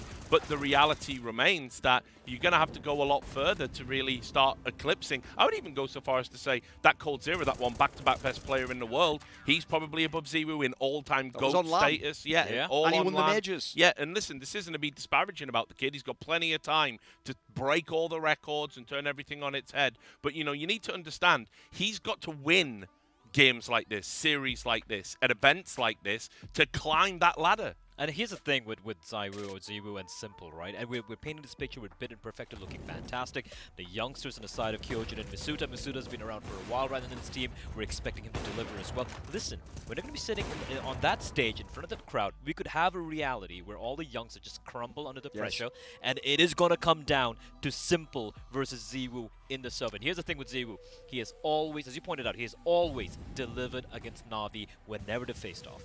Yeah, I think these two teams basically emulate each other. I mean, in a way, it's two star hoppers, Simple ZywOo, two entry fragging IGLs with Boomich and Apex, two experienced riflers, mostly on the side of the map in Shox and Electronic. Right, and then kind of second-year rookies with Perfecto and Misuta, and first-year rookies with Kyojin and Bit. Yeah, and sure, and that's the difference. And that's right the conversation at the very end, is the fact that Kyojin and Bit, I mean, that's just night and day. Really, it's insane how, since ZywOo, we haven't had a rookie this impressive as Bit. ZywOo won the Player of the Year, and with Misuta and Perfecto, you can argue Misuta has more potential and more room to be an actual star of the team, but Perfecto is better executing his role, which is, you know, more supportive in Na'Vi. And by the way, I want to take that point there. The reason why it's unfair to make it like, oh, is ZywOo the GOAT? Like, he's only 3 years into his professional career. It's a ridiculous conversation to have, isn't it? How are we taking I mean, all time, exactly. But I will say this, the fact that he does start to enter the conversation just shows how exceptional he's been in the first 3 years, though. Like, the fact that you even bring him up and then discount him, that's legitimate. That's a massive compliment right there. Here's their head-to-head record, and you can see, you know, we're not exaggerating, guys, when we talk about how explosive it is when these two guys match up against each other. I'm telling you, you're in for a treat. But just look at the razor-thin margins. It's a mirror match. Yeah, it's, you know, and look, I've heard so many arguments about, you know, in previous years, no, ZywOo definitely was better than Simple. I didn't feel that back then. It was 1A, 1B, right? Yeah, but I could see the argument. Sure. I could see the argument. And probably the only thing that was the difference was the region lock, so arguably Simple played some lesser opposition in the CIS region. Well, it turns out actually, this year it turns out he didn't, CIS right? Is the strongest. We didn't know at the time, but I always, when it comes to these two, I love what Anders said one time about them, is like, you know, you look at ZywOo and the way he plays in his decision making, like he gives you the perfect answers to the test, right? And with Simple, he gives you answers that you didn't even know that were an option, right? He just thinks outside the box. He just does unreal things time and time again. How many clutches do we see where it's like he's going for it and then somehow he makes it happen? He's just so ahead of everyone else in those situations. It's a classic example of you have a new kid coming in. I want to become a professional Counter-Strike player. I want to be a good Counter-Strike player. Whose demos do I watch? You watch ZywOo's. You watch and learn from him because you can't replicate Simple. The guy's a magician. Yeah, I always say with Simple, it's like I used to watch him like a lot of us 4 or 5 years ago and going, too aggressive there, or did he have the proper crosshair? He definitely was. I learned now, sometimes when he does a crazy play now, that means I just need to get my theory level up a level. Because this guy, look how often it works. The efficacy is off the charts. Yeah, I mean, you know, and he's been like that. I mean, you probably could have made, again, a compelling argument back in the Team Liquid days when he was a little bit more of a rough diamond. Now, this guy does what he wants on the server, and 9 times out of 10 it works. But I also agree, he's going to be running into the incredible game sense of ZywOo. I do feel if there's one area that ZywOo might be a little bit ahead of, it's sort of his composure and his overall reading of the game. But like you said, this is a mirror matchup between two phenomenally talented players. Here's the thing, though. If you ever go on that tab on HLTV.org and you click Majors, Simple, by the way, hasn't won one. He's the best player to ever play the Majors. Go and look. He is unbelievable every single major. ZywOo barely has played any Majors. This is his 3rd one. He has, obviously, 2nd time in the playoffs. Hasn't gone deep. Simple was going to finals, semi-finals. So that's one area where, as you said, if you want to climb that ladder and you want to be in a real conversation for GOAT, you better do the things this man's done. Well, we're going to get a temperature check on how the teams are feeling. We got FURIA on the stage. Na'Vi and Vitality ready to walk out. Let's check it out. Thank you very much, gentlemen. Yes, what a way to be rounding off our last quarterfinal here in Stockholm. This isn't just a story of 2 sides. This is a story of 2 players. On the CIS side of things, one of the greatest players to ever touch Counter-Strike. More MVPs, more victories than I even dare count. But one thing missing from that trophy cabinet, the coveted major title. It's Simple and Na'Vi to enter the arena.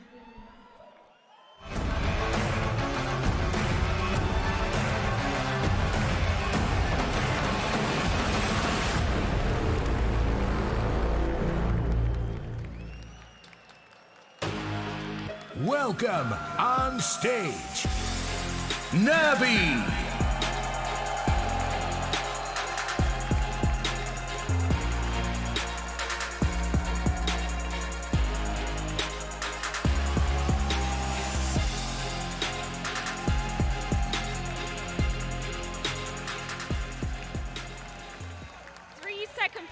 wishes for the Na'Vi side. They will undoubtedly be ravenous to be lifting the major trophy here. But on the other side of the server, we have a man who has been crowned 2-time best player in the row, back to back. And another player who is hungry to claim his own major crown. It's ZywOo and Vitality.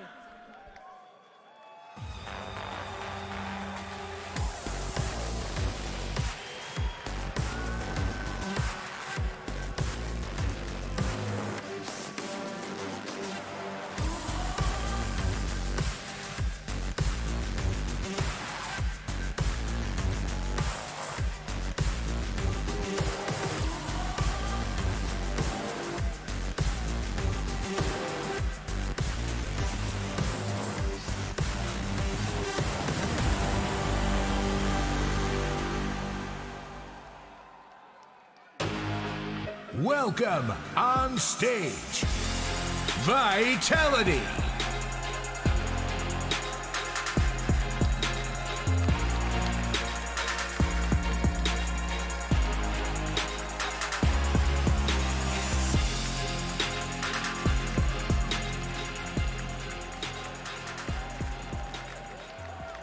Two stars are ready to be colliding in this series. It will mean destruction for one of these two teams. The crowd are going absolutely nuts for both sides of the equation as well. But we do want to invite two representatives, one from each team, to come up and have a few words before this game kicks off. I do believe we have a Shox joining us from the Vitality side, and of course, Simple joining us from the side of Na'Vi. Shox, I want to start off with you first, because this is a hugely momentous occasion for you coming back up onto this major stage for the 16th time you've reached the top 16. Can you tell me what that means to you?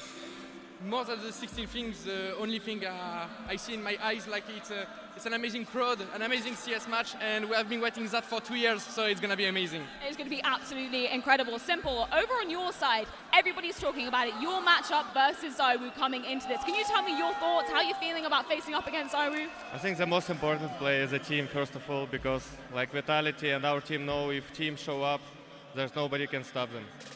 And in terms of your experience, Shox, as well, of course, making it to the top 16 times, but you've also got some rookies on the squad as well. You've got Kirjin, Masuta making their LAN debut on the big stage. Can you tell me how you've been helping them, been giving them any tips for kind of coping with the crowd? You have a lot of things to say about it, but I guess the principal things is just to tell them just to enjoy the moment, because it's a really human life experience that we are really lucky to have. So just enjoy it and enjoy all the men who are there for CS. You have so many fans out here full force supporting you. Of course, so do you on the other side of the server, Simple. I want to ask as well, we're going up against a Vitality who in 2021, Na'Vi have beaten every single time they face them. So what are your thoughts coming up against them today? Any particular dangers you're looking out for? Are you feeling confident? No, I don't like to do predictions, but every time we play against Vitality, they're showing great games. So good luck to them, and let's see who's better team gonna win. Any final words for the crowd, for the fans that have come out to support you? Yeah, just cheer for your favorite team, guys. That's what we love to hear. Thank you so much, Simple. Shox. We'll shake hands before we're getting into this one. Of course, so much to be breaking down, and a hype matchup coming into this one as well. And we want to toss it back over to Richard and the guys on the desk.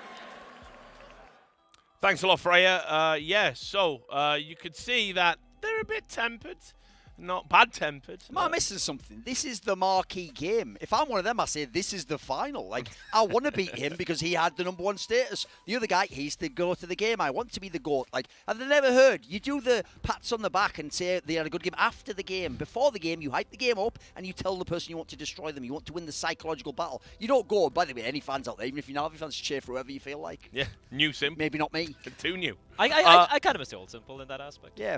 Well, we'll have a look at the veto and see what we're going to get here. I have a feeling some history might repeat itself. Let's have a look. This is wild because if you know earlier, especially with the old map pool, people used to love picking Dust 2 into Na'Vi, and Na'Vi won way too many of them. Meanwhile, Na'Vi, I think the map record is something like 16 now. They are on a streak on Nuke. They do not lose on this map, and it isn't a map that Vitality like. But luckily, we get the classic. I'm hoping we can get 3 hits. If we get Dust 2 and Mirage, that is almost guaranteed. Simple versus ZywOo, a lot of fun. The only problem is, if you go and look, There's no overpass in this equation. That was one of the other ones you could potentially have gone for. Yeah. Vitality, by the way, actually that's one of the maps that they win against Na'Vi all the time, but they've gone with the Dust 2 one. So let's do the classic one. Let's rewind the tape again. What, do you like a Dust 2 pick in a best of 3 series, guys? I don't, but here's the thing with Vitality. It feels like that's the only map where they've looked seemingly decent. Yeah, I think that's about this tournament, Blair, because it's when only you this saw them tournament. play it, that's the only map they really battered opponents. And also that's the only map where Ziwu has just been almost unplayable at times. Yeah. So just relying on the Ziwu factor, that's the fact that he feels very comfortable on Dust 2. But again, I agree with you. It's never a map I personally would go for as a first pick, but when you don't really have too many options, what can you do? Well, talking about that Pro League final, this was Navi's first pick out of the 5-map series, right? And tells you how much the tables have turned for Vitality. For me, this is a bit of a surprise. I would have thought they were going to go the Inferno route, really more team-oriented, right? Maybe focus on that a little bit, but perhaps they have something in store for Dust 2. This new change for people who are maybe new to the cast, you know, with the Suicide and the double door area, right? Yeah, so now the aggression towards lower B, the aggression towards mid, it's way more prominent on the map, and it changes the dynamic of the map completely for the T's. A lot more slow paced if you don't have the long spawn. You have to clear all those positions step by step, and that's maybe where Vitality thinks with some aggressive plays they could pick apart Navi's default. By the way, Dust 2 for Na'Vi, it's only a 50% win rate, but it's a very small sample size. And quite frankly, that's because they're in a world now where they just pick Nuke every time it's available. They win it all the time. So it's just a map they've moved away from. And let's be real, with these fraggers on Na'Vi, it's always going to be tough to pick. And Nuke they won 10 in a row in the last 3 months. They won 18. Didn't they have another crazy streak before that streak? Yeah, they won 18 of their last 19, basically. On the map. Listen, Na'Vi have won 18 out of the last 19 games they've played. Yeah, it's ludicrous. Yeah. So yeah, Nuke, I mean, is lurking there as the Na'Vi pick. You know, I mean, Vitality, they're not. I know, just relaxing, of course. JDM-ing it up, of course. Yeah, why not? But listen, here for Vitality, if we're going to give a silver lining for Vitality, right? Not only that, but also they made the playoffs with this team. They're under a lot of stress, probably, and pressure. You wouldn't believe it. Look at the screen. And Looks like Andy Margarita. I guess this is what Shock said when he thought, like, you know, enjoyed the moment. But Apex, you're not a rookie anymore. Doesn't matter. But I think this is actually very important to see him this chill, because, you know, if they can be tempered in the game as well and just not worry about anything, like make the rookies relax. Kyojin is mechanically incredibly skilled, right? He's playing those anchor positions and so on. If he can kind of get into the game a little bit, that's all you want from him in a game like this, right? You don't expect any mad clutches, any crazy mid-round. Just like when people come to your area of the map, kill at least one and survive, or kill two and die. Simple stuff. But here's the thing with Apex I want to point out as well. The one thing I've noticed in his demeanor, let's be real, he's one of the most... He's one of the guys where all the cameras want to be on him all the time because of how emotive he is. But one thing I noticed in this comeback train they've had in the Legend stage from almost getting eliminated, even when they win some of these closed rounds, some lose a couple of maps here and there, he hasn't really been too overly emotional. He's been very controlled, very reined in overall, just waiting till they get the match number of 16 in regulation to get the win, and then like, yeah, hell yeah, we win the map, right? It is a different Apex we're seeing over here. I think that's a good sign. Yeah, I think it was only really when he won the 1v3 to kind of keep them in it that he really went more. I'd also say I'm not entirely sure I believe that he really is just chilling backline. I think if you had that on his face right now, inside it's like, my tears gone cold, I wonder why. He's just thinking of RPK, NBK, Alex, like, I'd rather have some of them than some of these rookies that haven't done it yet, mate. Well, we'll wait and see. Sometimes you get forged in the fires. Also, never do that again. But anyway, we are going to get into the game. So, in a time where so many people were labelled as onliners, sometimes that applied to casters too, making their stadium debut. It is Sponge and Machine. Wow, yeah, it's real. It's real life, Chad. This is real life. What an honor. And this game happens just once. Na'Vi Vitality, Stockholm 2021. Stockholm, are you awake? Are you ready? I can't even hear you. Are you ready? I think that's a yes, Chad. Yeah, they sound ready. God to the game, about to take to the server here. The fact that we get Simple versus Zywood, two of the absolute best players to ever touch Counter-Strike. Everybody here at the arena is getting to witness that now at the return to LAN in a quarterfinal. This is going to bang. Yeah, like I said, does not happen again. Both of the players in the form of their lives, the highest of stakes, a 2-year hiatus from this level of play. And it's happening today. Never mind today, it's happening right now. All 10 bums in seats, arena full. Do we have any Na'Vi fans in the house tonight?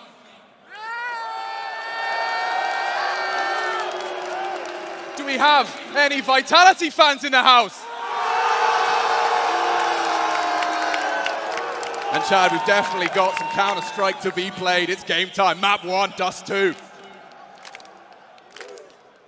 Julie's out here on the pistol, a fan favorite now. Electronic into those. Some flashes and a HE for the mix. A kit on Perfecto as Vitality making their way swiftly over towards Long. Boomich on the other side to receive. Lots of action onto Boomich. He gives up, forgoes the position, a lot to occupy. This is Na'Vi strat against him, straight in, all on the commit, and Boomich looking for heads. Car cleared.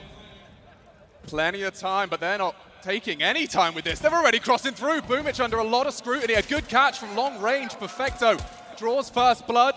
The nade looks well placed. Masuta punching in the digits. Half health to work with. Full Na'Vi squad for this retake. Apex is getting cheeky with it. They're coming through short here. Boomich is the only one through CT spawn. There's flashes for this, but Apex is on the flank. Keep your eyes on Apex late here. He has the timing perfect. Backs are turned. The stalk. Apex Predator. First round. Topping heads. And first is found and more from Masuta. They're so low, Chad. This falls apart. Only Simple. Tested now. Light on time. And that's the end of that. French take first round. Huge from Apex there. Heads up Counter-Strike. It was too quiet for too long, and the flank from the in-game leader comes into play. Nice little nugget for everybody at home. Na'Vi and Dust 2 right now. The map's been updated. They haven't played it since the update. This is the first time we'll be taking a look at how they approach the map. And we saw them get Electronic into lower dark on that pistol here. The force by back, of course, coming into play. Simple into a scout. Pistols upgraded for the rest. Some light util and some nades here.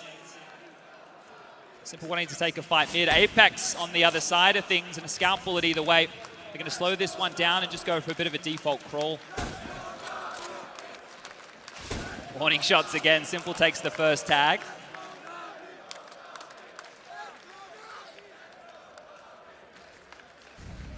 Apex loves his scout, but he's up against Simple this time. Humbled down to 22. Will have to be more cautious. Bit potentially baited in, but the French are in no rush. Ooh. There's a tag back. It's looking like the French are posturing towards Long here. You've got Electronic and Boomich to lock this down. So if they want to test the water, this crossfire is going to be very difficult to get through. You've got the CZ, Dirty smoke coming in hot. The ZywOo special here, the hinge smoke towards mid doors. It's going to obscure the vision. Might change the plan here of the French. He actually just took the scout to throw that. And he's flubbed it. Ah, dear. All right, well, bit of vision there. And they are turning towards Long. This is all on Boomich Electronic. Simple's here as well. 3 players for Na'Vi. They're in the right place. Can they hit the right shots? Down goes the first. And a second out of the CZ. Oh, this hurts. Bomb lost. Na'Vi on the force by back are making them sweat. Juggling the weapons. A potent mixture now. AK falls into enemy hands, and Apex and Shock's up against it. Perfecto's got him booked. Crispy one out of the dig. And this one falls apart, Chad. Only Shocks, and that'll do nicely. That's what we want to see from Bit. The headshots in early here, and Na'Vi responds.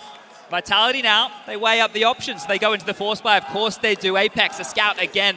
Tech 9's in the hands of 2. And this was beautiful. You could see this long play. They locked down the doors the entire round. They just waited and waited and waited, and they walked into the den. Oof. And yeah, this is going to be something. If Bit's on that form early, the force buy here straight out the gates. And the force buy wars are going to continue. Apex again wanting to take the battle, take the biff. Yeah, we've got a very interesting state of affairs already. Early Xbox smoke to imply aggression up the cap.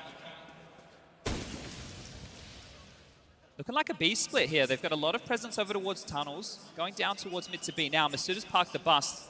Apex to oversee business, but there's enough US utility right now to go for a bit of a split here. They got 2 smokes, and they're going to be able to isolate Perfecto on Bit, so it's likely here they'll have to be standing up against a lot of members. Mid-util. Double smoke implies a B commit through mid. They're going A. It's a bit of a fake here. They're going up cat into Electronic. Deceived. He wants answers, but he's flashed off. That's a lot of damage. Ouch. And Shock's completely grey screen. Oh, they're booked. 3. Make it 4 through the smoke, Chad. They've just been massacred upon arrival. Just Masuda now, last man standing. He's found a bit of a gap here, but this one surely done now.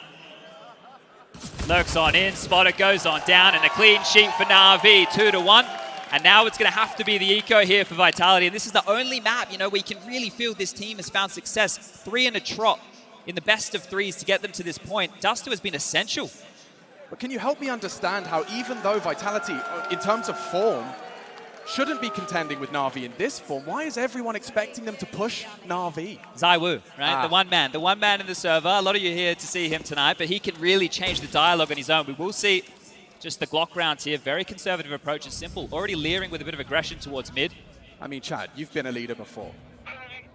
It takes some serious balls to sit your star player down as Apex and say, if you don't show up in this next game, we're out. Yeah, and it's going to be the case here again today. Na'Vi, everybody's favorite. Simple, taking a little bit of action now. Shooting gallery shouldn't be anything to write home about. Farming up some frags. Everyone puts their name in the feed, and it is just Shoxy. The last to fall. Na'Vi 3, Vitality 1. It's time for some guns, and they've still got that AK.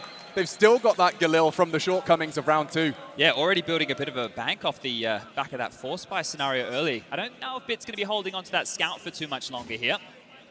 Upgrades integral, but Simple will. So they're just going to manage their weaponry here. The AKs are out for the French. Spawn's not looking great. ZywOo's going to go on for long, but looks like the lion's share of the force is over towards the B side of things early. Xbox smoke in the air. No lower tunnels presence, but Bit just scouting out mid, seeing what's around, looking under the smoke, and nade on through. They want to push, but it's not early. He's looking for answers. And look at that smoke suffocating ZywOo. He will just have to acknowledge it and wait for it to fade. Aggression again implied. Flashed off, taking a look. They're getting answers here. Risky business, though. Just trying to destabilize this default early. Apex and ZywOo to pressure mid here. Steps will be heard going up towards short. And Electronic is the man to deal with that again, but it's looking very likely to be a B finish. Warning shots through. Apex selling a fake, flashed off, and drops back.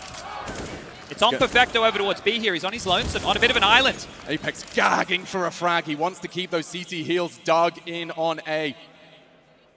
And the crowd falls silent in anticipation. We still have 10 hearts beating into our 5th round of play. So persistent. It has to be B. They're just so committed. And Perfecto, he's tucked on in. He has to be baited for Bit here. They can lock this down, the two of them. Free aims, not bad. Masuta, he's never felt an atmosphere like this. And it's Perfecto, just the one. B-side open. And Na'Vi may have to swallow their pride. Sometimes it's as simple as that. Yeah, they got lots of cash here, right? There's still plenty of money to spend in the next round of play, but conservative early. Conservative early from Na'Vi here, not wanting to risk anything. All three burrowing down towards long. Apex on the prow is going to hear some of these steps from short. And they know they've won the round. Vitality bounced back. That's the first gun round here. And they handle it. It wasn't a whole lot other than Apex taking a lot of map control. Forcing the fake. And we'll call that 3-2. Simple scenes. But that's a good indication right there. We're learning from Na'Vi early, right? We've seen them. Whoop, Electronic caught mid-air. There you go. Apex finding something. Don't need to push the issue here, but he will. And Simple greets him with a smile and a headshot. So it's clear that Na'Vi want to play aggressive, right, on that CT side. You just saw from Bit getting flashed in, the two of them. We're starting to see what their game plan is. And the thing is, they can tailor-make this right now to what they've seen from Vitality. Vitality have had to play this map a lot. It's been a staple for them. It's something that they've had to show a lot of face on. To get to this point, Vitality played 11 maps. Na'Vi played, what, 4, right? That's a comparison where one team's had to go through the paces, the others just had an easy day at the office. But the guns are out now, and Simple's into that big green. Taking a fight in mid. No ZywOo AWP on the other side here, so a lot of room for Simple to work with this, but it is back towards the tunnels with 3 again. The deep mid smoke, constant pressure, Bit lingering around again, and he goes on down. Huge from ZywOo. Oh, that's a big opener. Bit forced to watch as this could be another round for Vitality. Building upon the advantage. Simple responsible for a whole lot now in the absence of Bit. He has to hold mid doors. Trying to pluck Masuta from the pack. Pins are heard. It's a battle for information. It's all on Perfecto here. They're coming in. They're knocking on his door. Perfecto, a lot of pressure, and bullets now find him. Again, Na'Vi caught out, and they want to make this hurt. Apex, pressure onto Boomich on the save. Simple will bodyguard, but this is a game within the game. They just want to hold on to their weapons. ZywOo, he's aware. And long doors, his attention drawn. If we take inventory early here, right, we were just talking about Na'Vi wanting to be a little bit aggressive, but the same with Vitality. It's been very heavy towards B. They're playing these rotations well, and that opening kill definitely helps. Quite a simple approach here. Focusing in on Perfecto's bomb site, who right now still has 5 kills to his name. Pretty even spread right here for Na'Vi early. and just locking this one down. That smoke confirms. So I was going to communicate that across. And if Vitality want to have a bit of a hunt, well, they don't have much time to do so. 10 seconds remaining on that bomb. I'm going to be tying things up here. 3-3. So default spread really just playing off for Vitality. And it did, right? It did throughout the group stage. Keeping it simple, stupid, and pushing Na'Vi early here. Yeah, Vitality are not one to overcomplicate things. They don't have great long spawns here either. There we go. It's been so good to see how many people with these different flags. I mean, we really are universal and global. And so many committing such long travels to be a part of Counter-Strike history. 2 years we waited. And that's a chance on the cross. Big tag there.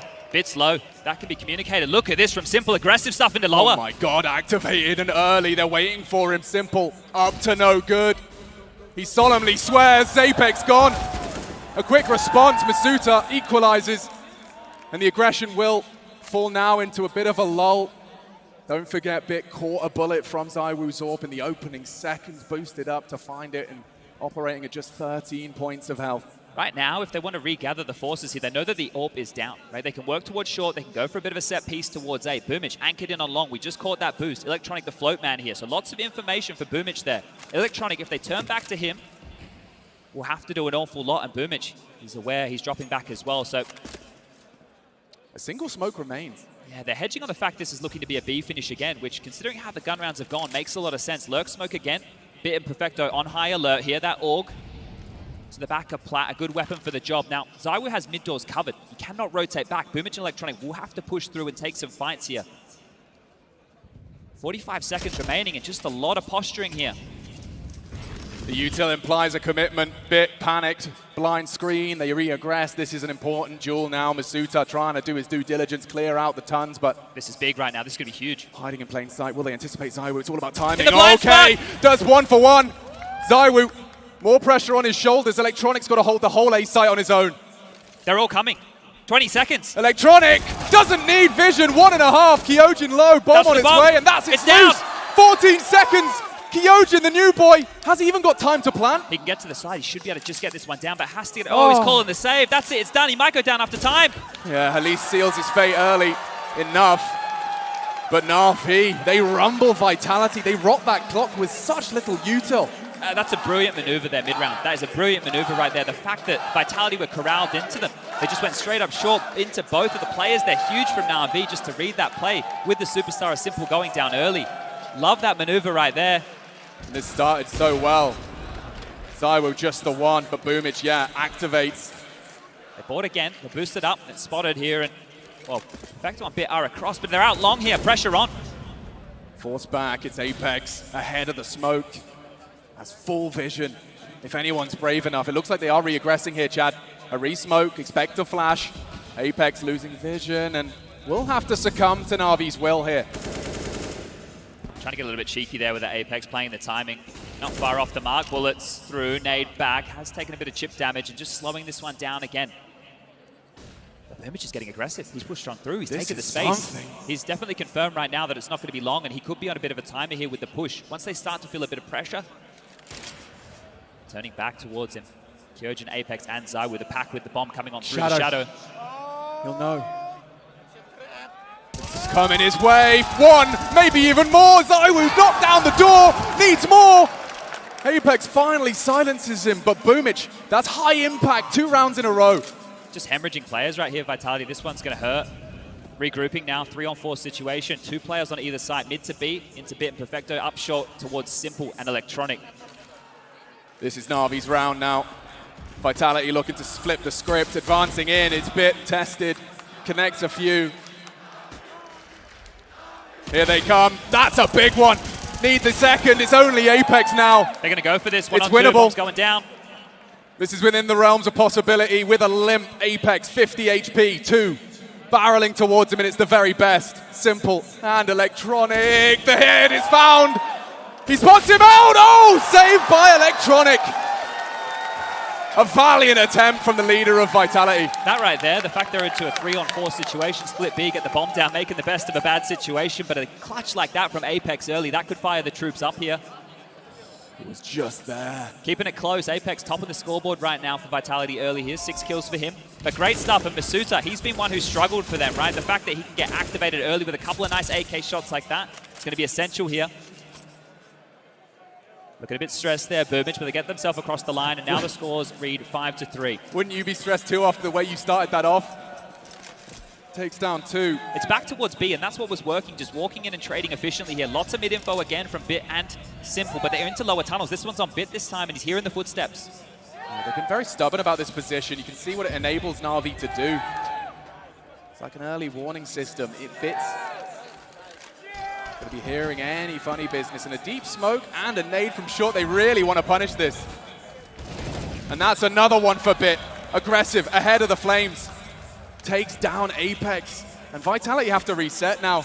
Their plans have been foiled. You can see here, they've gone quite a heavy investment right now.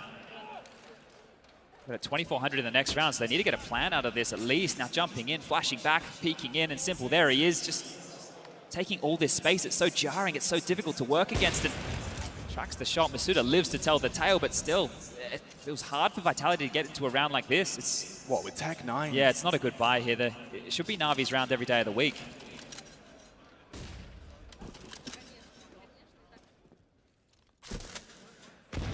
Oh. Well, here they come. They're coming to Electronic. He's towards the ramp. Bit's going to be able to contribute from CT spawn here, but there's not many nades for this. It's just going to be bullets. Yeah, those nades are now sailing through the sky. Not much more where that came from. A counter flash is well placed. Shox turns it. It's up to Electronic already.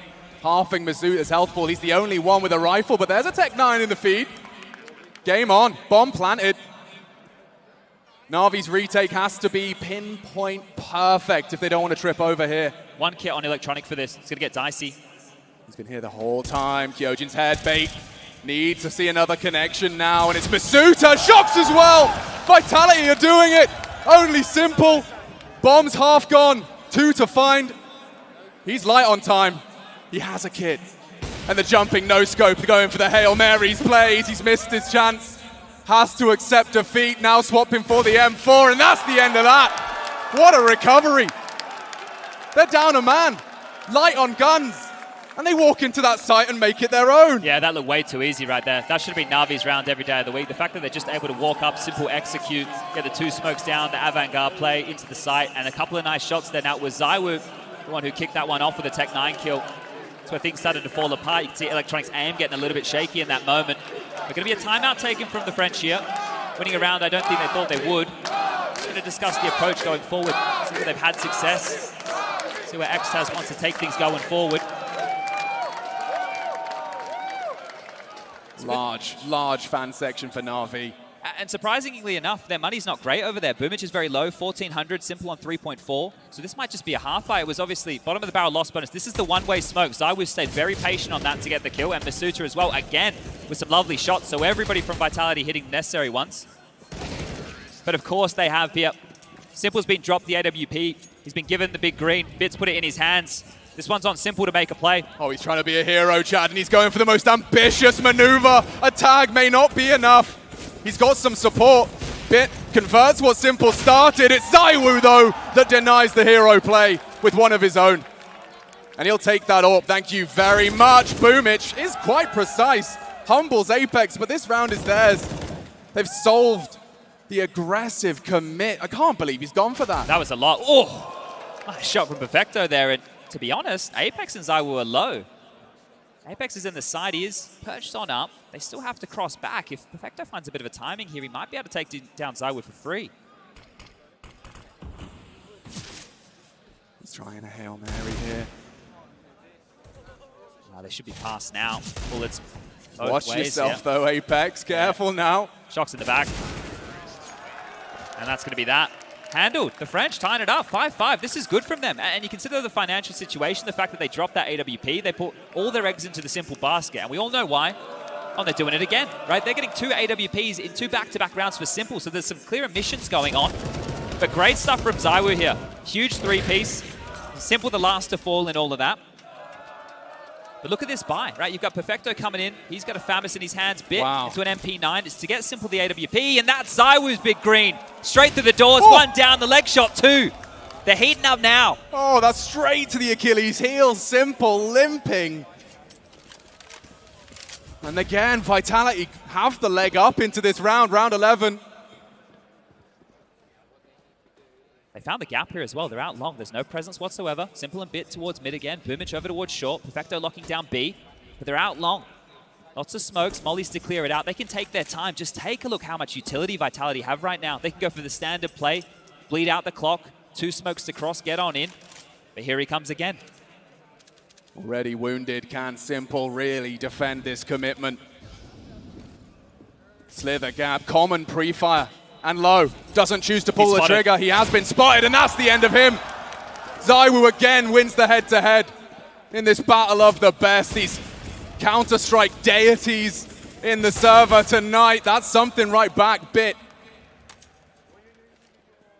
We've never seen a rookie like Bit before. In fact, maybe one exception, and that's ZywOo. Up to now, Perfecto and him. There's kit for this. They can actually go for this retake right now. Bit's close enough. He can get all the info. Perfecto coming up short. Apex is disconnected from the pack. Completely isolated. Masuta has a lot of pressure on his shoulders. Util drop. That's going to slow him down. One in response, though. Bomb. Half tick. Pressure mounting now. Kit on Perfecto. They're saving the orb. They're getting out. Oh, and that's the end of that. Didn't want anything to do with that. Waving the white flag. Yeah, they really had a good crack at that, right? You consider the fact that we can see Masuda, he's almost half HP. The positioning wasn't too bad. The kit was in the mix. There's a real chance for that, but both teams walking away with the orbs for their superstars here. And Vitality going to take the lead. So they're just grinding out these rounds now. Na'Vi with a couple of curious financial decisions in the last few. But their loss bonus has started to build now. We're looking at 2,900 in the next. If they take a save right now, right? If they just keep this AK, if they give the AWP over towards Simple, they take a save, they'll be able to buy in the next round regardless. So need to consider their finances going forward here.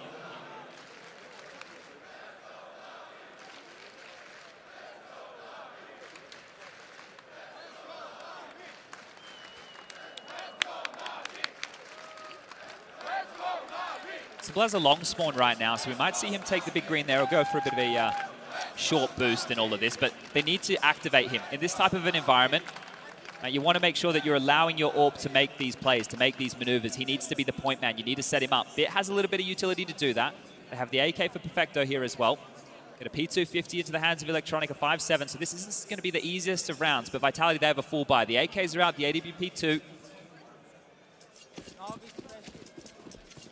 Big round, conservative, hoping that those save rifles can do enough to rumble Vitality, or this is 7 every day of the week. Early info here. Boomich has basically confirmed that. Just with these early presence, they're out. Simple calling top mid clear. Bit also patrolling, and then just walking up on a bit of a pace here. This is quick. Yeah, it's going to be real quick. They're going to explode into Boomich and Electronic here. They don't have the weapons for this. A P250, a USP. Surely they will find the opener. Confidence booster for Kyojin, but it is Simple's open already. He's put the rookie down, tucked him in tight, looking for more as the bomb does go down. They might just look for a second bite of the cherry here. Yeah, they're clearing a path right now for Simple to save again, so thought they might just clear out the lurk, make sure nobody's home, and then have a crack for this, but again, just retaining that AWP. And finally, in the next round of play, we will see Na'Vi with a full buy, right? These last stretch of 3 rounds, it hasn't been eidetic. They haven't been looking for something perfect. They've been hoping they could get it done with the individuals alone. Ooh, scary. There's a hunt on. Surely Shox calls it here. Calls it quits. A bit of pressure. Yeah, you don't want to give that AK over, right? Perfecto not too far away. Oh, he is stubborn. An important save. If he peeks his head out again, Simple's far too well trained for that. Okay. We heard in his interview, Chad, he was talking about the tiniest details, how if he's not on his A game, if he doesn't notice something, he doesn't make that call, doesn't make that hero play, jumping over to stairs in his example, yes, he still has that mindset that it hinges on him. Fair enough here. It's been 4 in a row right now from Vitality, so really starting to come alive on their map pick here. Needs to be a change in pace. I would boost it again. Oh, and before the smoke, they cross, so they are across. Might be some pace here. It's the 3-man dark play. Gap in the smoke. Simple's called that. pressure through lower. Simple is isolated here. 7 is a great haul. But look how isolated Simple is on Cat. Yeah, and he tries his flick, tries to work his magic, but already first blood is found. That's Bit. They know he's a B defender. Oh, and they're rocking to isolate. Only Perfecto locked out from the squad, but Vitality happy to slow things down. They regroup. A good read here from Na'Vi. They're in the right place to receive them. A lot of that would have been heard. This one might just stall out here for a minute. Shox has actually gone back to long to take some space. You can see him clearing the corners. Simple over towards Car. Boomich up towards the site. They're smoking. They're going. Oh, Boomich is taking a gamble here. Will he be checked on the boosted box? It's a rare one, and he has fallen. A-site defended by one man. Not anymore. Shox takes down Simple, and again, Na'Vi crumble. Electronic seems to disagree. The bomb plant will put ZywOo out of action. Kyojin to babysit. He's not got the health for this. And Electronic caught, will finish off the job. All onto ZywOo. 1 versus 2. Ready to strike. They pair up. He can only fire 1 bullet. There's 2 of us. And he is isolated. Good recovery out of Na'Vi. The fact that ZywOo doesn't even get a chance to fire a bullet there, right? Very stifling approach there from Na'Vi in a round where Shox felt like the round-winning flank. He comes out. Simple's not looking. He goes down. But great stuff from Electronic there. Oh, and that round alone, Chad, is a reminder that this will not be an open and shut case. Not going to be easy right now for Na'Vi to close out this half, right? The fact that they've lost quite a few casualties again. They're looking to bring out the double orbs here, I believe. That's a bit of a change up here. We know Bit can be handy with it. Full gun round for both teams. They're starting to stabilize here. Boomich hasn't bought any armor just yet. There we go. He's going to get that one in. Thought he'd be leaving spawn without it. Quick mid doors. Yeah, this one. Looking to be a fast B play here. Now that's the change up, the double orb setup here. Bits over towards long. Perfecto, Simple, Electronic can deal with B. ZywOo might continue through that. Think he's thought better of it. Flames, nade, down to about half as they turn their attention to mid again. It's Simple's territory. He's got a little slither gap of info and decides he'd rather not. Safe passage guaranteed. Pressure now towards Bit, mixing it up, this double orb. Molotov'd out, sticks around as long as he can, and that's the shot, wow. Takes some balls to stick around in the Flames, Chad, and he has delivered what Na'Vi so desired. An opening kill. Now there are no double orbs around. Apex still wanting to stay a little bit deadly here, just keeping his presence known over towards short. We're a minute on the clock, Shox lurking towards tunnels. Lots of space here for Vitality to work with. But hedging towards B and Na'Vi, they still have 3 players posted, Electronic, Perfecto, and Simple. If they go towards A, it's not a bad call, and Bit's going to be tested here. They're lining up the smokes. They have enough to make this execute work. Can Bit really defend this site on his own? He hasn't got the aid of Boomich. Turning flashes, the shot's up.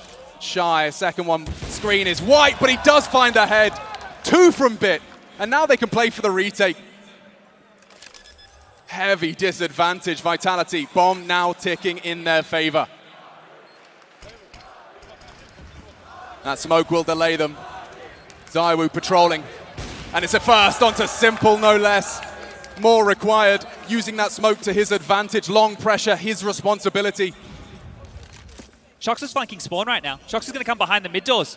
He can win the round. All on Shoxy, Electronics ready, and so are Na'Vi.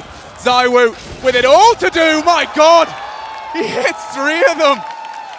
Just by sheer numbers, they managed to topple him, but that is a scary sign of things to come. I thought Shox had that 1-1, right? The fact that he's gone for that type of a flank right there with that pressure of an environment. You've already seen Na'Vi struggle in some of these retakes, especially against lower buys. That's what got this all started, was a lower buy. The Tech 9, yeah. But the Na'Vi fans are enjoying themselves here. 7-7.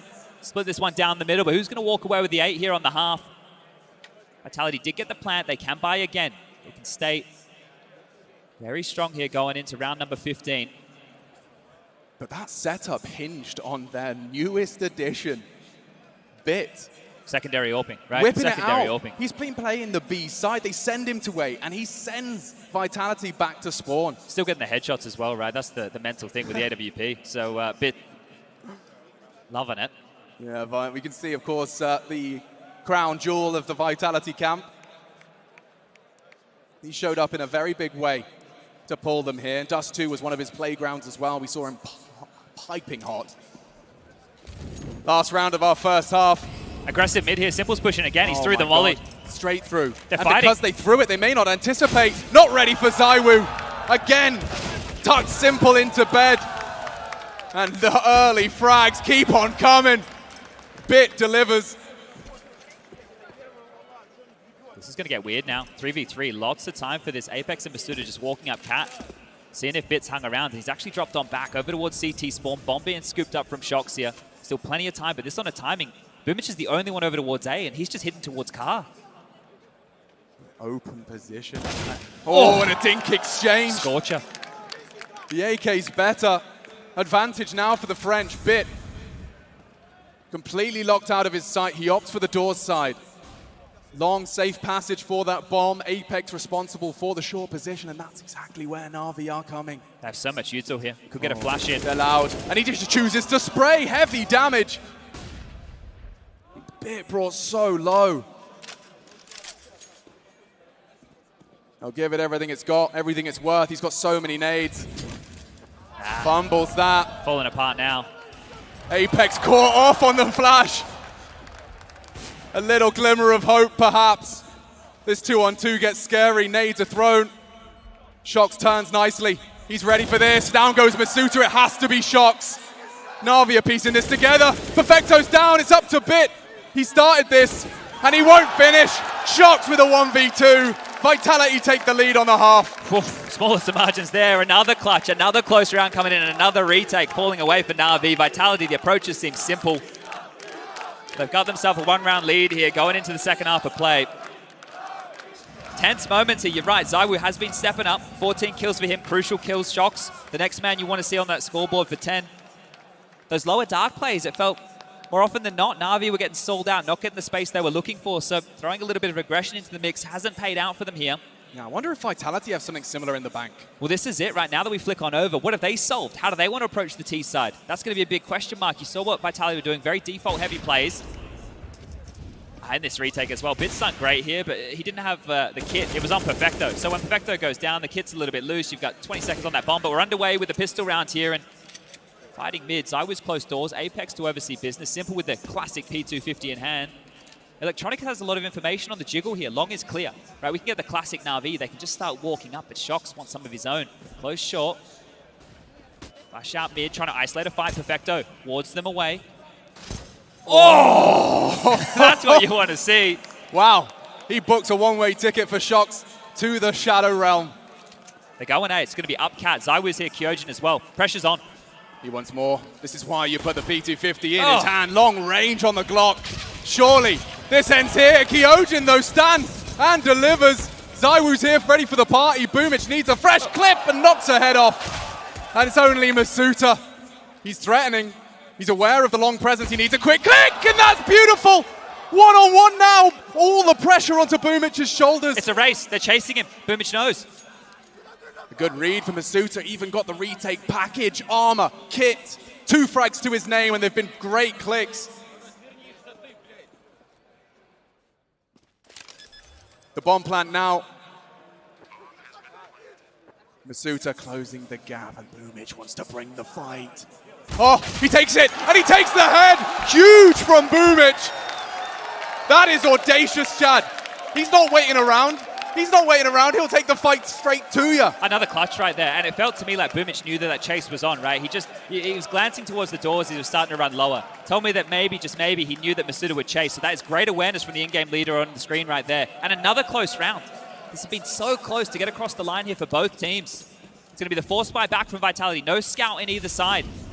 2 towards B, and well, that's where they're coming. 3 MAC-10s straight towards the B side. They're coming in quick. There is some serious pace to this. Shox and Masuda tested already. Good for it. Rotation's coming. This is going to be quick. That's the end of the first. It's all onto Masuda. They know where he is. Turns the flash. Pushing in and silenced. They're running in. ZywOo's through. He is through.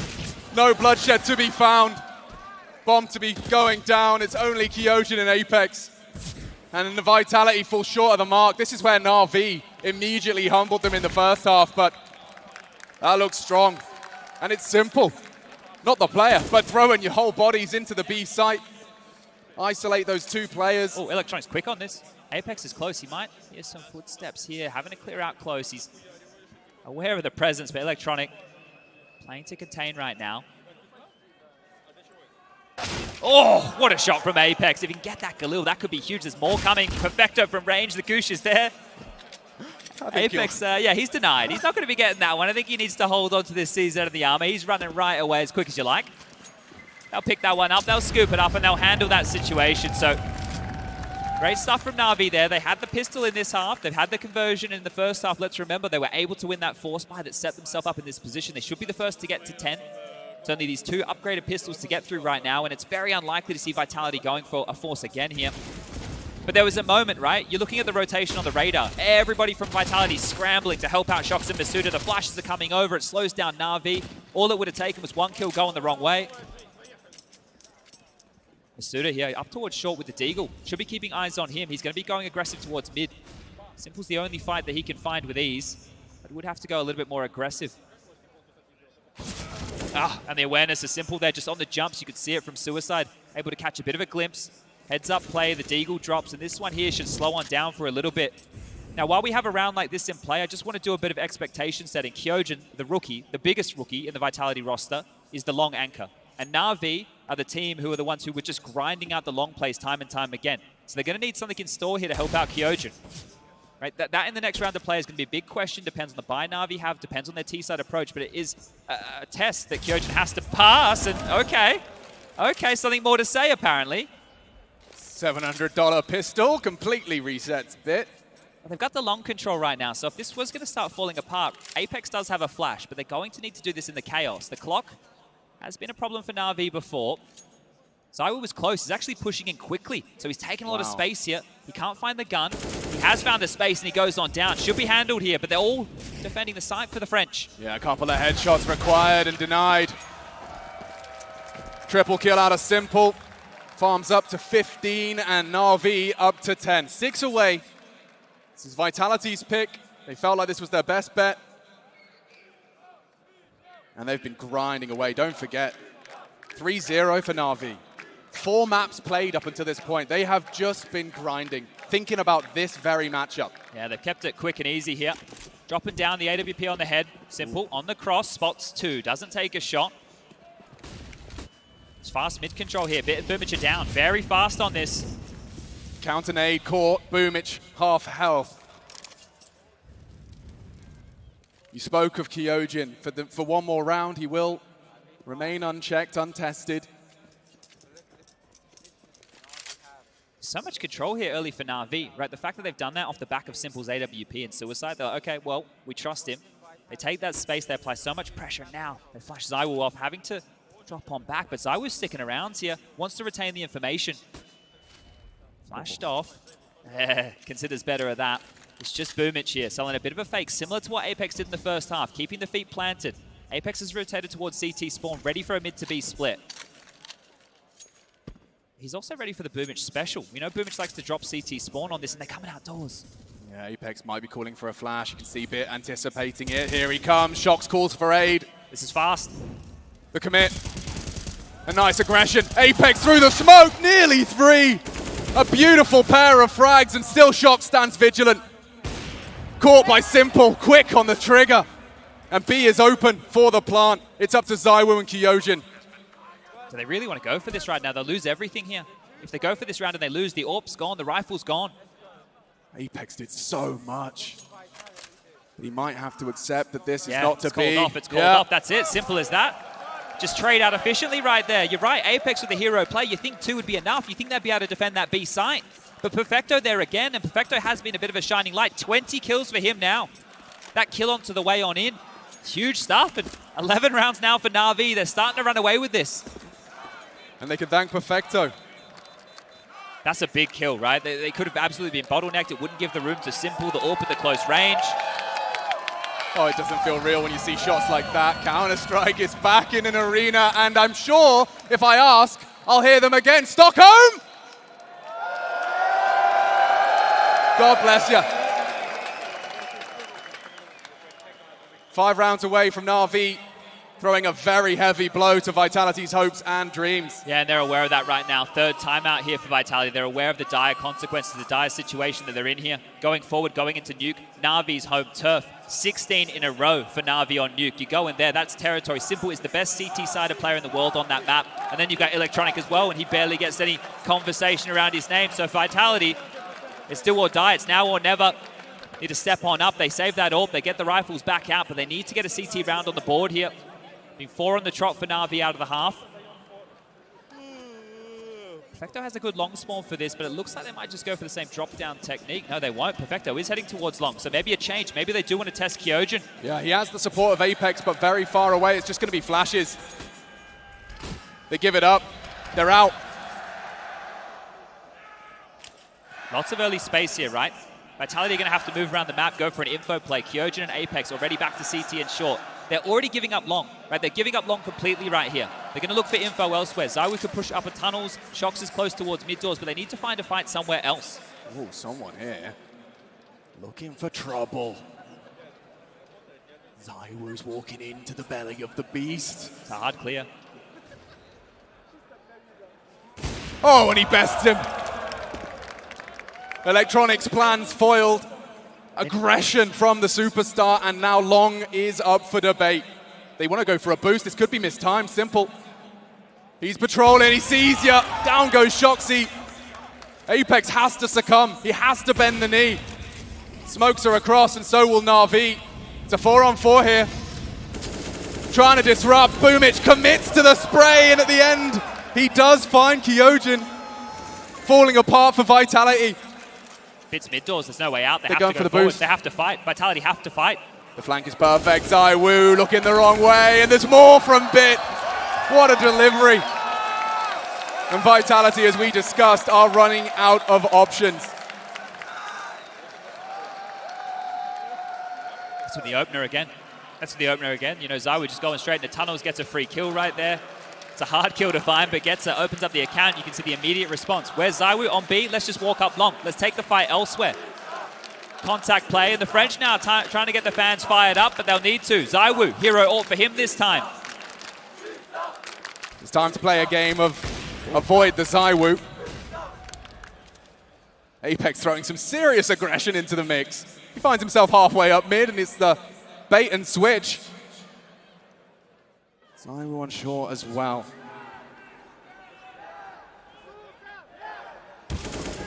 Okay, that's something. Bit walking funny after that one. It's going to be an upper push again here. Masuda and Shox are going to push into upper tunnels. They know the Bit's being tagged. They want to hunt him down where they can. Oh, he's caught. Perfect find. They finished what Apex started, and they only brought a real single rifle into this. They'll take the AK any day. This is shaping up nicely now. We've got some smokes, we've got a flash, we've got a good rotation here. 3 players currently over towards A, walking up long. It's the same as the last round here. Pressure and more damage inflicted. Electronic down to 28. This could still go wrong. Simple's done what he has to. More required. He's going to be overseeing this commitment. ZywOo under the smoke could have a line. Fine margins here as he does post another. Simple's a problem. Apex caught out. Vitality, they started strong again. It's only that recovered rifle now. And Na'Vi are in no rush. No rush at all.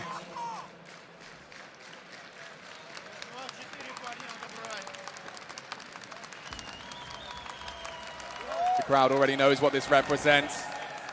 2 kills away from a 13th being secured. Nothing given. He'll have to be taken, and there you have it, 13.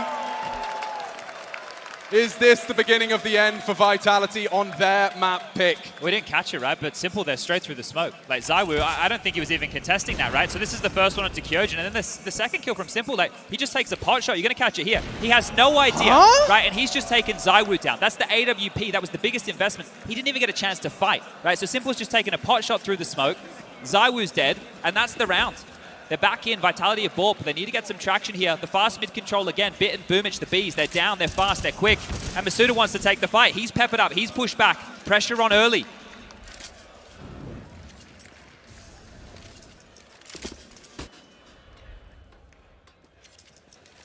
So much space again here for Na'Vi. They already have mid control, and those defensive Molotovs towards short let them know that it's likely they could push on in, but here he is. ZywOo flash forward, he takes the fire, he's spotted, and Bit gets him again. Another headshot, and it's falling apart now. Bit is so cool. Under this much pressure, never before seen. 6 rounds now in a row here on this T side. 3 more to close this one out in a 4-on-5. They need a hero moment. Somebody needs to step on up here. Apex, are you the man to do it? Oh, not today, because Bit is making a real splash here on the stage. Laser beam. Laser beam. This kid is sharp. He wants to keep taking the fights. Oi, oi, oi. Who's next? Yeah, he is to be feared. He is a prodigy. All right, well, only 2 to find here, and they know where 1 is. Bit's continuing the duel. Masuda goes down over towards Upper Dark, and with the last man in towards Pit, they can hunt, they can chase, they can take it away. There's enough money to do so. Boomich has 14k, he's not afraid. He wants the kill, and there he goes. Electronic finds that one too, and everybody from Vitality goes on down. They have no answers, Chad. Yeah, max loss bonus and what? Right, you can get the guns out, you can put the players in the right place, but they're not getting anything here. An 8-7 half, and now a 7-round run. This is cementing what I think a lot of people at home already knew. This is Na'Vi's major, right? They're coming in here in the quarterfinal. They're looking hot to trot. This is the only map that a lot of people thought Vitality could test them on. And remember, Nuke again, I'll say it one more time. Na'Vi have 16 in a row on Nuke at the moment, undefeated. 16 straight, and Vitality are going to have to do that one map down. Running out of chances, running out of funds. We are going to see a partial. Against a full board, near max money for Na'Vi. And understandably, the crowd in the black and yellow jersey find their voice. Really limited options here for the French as 15 looms. Gambling A, they're going to go hedge their bets towards long here. 4 players towards long, Shocks to lock down B here, and they're coming. Perfecto, out, top of the scoreboard, 22 and counting, and a spray for 3. Oh, and make it 4. That's beautiful. And that's a nail in the coffin. Nothing to contribute. Vitality haven't got a thing to say. Stack the right side, can't get anything done there at all. Just Shocks, the last man standing, the one disconnected from the pack. And when Perfecto's having a game like this, that's the supportive element of the team blowing you up. Running out long, knocking you down. 15-8. You're fearing the wrong name. Look at Shocks, he's going to have a look, he's going to have a crack, but so simple, running around the map, hunting for this one. They've left Electronic as the only man over towards the side. Look at them. They're just having fun right now. What on earth? Bomb's halfway ticked, right? If Shocks knew it was just Electronic over towards A, he might have a look, but nothing to be done here. He's been lured away. It's only a matter of time until he goes on down. Simple still just bunny hopping around the map. He doesn't care. Well, that's an embodiment of how good this feels for Na'Vi. That's 8 in a row. And down goes Shoxy for good measure. Dead silent. Na'Vi have issued a gag order to the French portion of the crowd. Look at this again. Look at this. This is the end. Oh, and 4th. Rack 'em up. He's feeling himself. Big smile, ear to ear. They know what this means. This was Vitality's pick. Their best bet, and they are doing nothing on the defense. Another tag. See you later. Indomitable. Right now, just pump the brakes here, Na'Vi. Take a breather, take a breath. They have to come to you. They have to take all the risks. They brought out their double orbs. The big red button, the panic button's been hit. Apex is close. Can he inspire them here with something? Do they really roll over? He's having a look. He's hanging around. You know, I think he's going to fight. He's been seen. Bit saw it. And he Barrel, sticks around. Barrel is spotted. Na'Vi are operating. They know exactly where you are. And down he goes. The first to fall. The leader has to watch this transpire. Brutality. Not a single point of damage inflicted. Na'Vi can go anywhere they want. Yeah, they're not messing around here. Back towards B, making the right play, the right call. There's just one man. It's Masuta this time on the site. M4 in hand. He was tagged through the door. If he goes down, this one's done. It's going to be a retake on B, and we know how hard it is to get back in. Boomich selling the fake again, keeping the feet planted, keeping them as far away from Masuda as possible.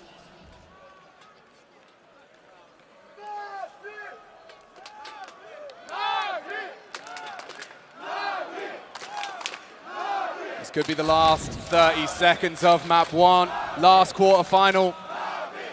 The semi-finals are set. Boomich continues to expand their control of the A site. It's only Kyojin that voices concern. Masuda's left the side, he rotated out. He's just left it wide open, does take one. Oh, and another! An electronic down. Yes, the bomb can go down, but there's a little bit of hope still left for Vitality. Simple planting, Perfecto looking to expand from 26. Looking for the dirty 30. 2 through tunnels, they're coming fast. Simple needs to respond to this. It's his responsibility. Positions accordingly. Down goes Perfecto. It's only Simple to try and finish it here. The bomb ticking, 3 to find. He's missed his first. How many chances? The Deagle shy, and they say play on. That is huge from Masuda right there, that impact. The pressure's up. Masuda, he had a rough time. He had a rough time over there in that legend stage, but right here, 4 big kills on 30 HP to start the round. He got tagged crossing mid at the start. That is massive work right there. Keeping Vitality in it. First round here within this second half. But that one wasn't easy. They shouldn't have been able to get away with that. Without this, look, pivoting around. Feels like he has everything going his way for this. And another kill comes his way and just one to find. This is huge from Masuda. What a round. Great performance from him here. That's a play to put hair on your chest. Well, it's the double ops again here for Vitality. They're in play. They're sticking out like a sore thumb. Masuda's not going to be tagged this time. What a gift if they deploy a smoke. He's the only one towards B, though. Simple's actually going to test the water. Few ticks in the molly. Zai was close up towards short, so they still want to keep this mid control here, Vitality, continuing to poke and prod. There he is again. Masuda's naming the feed one more time. Zaiwu chimes in. It's falling apart here for Na'Vi. The B site's open. Will they jump through the hoop? The bomb's still in spawn. Electronic pulling it over. It all hangs in the balance. Spots them. Apex a lot to do. Buys time with the flames extinguished as well. So now with 15 seconds on that, he can tuck in and tucks Perfecto in tight. Little bit of fight in Vitality here. Lots of money right now for Na'Vi. Simple and Electronic, they should go for this, right? They have so many chances here. You're not going to give anything over that they don't already have. They'd be playing the super long game if they were to save in this environment, but the first test is Zaiwu towards mid doors. Simple knows as to the common angle Zaiwu occupies. It's a hard clear, and Zaiwu's quicker. Adds another one in that head-to-head. Only Electronic. The other's dead. 30 seconds for him to pull something out of the hat. Shox is having none of it. And Vitality keep a stiff upper lip in the face of adversity. They would have to do what most would consider impossible. Would have been 7 in a row. Right now it's only 5. 7 would have been necessary in a row to take us to overtime here. Now the double orbs are out, right? You're able to note that if you're Na'Vi, you have a very good idea of what the defense is going to look like. You still have plenty of cash. You can buy again in the next round of play. So Na'Vi right now, if they wanted to throw the standard defaults out the window and go for something a little bit more aggressive, a little bit more funky, they can, and fights in mid again. Decoy play from Simple, hoping to lure them in. 2 in lower. Bit and Perfecto about to have company. Oh, this is fast. This is so fast. And down goes Bit. Oh my God, Masuda. He is reborn. In these last few rounds, he's top of the scoreboard. And Kyojin's got a lot on his plate as well. A deep smoke, that's lovely. Buys himself some time. And the whole Na'Vi squad are coming his way. He's so blind. And Load, they know where he is. He still pulls a headshot out. And Zaiwu's not done either. Na'Vi back to the drawing board with you. Yeah, they've locked off Boomich as well. Shox is pushed up mid. Masuda's pushing T-spawn. Should only be a matter of time. And, well, a missed shot gives Boomich a chance, but not known to be an AWPer here. Shout out to Henry G one time. There might be a little bit of damage name of the game for Boomich. Just take away as many rifles as you can. Make Vitality's life as hard as possible. Apex pushing. Actually pipped the gap here. Boomich has no idea. He's going to die from either side. Shox with another miss. Apex fast on the flank. Smokes exchanged. This is chaos. He's actually through. Yeah, he's managing to avoid 4 players hunting him down. It's just a matter of time. Look at this. Oh, and we'll take a knife. Zaiwu takes a little bit of extra cash through. A knife between the shoulder blades. A bit of flair here coming out from Vitality now. That's 3 in a row. And in those rounds, they've only lost a total of 4 players. So that's nice to see. They're starting to get a bit of swagger about them. Na'Vi, you know, they're going to take a timeout. Going to get Blade on the mic, right? Oh, yep, all right, boss, we might need your help to get this one done. As I mentioned, there's still money here. Na'Vi can buy, right? This would be some comeback from Vitality on a stage like this, but every round they win like that, right? Every round where Masuda's stepping up with a multi-kill, finding that level of traction, this is a different look. This isn't the Masuda we had in the Legends stage. No, I mean, someone's had a fantastic team talk with him. The ambition on him to push tons like that. Hello. Oh, lovely. And a smile onto his face. He can keep a brave face, but I think that will be wiped clean if this continues. Vitality, though, are doing it in hard mode. 8-0 down on this second half. Simple's picking long. 3 in a row. He wants blood. Blind now, tucked into the blue bin. And Masuda again? He's doing it all. 18 and counting. Na'Vi lose the superstar and already on the back foot.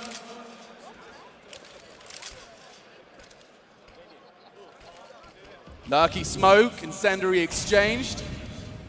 These rounds for Na'Vi, they're just scratching their head, right? They're not getting the space. Vitality are taking the fight to them now. They're locking them down. So in a 4-on-5 situation like this, they have so much time, they have so much utility, but they don't have any room to work with. Bit has short control. Sure, you've been given mid control. Nice flash over. Bit's going to confirm this now.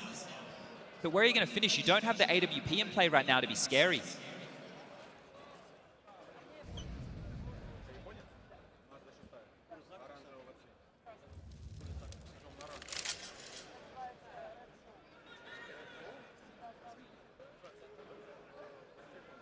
Na'Vi are still just 5 precise clicks of the mouse away from taking Vitality's map and running straight towards theirs.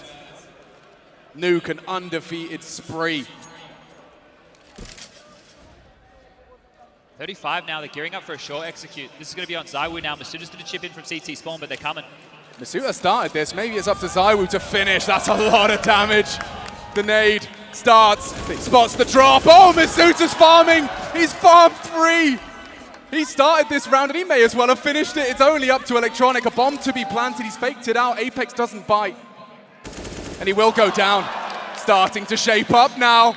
This is going to be a hard retake. Kyoji's got to hold his nerve, and he goes down as well. It's all on Shox. He's coming in fast from long. He's got to do it all, Chad. He's got the AWP. The body's dropped. Masuda, 3 frags, and it may not be enough. Shox to save him. Taking space quickly. Only an AWP to his name. He'd love a rifle. We'll take it. A fresh mag for the find, and he's spotted out 1. Electronic can just survive. Will they call the bluff?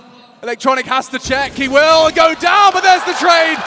Na'Vi take Dust 2 away from the French. Hard fought in the end. Good map, and the man on your screen right there, Perfecto. A huge amount of impact from him.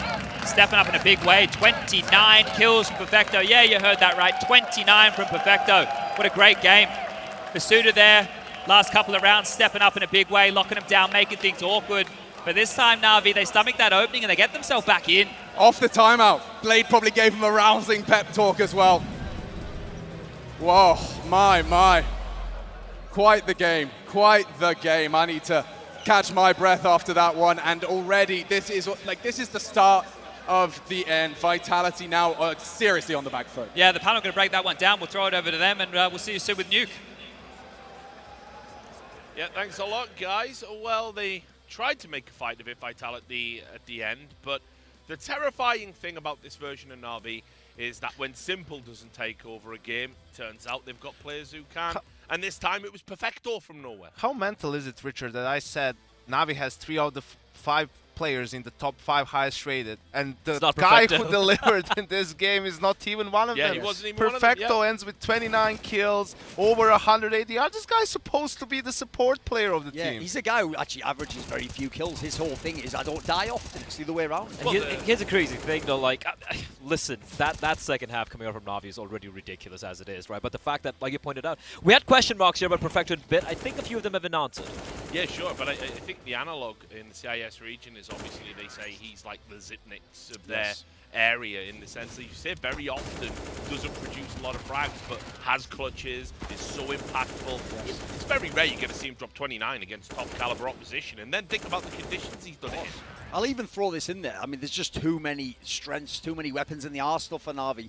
We didn't even talk about this before, but even secondary options pretty good at it, actually. So, I mean, how many more tools do they need? They basically only lack, like, a truly great in-game leader. That's it. And it's really cool how they use them a little bit in the first half, right? Almost as bait. Simple was playing mid with the op in around, right? Shows himself. At that point, Vitality is like, wait, he's mid with the op, let's just speed up short, let's run out Cat, AKs versus M4s, we have the advantage. And then Bit is just waiting there, right, to punish that sort of a play. And it's kind of cool as well if you look at the opening deals taken by Na'Vi. Simple and Bit were a part of 18 opening deals, going 9-9. But that's the thing, like, he's leading by example. Bit just seems like an aimbot to land. Yeah. It's ridiculous. Well, listen, I'll talk about the not so great.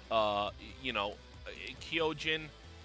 It's rough because while, you know, maybe ZywOo didn't take over the game and that's kind of his role, his responsibility, sure, we can talk about that. You know, Kyojin, the rookie, man, he's had a baptism of fire here. There's just confirmation. Obviously, we all knew the MVP was. Don't need to dwell on that. But, you know, Kyojin with only 10 kills, and, you know, this isn't the first time he's really struggled in a series. There were a couple of rounds there where if he just gets his frag, we're talking about a very different scoreline. And, you know, I don't like singling out young players because the pressure, social media responses, everything we deal with in the modern era. But it's got to be said, you know, he's going to have to work a lot harder if he wants to hang at this level, in my opinion. Yeah, it's rough. You know, you have to swallow that pill. If you're Vitality, you know it's something that's going to take time. You've already been through that a year prior with Misuta. So I think it was a little bit, not necessarily unfortunate for Vitality, but Nai was making some very good reads early on. I mean, Vitality won the pistol, but in the second round, perfect read for Na'Vi to stack towards long area. That always hurts when you lose the second round. Electronic getting 2 kills blind on short early in the first half, right? And I think it really turned into Navi's favor once they won a couple of those retakes on the A-bomb side, because those are the high-pressure, tense situations. There was a 2v3 from Perfecto and Electronic that they managed to bring back, and that really told you that, okay, Navi's now actually fully in this game, and it seems like they're taking control. But if you look at the first half, in all honesty, I felt like, you know, Vitality were looking pretty solid, right? There was that one round with the Tech9s that managed to clutch out on the A side, and we saw a lot of aggression towards lower tunnels coming in from Na'Vi, just trying to brute force their way in, Simple trying to be a little bit more, you know, stylistic the way he approaches the game, and they were getting punished time and time again. But then, yeah, the second half, though, Na'Vi just completely dismantled them. Well, I mean, there we go, the Na'Vi Death Star. Yeah, exactly, yeah. Pretty much. And basically, they've got the Vitality fingers in a lot of pies now. Yeah. No, here's the other thing as well, I'll say. The good news if you're Vitality is you still somewhat hung around in this game, especially early on, made it competitive without ZywOo going off. Yeah. The bad news is ZywOo didn't really go off at all. He had the odd kill, he had the odd round, but not really what you wanted to see, not really the reason I got to say, like the one little shining hope, so to speak, for the side of Vitality is Misuta in those 3 rounds they managed to string together. He's real good, this major dude, and you know... he was decent at the very end. He showed up a little too late, though. No, I think in comparison to where he was last year, you can see the clear development. I think he's an integral part of Vitality moving forward. I guess the thing that you've got to worry about if you're Vitality on your map pick is the scoreline even flatters them a little bit when you consider the number of clutches they had to make just to get to that scoreline. And, you know, then you're relying on the wily veterans, the Shoxes of this world to sort of pull out 1v2s. And realistically, you still weren't close. Also wasn't really the Simple versus EWOO shot. You saw there, Simple had 12 AWP kills, EWOO had 10. You want them to be like 15 to 20 if they're going to dominate the game. They also, quite frankly, were never in situations in terms of Simple where you had to do it. Like, the rest of the team was killing everyone. Yeah. Sometimes Perfecto killed everyone and you just sat and watched like we did. Yeah. I mean, you saw Simple just bunny hopping around at one point in time, right? Yeah. I mean, look, obviously it's going to be real tough for Vitality now. They've lost their pick. We're going to take a quick break. When we come back, will the nightmare continue? It probably will, because they're going on Na'Vi's Nuke. We'll break that down for you after this break.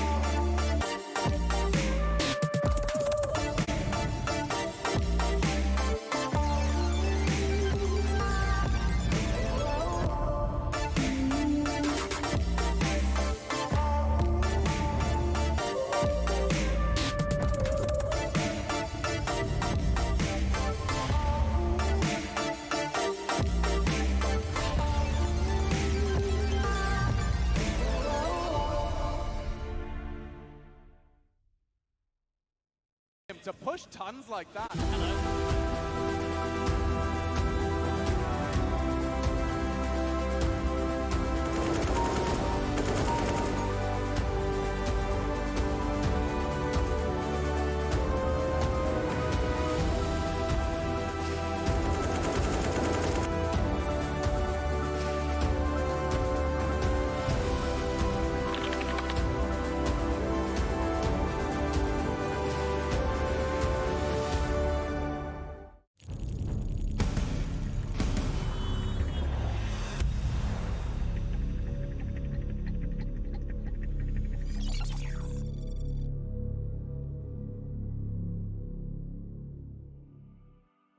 Thanks for rejoining us. We are about to get back into the best of three between Vitality and Na'Vi.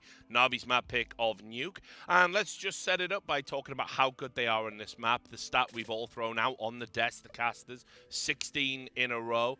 And they're getting towards that territory where they're up there with the all-time greats on this map. You talk about streaks on Nuke. Obviously, NIP had that ridiculous streak back at the start of the game. Sort of in the... Then Virtus.pro had one. I can't remember the exact number. In the middle. Yeah, and then Astralis obviously had that 31, I think it was. And they were one away from potentially tying/breaking, but ENCE beat them, in 2019 during the Blast Exactly. Era, But I mean, you know, these are the numbers. And so obviously, you know, Na'Vi having this streak on this map, and it's a map that recently Vitality have kind of moved away from. Things do not bode well, gentlemen. Yeah, definitely not. And I think the problem is on this map, looking at one of the bit as the rookie playing ramp, it's just impossible to play against the guy.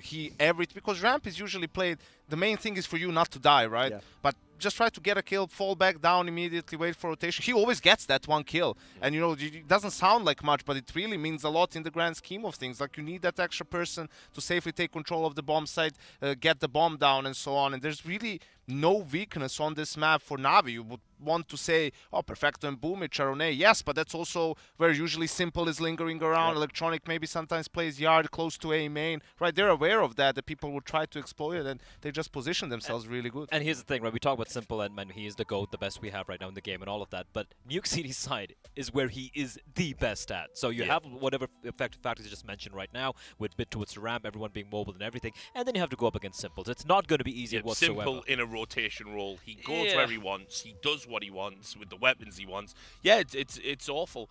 I'm trying to think of a scenario where Vitality can kind of, you know, meet them in the middle somewhere. But it's very hard with this rookie equation because they're a well-oiled machine, Na'Vi, on this map. Thing is with Vitality, it's not like they're terrible on this map. They have a pretty good win record on it overall. The past 13 games they've had, they've won 10 of them. Unfortunately, 2 of them have been against Na'Vi where they're lost, right? So that's the thing. They can definitely play this map, but no matter what you bring when it comes to stats or whatever, it's always going to be almost impossible to bet against Na'Vi. They're just surpassed almost everyone else on this particular map, and it's looking like they're not just going to make it a 2-0 in all honesty. There's the notes are out from Blade as well. That's another reason I also don't like the idea, like, boom, it's just a great idea. It looks like everyone gets their notes in the scout report and they go over it and then they try to drill it in the game. The other thing I'll say is this is another map. This would be one of the first examples I would give if you want to say why it's simple to go. Because when you see what he is able to do on the CT side of this map, the only comparison I can give is like prime Kenny S. He also used to be godlike on Nuke, even though traditionally, aside from the old school days of 1.6 where you play the outside or the ramp room with the AWP, it's not really a great map for AWPers. And in fact, these are guys where they dominate with the AWP. And particularly, the thing I've never seen any player do is that how mobile he is. I'm not talking like device style, like you take this spot and this spot, you just try and keep them guessing. He actively just seems to seek out on CT side where all the T's are and go towards them and take all the fights. Like, you think in your head of all the different positions you see him taking the battles when he goes down the ramp room and when he goes into the vents, he kills all the people coming down from secret. Like, you can't get away from this. This is the one map you cannot avoid. And it's kind of insane as well that as a primary operator, half the times you find him inside of the vent with a knife out, and it's going to be shanking you as well. So you literally cannot get away from this guy. I think, the strength comes from, he's just on such a high level when it comes to game sense that understands every single small gap that there is for him to abuse, really. You see a lot of operators just, you know, things are happening on the map and they're not really moving. Like, they don't understand what that means for them and where they should go. For Simple, you're never going to see that. You know, sometimes you question, you know, why is he like dropping down in the site now? But he's just one step ahead already, knows like where his teammates are, what's weak for them on the map, what's strong, and where he can contribute the most. I'm going to say it right now. He's on your screen. He's in the center of the lineup. Yeah, I'm going to say it has as to well. be the ZywOo short. Yes. Listen, the Read my guy mind. he's only his second time in the major playoffs. This time, yes, against the number 1 team. Last time they were upset by a Vanguard, obviously. Again, if you want to be in the score contention, this is where you do it. Yeah, of course, and this is exactly where he needs to step up. I'll give you another analogy, right? Device. Look how devastated he was the other day when NIP went out. Yes. And what did Device say? He said, you know, it's me, I didn't do enough. He feels really bad and despondent about it. He came to a team with 2 essentially rookies as well. 1 real greenhorn, and you know, he didn't do enough, and he was still dropping 20 kills a game. You know, that's the expectation. When you're the star, the game has to be on your back. So we're going to find out a lot about ZywOo's legacy. If they're able to break that Na'Vi streak on Nuke and take it to a third, all right then, now all bets are again, off. yeah, exactly. Yes. So I mean, it's got to be one of the greatest games we've ever had in Counter-Strike if they manage to do this. Simple as that. And also Apex on your screens now meditating again. Of course, he had a great game, I think, either earlier in this major on Nuke, or was it at IEM Fall? And I think it's just because they moved them on the CT side to play that yard position, really, which is usually Electronic plays it for Na'Vi. So on the CT side, and I think that's because they probably felt maybe they're a little bit too passive out there. Apex naturally an aggressive player, and as the in-game leader, you can call for a lot of help, a lot of rotations, give a lot of information. Yard is key on Nuke, so we'll see if he can repeat that sort of a performance. It's only on Nuke that he gets really more space than we usually see. yeah, and it's just, I don't know, remember Vitality's form here hasn't been good as well. You add that onto it, that this was really what you were hoping was to see something a little bit different. There were flashes of it on Dust 2, but that's the map they've truly excelled in. So, I don't know, as I said, I think, Blair, you hit the nail on the head. It will have to be one of the greatest comebacks, one of the greatest performances we've seen at a major, and we're ready to see if they can pull it off, because we're going to go over to Sponge and Machine. Thank you, fellas. Yeah, already we have seen that Vitality are on the wobble. And it would have to be something truly legendary if they were to try and break the streak and push a game 3. Yeah, they just set a pretty low bar there, didn't they? Yeah, just one of the better comebacks you've seen in major history. Yeah, this one is not going to be easy, right? You can look at the other side of this conversation. It's not looking good for Vitality, but this is looking great for Na'Vi, right? You come in here, 16 on the trot, you've been owning, and they continue to do so after having a couple of days off. That's virtue of them going 3-0 over in that Legend stage. But we're getting this one underway. The pistol round, second map, Na'Vi's pick. Nuke T side, where they do some of their absolute best work. Vitality on the other side of things to defend, and the pressure now mounting. Here we go. 5 sets of armor for the French. You two on the other side of things, and we know how meticulous Na'Vi can be. Yeah, this is all thought through. The smoke blooms, nade the door, vent open for business, and it's Bit that leaps on through. Boomich already trifling with trouble. He's got action on that blue credit card. Apex is the first to fall. That's a stunning shot onto Kyojin. More required though. There's a lot of action here on Yard, and oh, Simple's handing out haircuts. Only one man to defend the pistol, and this one is surely done. The first victim falls and the bomb is loose. ZywOo looking to summon some brilliance. Denied immediately. 3 out of the Boomich Glock. I'd like to see that one again. A bit there on the ladder on the way up the vent. So, you know, keeping it interesting here on the pistol. Making it look too easy, Na'Vi. What a clean way to kick things off here. Boomich with all this space. Just 1, 2. Oh, the second is beautiful. Kyojin doesn't even get a chance. And the third onto Masuda. They all drop like flies. The force buy back for Vitality again. And, well, it won't be the Apex signature scout here. ZywOo's brought that one in. Takes a glance towards Yard. Electronic, a master of the crawl. They're already out. Squeaky, what? Yeah, deleted. Just like that. No smoke to follow off the nade, and now already descends. He's got full access to the low site. ZywOo, however, has shut the Boomich project down. He's got a lot to contend with. Electronic has slipped on in. He will have to avert his gaze, so a lot of freedom for Electronic to maneuver. Apex is coming in behind him. It's held, though, and just like that, another body drops. There's a beauty to the way Na'Vi navigate this map better than anyone. And they've had full control of warehouse. They can just gallivant across, a smoke for good measure. ZywOo joins Masuta into that low side, but Na'Vi can go anywhere they want. Yeah, they're crunching right now, looking like they want to send Electronic towards the Heaven and Hell position. The rest down towards Secret. Now, you mentioned ZywOo's towards lower. This is on a bit of a timer. He can't hang around forever, right? They will need to either hedge their bets or maybe even look for the save, because as they make their way through lower here, they could even pop back up the vent to top. Window room, turning their attentions now. Oh, just as he looks away. Still takes a chunk, but he's not expecting Electronic. Not at all. Oh, the smoke may save him. He doesn't realize it. There's pressure from every angle. A tag handed out. ZywOo knows now. Masuta's dig is finding heads. He's found two. Na'Vi on the back foot. It's up to Kyojin. Can he step up? The first is shy, and he doesn't get a second chance. Oh, that one got way too dicey there. Na'Vi, they made all the right plays, but Masuta, 2 big kills from him, and that has to be the highlight right here from the last map, is that he stepped up, starting to show some good form. If he can carry that through right now, he's one player, one of these rookies who's going to need to do a lot of work, but Kyojin is the other name, right? The top defender here is going to be tested a lot by Na'Vi. They're going to make them bleed.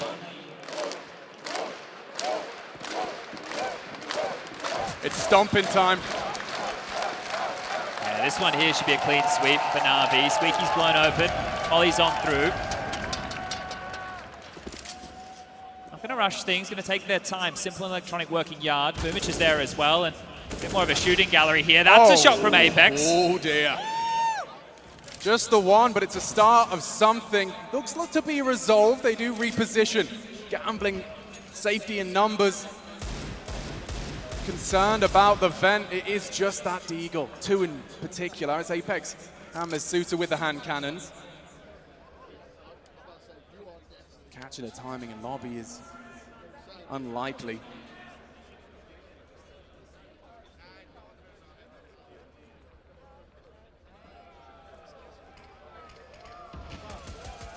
It's time for some pot shots. Baiting in with the USP. Boomich to farm some cash here, $600 with every frag. ZywOo's his next victim, and just like that, third is found. Only one man, it's Apex.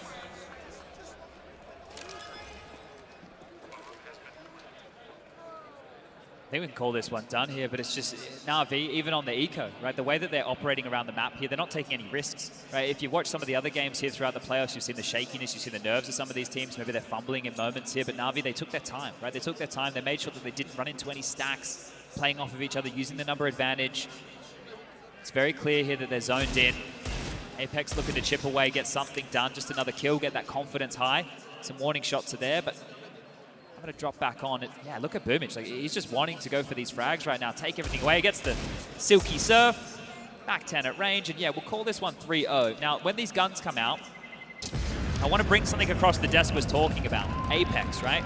He's the yard defender with ZywOo. Those two players play off of each other. It's going to be how can Apex get away with some of these maneuvers. He has Electronic to deal with in a lot of these rounds. Right, ZywOo's going to be there to chip in as well. He plays the rotator role just like Simple does. So I want to really turn my attention towards Apex because he stepped up in a big way for this team in crunch moments. He's going to need to do more of that here, and they have boards. ZywOo's got the AWP in his hands.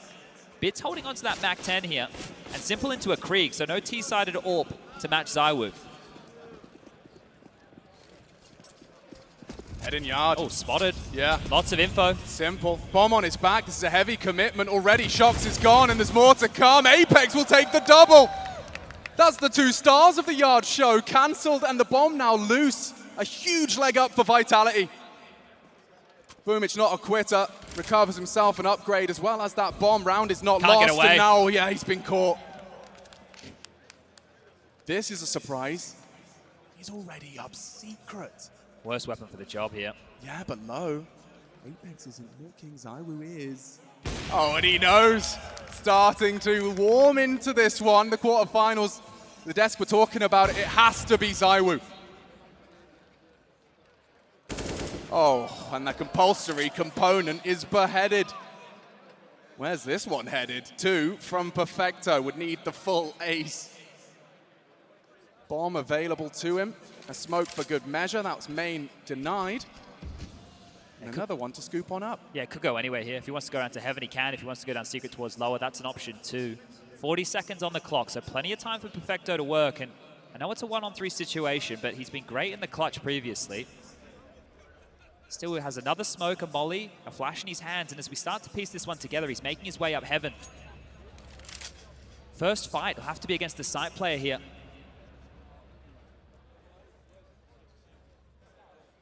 Masuta to be tested.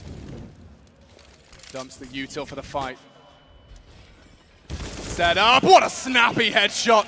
Masuta a compulsory trade and sweat off the brow. Yeah, keeping it expensive though. The magic number of 3. They're able to get those kills. They're able to force Vitality into a situation where the buys aren't going to be easy. The AWP as well. It's marooned in Warehouse, but this was Apex. I asked to see it and we got it straight away. The first gun round, he steps up, he passes that test, and then it's up to ZywOo just to get a couple of clean and easy ones here to close the door on this. Perfecto making the best of a bad situation, keeps it costly, and keeps both teams under pressure here financially. Back underway we go, and the smokes are already sailing on out. ZywOo and Apex again to be tested. No AWP necessary. Simple already brought to his knees. Operating at 16-bit, very low on his descent, but it's Electronic with the opener. They're so low though. Look at Bit, Electronic, Simple. They're all very, very low. Red HP for the 3 of them here. So they're having to rescind. They're having to take their time and play this number game. Bit in towards the vent. He's the key to this round. He's stopping the rotations. It gives Boomich a lot to work with here. Vitality are the ones who have to take some space back, and they're leaving ZywOo parked in towards Warehouse, Masuta towards ramp, and they're going to be scratching their heads as far as information goes.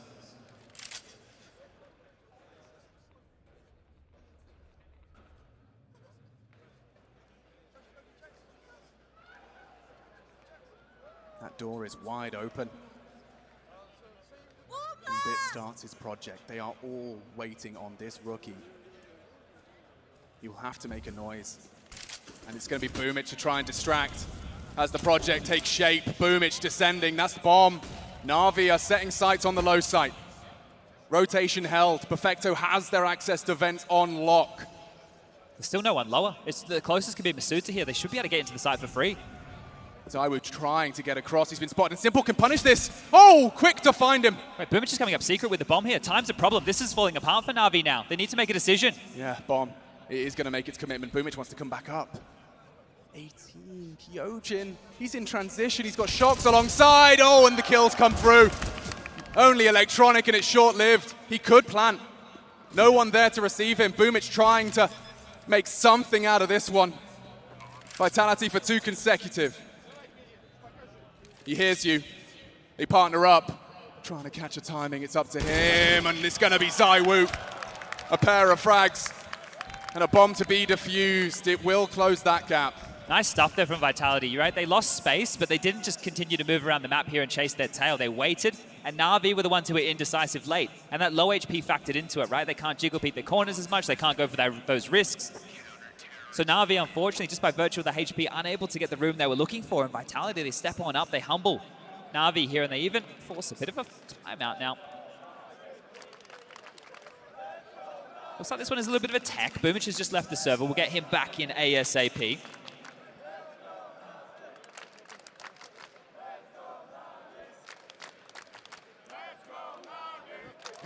Good to see the retro MOUZ Sports logo lives on. You guys have been fantastic. You have brought the energy to the Avicii Arena.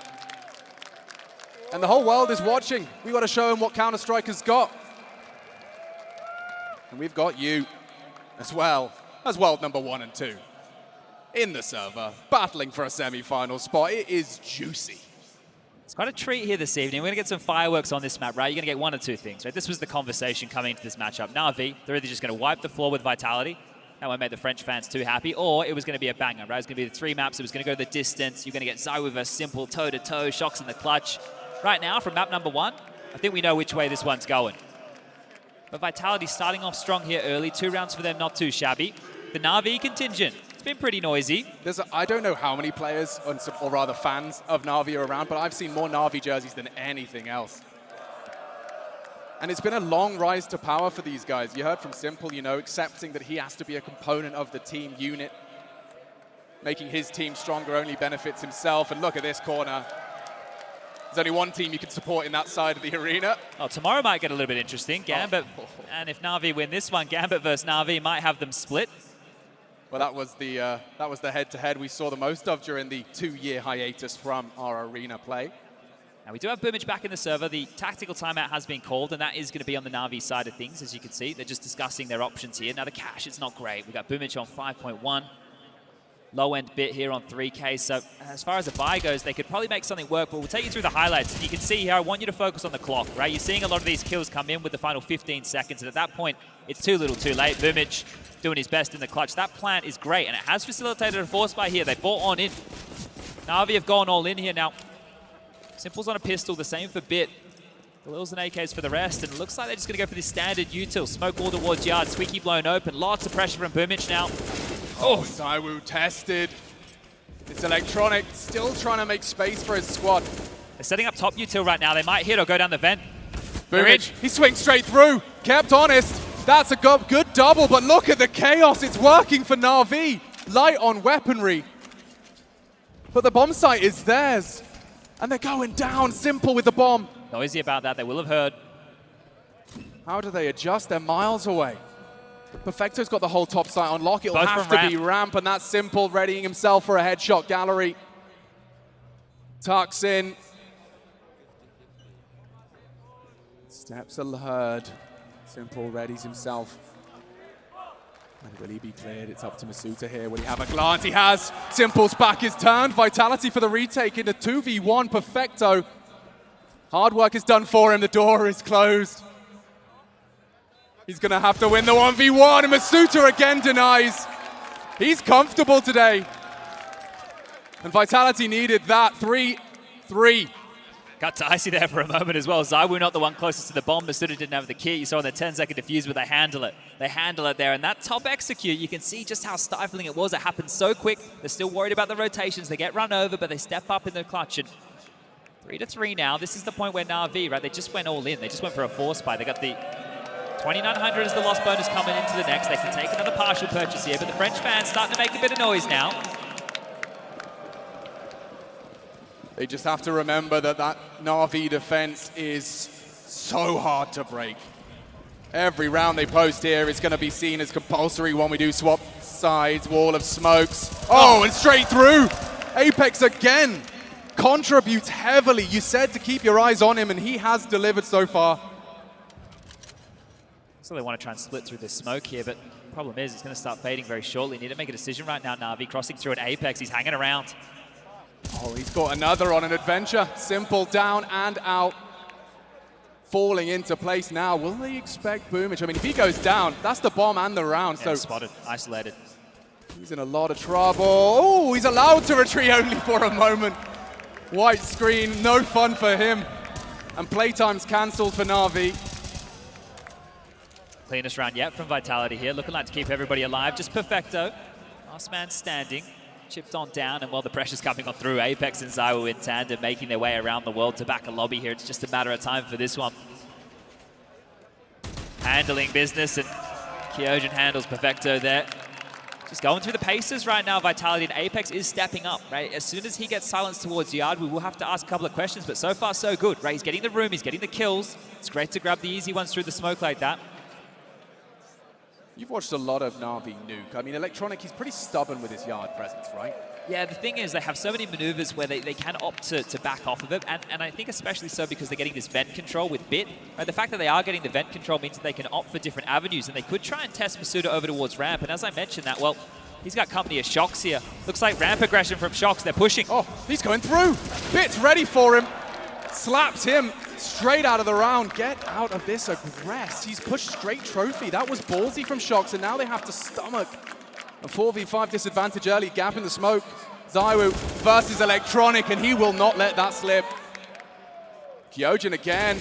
Deleted. Simple's having none of it. Posted second, starting. Oh, that's a good clear. Yeah, Boomage. His favorite spot on the map, and he's been plucked from the pack now. 3-on-3, and it looks like a commitment. The utility implies as such. ZywOo has committed to the site, forced wide. It's a head-to-head. Perfecto, oh, takes him with the flames. And Apex secures a fifth. Huge round. That is a huge round right there. All the pressure they were under, the kills they got back. Massive stuff from Vitality now. Oh, he's starting to sing and dance when the French start singing on the comms. It's a bad sign for the opponent. Timeout called. This is the second already. Na'Vi are starting to feel flustered. Yeah, that round was great from them, right? They get the opening again here, but going in towards the top side, I think the reason they were lulled into that, Shox dies early. They handled that situation. Really thinking at a different level right now, Vitality. They're well aware of what hits are going to be coming on through, where the weaknesses would have been identified in the prep. And Na'Vi with this timeout, they have a lot to discuss because, again, right, max loss bonus. At this point, they've lost 5 on the trot.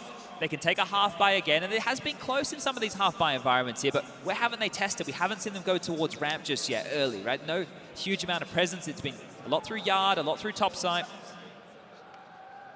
See what they're buying in here again. Some smokes for the walls, flashes to help with the execute, nade to blow open the door here. Could be a gear shift, right? Really test Kyoju. Go hard top, take the fight to him. Looks like we won't be getting any of that here. Bit solo lobby, the rest setting up towards yard. It's a lot of responsibility as the lobby holder. Bit's been fantastic in Nuke history. Looks like they're just going to try and get across towards Secret here. Stalling him out. Zywoo drops a molly. That's going to bleed 7 seconds off the clock, but through. Electronic taking a handful of damage right there. They are down towards lower. Apex this time. He's responded to this. So everywhere across the map, Apex stepping up in terms of reading the game. That molly's going to be great, buying them even more time now to answer some questions. Apex is actually advancing on this. He really wants to make this hurt, and he does chip further away at this half buy. Incendiary. Another one arrives. That's knowledge for Na'Vi. 2 CTs are waiting for you. Yeah, they've been denied here. This is unusual for them. Normally they're able to get this space. You're not going to expect 2 down there so early with that, but Bit trying to keep Squeaky under control. Molly's as well. They're still coming lower. Apex has got a nice little gap on this, and he's looking good for the first. Allowed to retreat. They're running him down, and they will at least find that, but running out of players here and health. Boomich to try and get that bomb down. Simple's been gifted the AK. Can he come up clutch? They can't deny the plant. A 2-on-4 already peppered. Simple. 4 frags required from him. His teammate Boomich only operating with a scrap of health, and he's ready for Kyojin. Head on a swivel. Simple. He's already seen 1 in the feed from his teammate. Doable, perhaps. 2-on-4, bomb ticking, half gone. Gap closed. Simple to strike. The doors are wide open. He's ready for you. He takes the jewel. Masuta shuts him down, and that will do nicely. Another round handle here for Vitality. We're seeing how sketchy this is getting in moments, but they're just stepping up to the pressure here. This is good, right? This is really good from them. They're actually having a lot of fight in this scenario here. Right, in those situations, it looks like it could be close, but if you just take a look at the details, smoke the bomb, sit the defuse, keep the 2 players busy, you can see which way it's going, right? You can see the logical conclusion of the round. So Na'Vi, again, they've got the bomb down, they kept it interesting at least, and now they're into the rifles here. No T-side AWP, but the same to be said for Vitality. They're just going to both be operating with AK-47s and M4A1S in the hands. But what's the mix-up going to be? Na'Vi have been held to 3 rounds now, and Electronic with a chance here. He goes down. Apex with more impact, gets the first, but needs to get away. They got support. Zywoo in tow. Apex does escape and already seizing that man advantage. Na'Vi are really on the back foot here. This is starting to hurt. Apex is always in the right place at the right time. Right, the level of impact he's having with 9 kills and his position, the util he's dropping, it's 6 in a row now. And Na'Vi are limping at this point. They've been able to keep the cash honest here, but they need a round, they need something, and they turn their attention back towards yard. Zywoo hasn't had to move. He's still tucked in towards Secret. Shox in towards main. Right? They still have a lot of information here. Vitality know what is under their control, and it's everything other than lobby.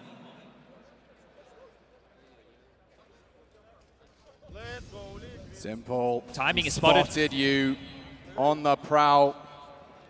Zywoo was noted on Secret. And Bit descending the vent. Zywoo will acknowledge pressure everywhere.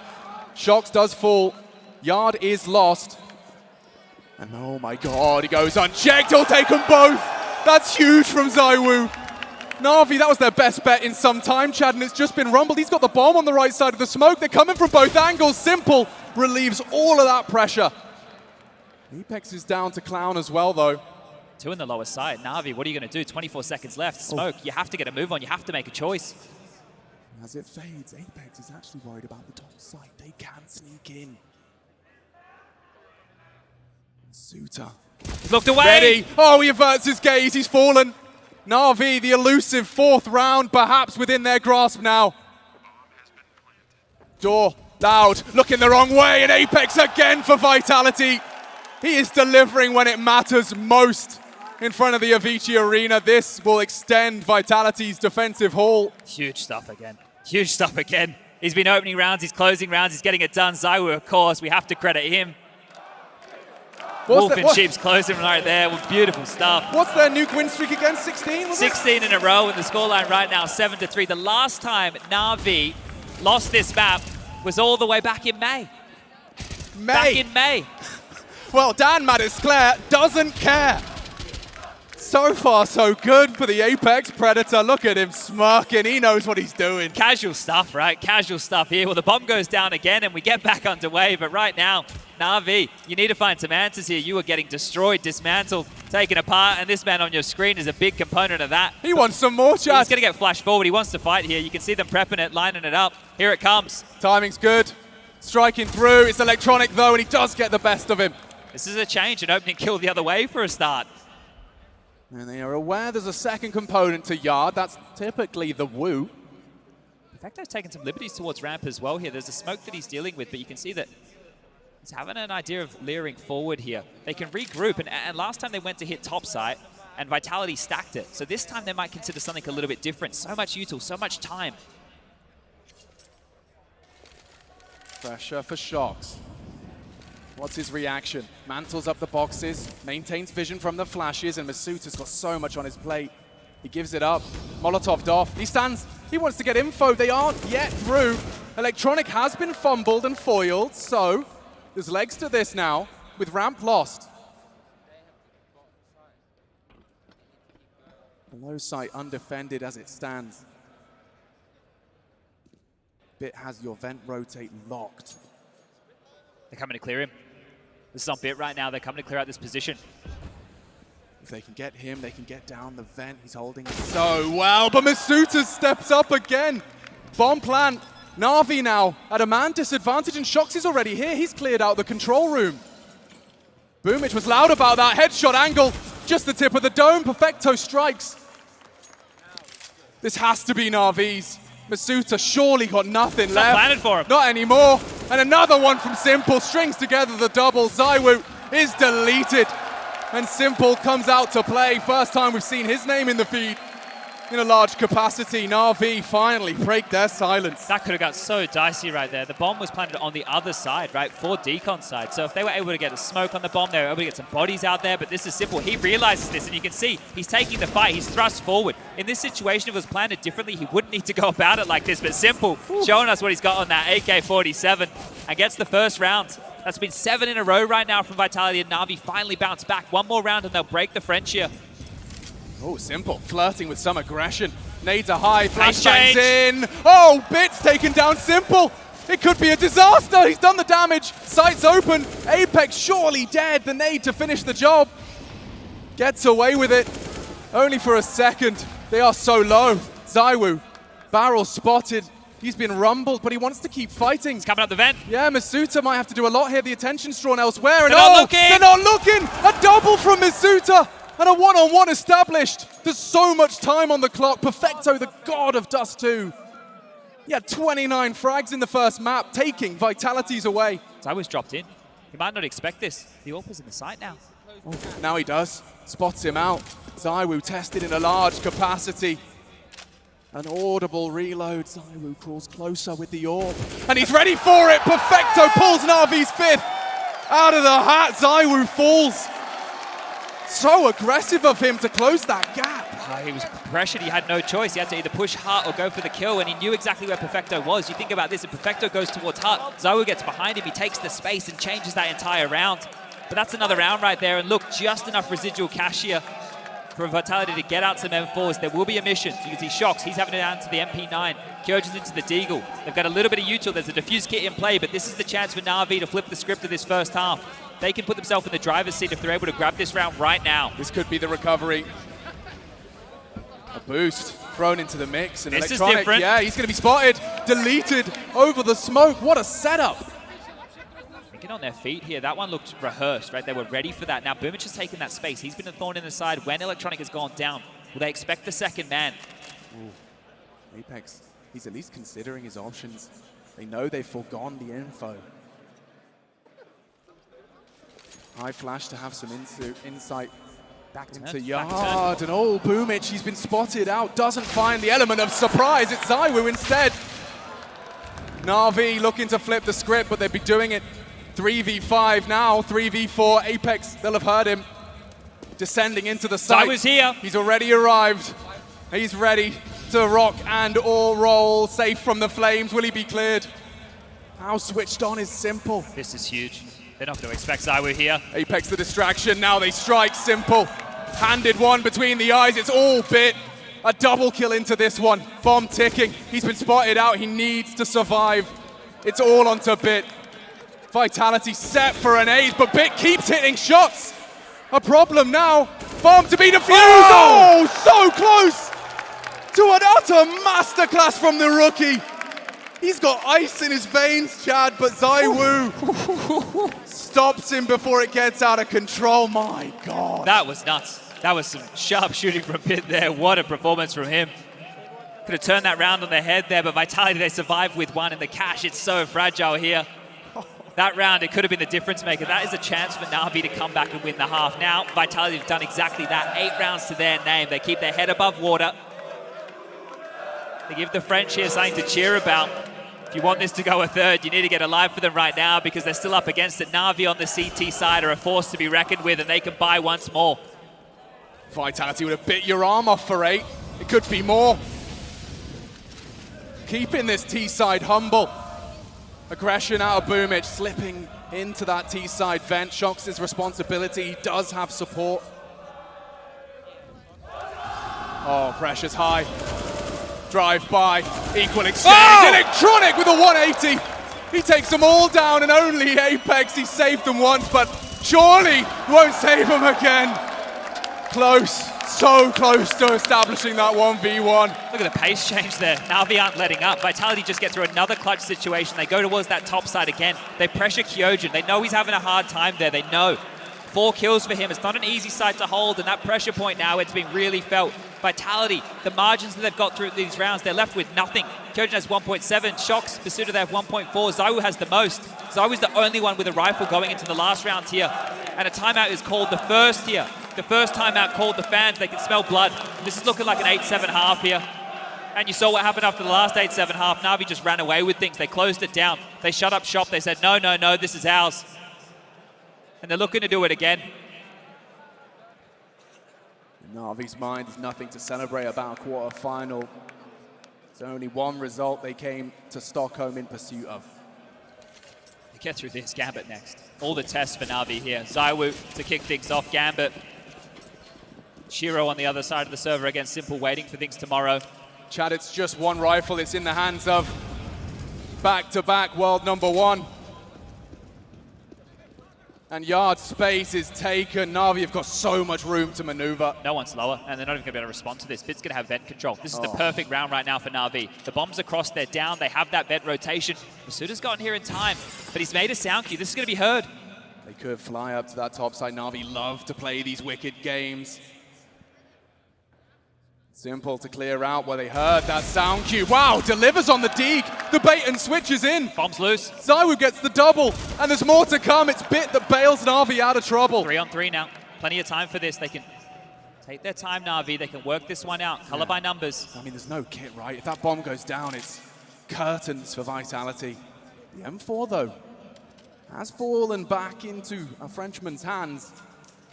And rejigging that bomb back to the top side. Apex getting a lot of info here. If they head back towards the top side, Shocks and Kyojin haven't moved. And Apex, he's hot on the trail. He's sniffing him out. This could be the difference maker here. Their backs are going to be turned. They won't expect him so quick. Apex strikes, and down goes another. He's done enough. He can drop back. They can play the number advantage here. 30 seconds left. Vitality, the one rifle.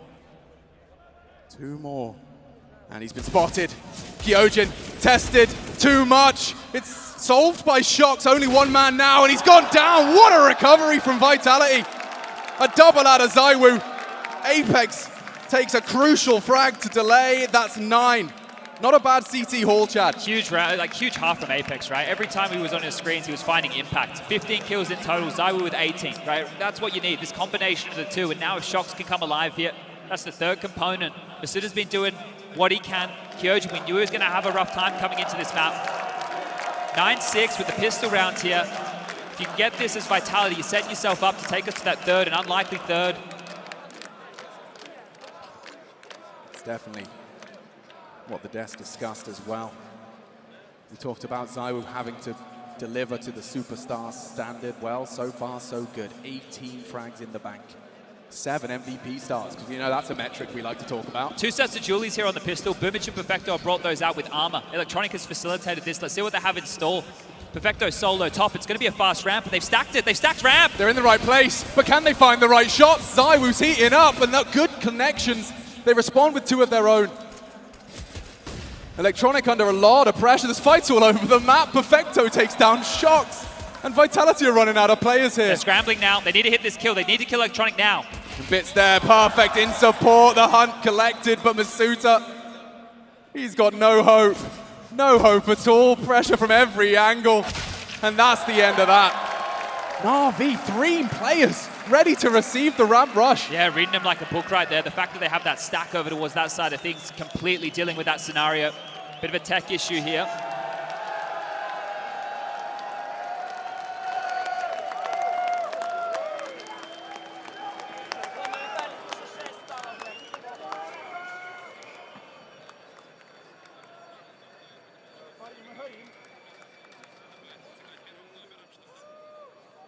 All of the games they've played up until this point didn't have this in front of them. We've been missing this 2 years without all your beautiful smiling faces in front of us, coming on in to celebrate some of the best Counter-Strike players in the world. And we'll say it again, you have 2 of the very best right in front of you here again. This doesn't happen. When does this happen, to have 2 players like this to put on their very best? Here's one of them. And he's taken Simple's coveted #1 spot in the HLTV player standings in back-to-back years. Gone for the force by here, Vitality. This is a chance where they can still have a conversation. Looks like they want to set up for a top pop. Perfecto from the top rope needs to deal with this. Oh, they're coming out the timing. They're just creeping in. He just looked away. Here they come. He's ready to play. 18 bullets up against the whole French squad, and it won't cut it, but Simple will. Slices through. There's a third. Bomb loose, round 1. Easy as that. Just Shox now, 1-on-4 situation. We need an absolute miracle of a round right here to make anything happen. No space to work with. They've locked down top. They're on top of the bomb, and a sound cue required. Going to be plenty more of that this weekend if this form from Na'Vi keeps up. You're going to need to be louder. This team have come to play. 3-0 in the first stage. The last 2 lands that we've had in the last 2 years, Na'Vi have been your champion, but now this is different. This is what it's all about, the majors. And Shox takes his time. He gets flashed off. I think they're already starting to work out where he is. Playing off of each other here. Na'Vi not taking anything for granted. Footsteps heard, elevated position, and this one should be closed on out. 30 HP remains, jumps on in, Electronic gets the kill. And now this should be a bit of a freebie here, right? This right now, Fight of Vitality, they're not going to be able to invest too much, right? Maybe an upgrade into a P250. You're going to see them on a full eco. This will be one of the easier rounds for Na'Vi. So on their side of things, you want to keep this clean. Everybody needs to stay alive, make sure they don't get that bomb down. They've actually jumped in with some meat cleavers here, Vitality. They've gone for deagles across the board. So this one will get a little bit more interesting than I originally thought. Not going to completely concede. Round 18, map 2, final quarterfinal.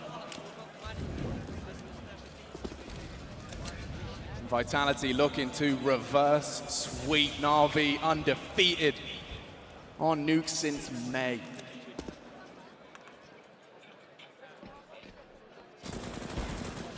And then May, the Electronic farming frags, 3 in quick succession.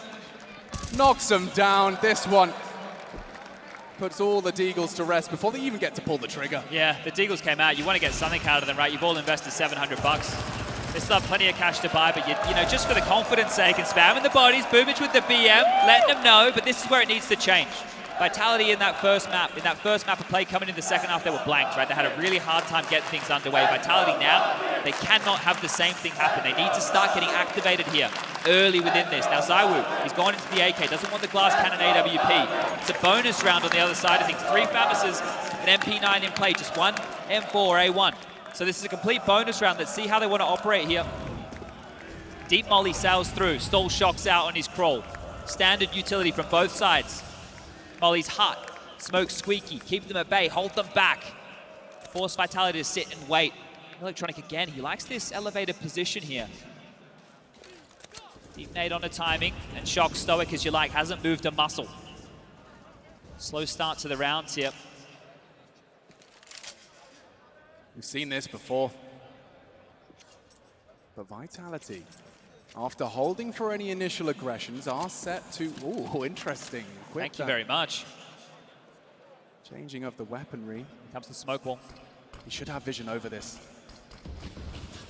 Silo, though. Apex spots and forces him out. That will give some room for the cross. Looks like they want to split top here. They're close towards main. Wow, Shots is accelerated.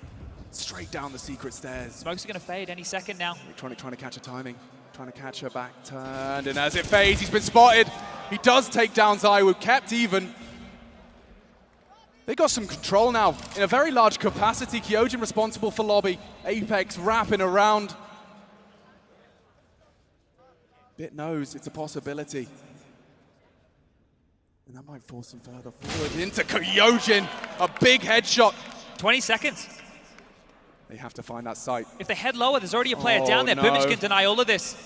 The clock could be their worst enemy. So much success, but with 14 seconds, he just has to play the clock and strikes for the first 10. If he can stop that plant, it's curtains. He's got an avenue in. 5, planting now, and they've been able to get it down. Panic surely over. Perfecto, not gonna give up without a fight. Knows where both he are. knows where Masuta lingers. Doesn't have to give it to him. Expecting the walk up, and Masuta, shy of his first. Walking in their blind spot.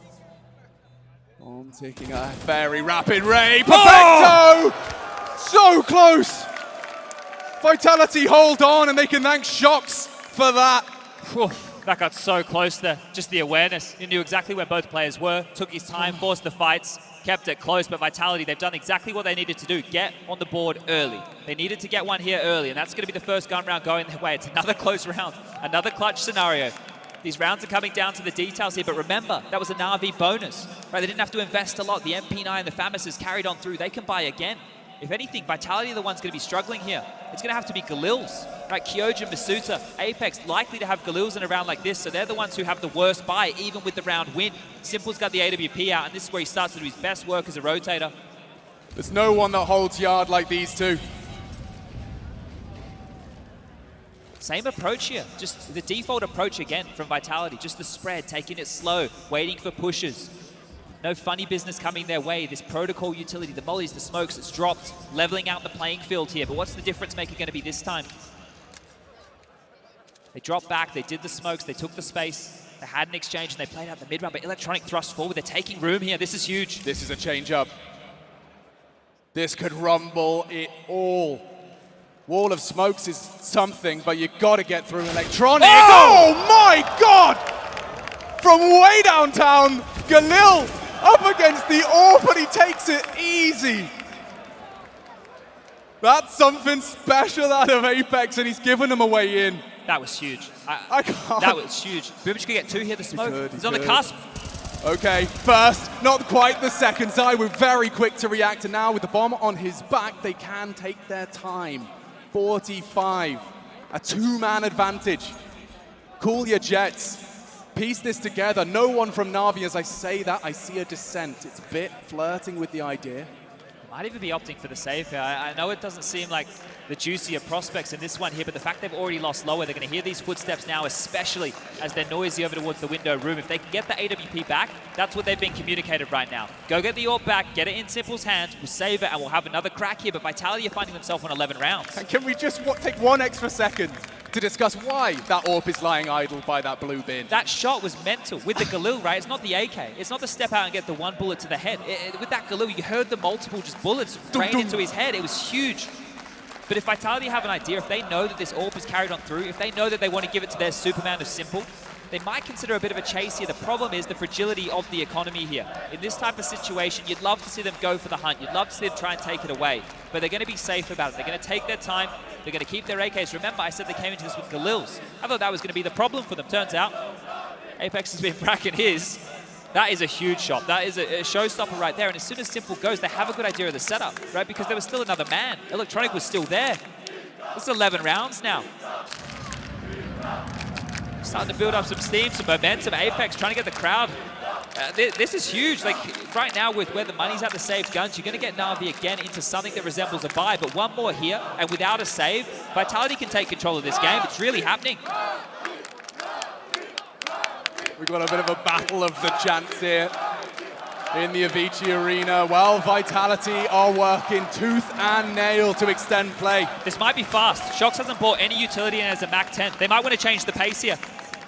All right, looking for ramp. That is Bit's domain, and he's right up and ready. Ready to mow him down, and it's full Bit 3! Knocks off heads, there's nothing left for Masuta. Vitality's plans foiled by the rookie and the superstar for good measure. Huge, absolutely insane. The pace change, and he steps up like that. 3 massive kills. We've seen somebody do that before, and he's the man who filled those shoes. You're right, that was a Flamey Katowice special. That is massive. They want to target him, right? They're hoping with this pace change, and look at this, just lining him up, knocking him down, coming through gray screen, get out of his ramp. That's a bounce back here, and they get to double digits. Na'Vi with 10. And he has the audacity to be upset he didn't get 4. Oh, he wanted a few more, didn't he? But a pace change again here, fast towards Yard. This time, it's not going to be the slow Vitality. They got some pep in their step. The smoke wall, it hasn't been rumbled. Electronic won't get a lot out of this. ZywOo. Aggressive AWPing. What is that? Peeks straight over. Sits Electronic down, and Shox has just caught a long-range headshot as well. That's a recovery. This is massive, 3-on-5 situation, so much time. The pace change, it didn't work last time, but this time with a little bit more of an organized play, they've got an avenue towards lower. Simple drops the smoke, trying to bide some time here, but they're still coming. The T-side AWP, ZywOo. Bests it. We'll just park the bus now, take their time. They're even juggling across utility. We've got Shox above them, over towards that warehouse position. They're covering their flank. They're hoping the fights come their way. But this is all going to come down to the positioning of Na'Vi. Is Simple going to take some space? Is he going to look for a fight? Because they need to identify where this is coming from. If he continues to play from this position and they go towards lower, they have smokes and mollies. He'll be completely negated. He has to push in or he won't have a chance. Final conversation had. Utility juggled. Shox will be a late component to all of this. And it is really Simple's AWP. As discussed, he does have to force forward because here come the nades. What's his reaction? He will stand, try and deliver. Burns down to 36. I think that's it. And that should be it. There's no way in this. It's 3-on-5, but look at this space. Look at Shox. He could take this all the way. And he knows what he has. The prized possession for the Na'Vi defense. This hunt will be laborious. His teammates have just called lobby clear. But there is a bit of a timing on this. Doors are getting opened. They need to usher Simple out. It doesn't sound like a lot, but where the cash is at, Na'Vi, they're hurting. They need to keep this alive. Oh, okay. Already they activate. It's some information for Vitality, but they get him up to the T-roof. Protect the president. They need this, right? They desperately need this. The loss bonus right now for Na'Vi is only 1,400, right? So they're going to only get 1,400 in again. If they lost any guns in that environment, they would have been in a rough spot. Perfecto could drop, Simple could do the same, right? This is going to change the landscape of their buy. Otherwise, they lose a couple more guns. It's going to be very, very rough again, but Vitality continue to grind this out, and that was through 2 big opening kills. That man on your screen, ZywOo, stepping up here again. 21 kills for ZywOo now. Apex trailing not far behind, 18 kills, and Kyojin still having a rough time of this here, but it could all be forgotten. They're in the driver's seat. They don't need him right now. 12-10, and this game is going to continue with the back and forth, the timeout taken. Na'Vi's third. Blade back on the mic, a chance here to set them up. Now, do they want to take the fight? Do they want to go aggressive? Do they want to sit on back and try and play out these rotations? Because once again, 16 in a row for Na'Vi on this very map. This should have been theirs, closing things down 2-0, and now they're under the pump. They're feeling the pressure here. ZywOo 3-1 in opening duels and a big one to put 12 on the board. They're 4 away from Putting the first loss in that column of Nuke for Na'Vi in some time.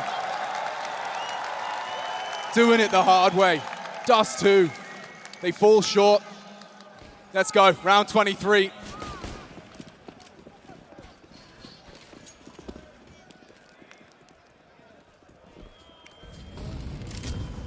Apex on his signature position at this point. I'd be scared to peek him too. Yeah, well, Electronic's playing very, very safe towards backer warehouse. He's no longer going to be a pivot man, right? He's more like a safety net. So Electronic right now is going to play quite a safe position and try and catch them on the lurk. Simple, he's going to be very key in this where he rotates with the AWP. Pressure towards Bit to lock down this ramp position, and then on Perfecto and Boomich holding top. It's all going to come down to the timing of these rotations. Utility already being bled through here. Na'Vi are quite light on, and Simple's posted up. He's in the right place, Chad. Exactly where he needs to be. Vitality. Oh, he gets the info. It's ZywOo on Simple action, and he's been humbled. Operating at 3 HP. He sticks around. Has to hold this for the squad, but Vitality are having none of it. Looks like they're setting up for a top execute. They know where Simple is. They're trying to go the opposite side here. Boomich up the vent, needs to be careful here. His position noted as well. Smokes. 40 seconds, Simple's getting into top side. He needs to drop in, but they're trying to molly that position. He might just get mollied out. He's going to be safe from the molly in now with 35 seconds. This is getting sketchy. He's so hungry for a frag, Chad, at 3 HP. He's the first line of defense. He's ready for this, and he will strike. Kyojin falls, Simple doing everything in his power 20 to seconds put now. an 11th on the board. So light on Down time. the vent. Down the vent they go. They get Boomich, they're in. Oh, all onto Bit, all onto Bit. He falls short. ZywOo again, combat AWPing. And the bomb goes down just in the nick of time. Shox is not anticipating this, but they're already off to disappear. They're saving again. They're saving again. Na'Vi have no answers. Na'Vi have no answers at all here. Simple can't do anything. He's so low. Perfecto hoping that he's going to be able to get away as well. Oh, and in the back, he just gets the kill. The upgrade's nice, but this is dire now for Na'Vi. Their loss bonus is only starting to build at this point of the game. It's going to be 13 to 10. That's not where you want to be at all. What a maneuver there. They realize where the AWP is. They go down the vent. They were trying to avoid Simple, and he met them everywhere. And Boomich was even in the vent. Boomich in the vent there, that kill that they got dropping into that was that round defining kill once they dropped it. And then there was still Bit to deal with, but they just make it look easy. Okay, Vitality came to play today. Fist bumps exchanged. We are at the very pointy end of our second map. Ride or die, looking to push it to 3. Vitality up against Na'Vi. They've posted 4 in the last 5 rounds of play. Virtue of bomb explosion more often than not. Let's go. Again, they get the guns out, these saves. They've been able to manage this quite well, but they have to put up a fight now. We will see Na'Vi start going for retakes. A pace change again, and low. Apex is brought on down. Has to cower away. He's very ambitious. The fact he just continues to swing wide, he was so susceptible. But time to rejig it, and at least he can hold on to his nades. He has a full belt of util that could have been thrust to the floor had he fallen. You can see he's going to establish high vantage point. Oh, we've all been there. Yeah, we've all been there. The world is watching, Apex. Get it right the second time. There we Thank go. you. But they're up, and they're continuing the same default here. Lining up some util. You can actually see just in his gameplay that they're having a conversation. Yeah, right? he's thinking through the round, where they want to go. The smoke wall's being lined up here again. Right, they knew that Electronic was in a bit more of a passive position, so now they're hoping to play with this CT side rotate. They're hoping to force somebody towards the lower side. Simple back towards ramp again here, so that AWP is really hunkering on down, hoping they head over towards him. Perfecto and Bit. They've got other options here. Boomich is already lower. These smokes are worth their weight in gold now, as the wall of smoke has established a very shallow one. It's all a bit of a ruse here. They're going back towards lobby. They're going to try and brute force through squeaky door. Is it the vent drop or is it the top hit? 30 seconds, Boomich red-faced after Masuta's last frag. Can they do it again? He's got the pressure of dealing with Secret as well. A big nade to convert. They're out. And they're just walking into the top side. Unchecked, Electronic post the double. Oh, and no hope, surely, with 15 left. A 2v5. Shox and ZywOo. Partner They're giving up. it a go. They're charging in. Another quick one out of ZywOo. 8 seconds. He doesn't have the bomb and he doesn't have a prayer. Na'Vi They are holding this together, and their light buys, finally, they might actually get everything they desire. That was really dangerous right there. It looked fantastic, right? You're thinking maybe they go for another vent drop. You can see Shox coming down secret. The timing on that, if he equals Boomich in the vent, they're into the site. They've really done their homework here, Vitality. You can see the way that they're putting this rotation under scrutiny, and they're only going to take their second timeout. They're the ones who have been in the driver's seat for the majority of their second half. They have enough money to buy again. Only player going to be a little bit short on is going to be Kyojin. The rest can get the AKs out, so there's no dramas here as far as the purchases go, and they're maneuvering across the map very well. If it comes down to these final throws time and time again, look at that, just the timing on that, right? The timing on that from Bit. And at this point, they're just waiting. You can see Na'Vi being very patient about this. Electronic sitting in a corner getting 2 kills. That's all you need to do right here. Kyojin's into a Tech 9, that's the best he can buy. A Galil for Shox, but the AKs for the rest. And this right now could be a defining factor because both teams lost bonuses in the bin.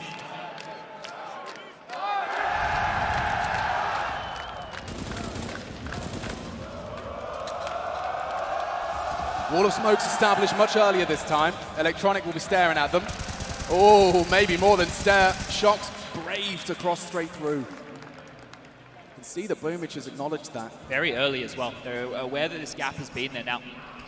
More smokes drop and biding their time again. Vitality, they have no issues sitting and waiting. And now that they have map control, now that they have Shox across and under, Na'Vi are the ones who have to respond.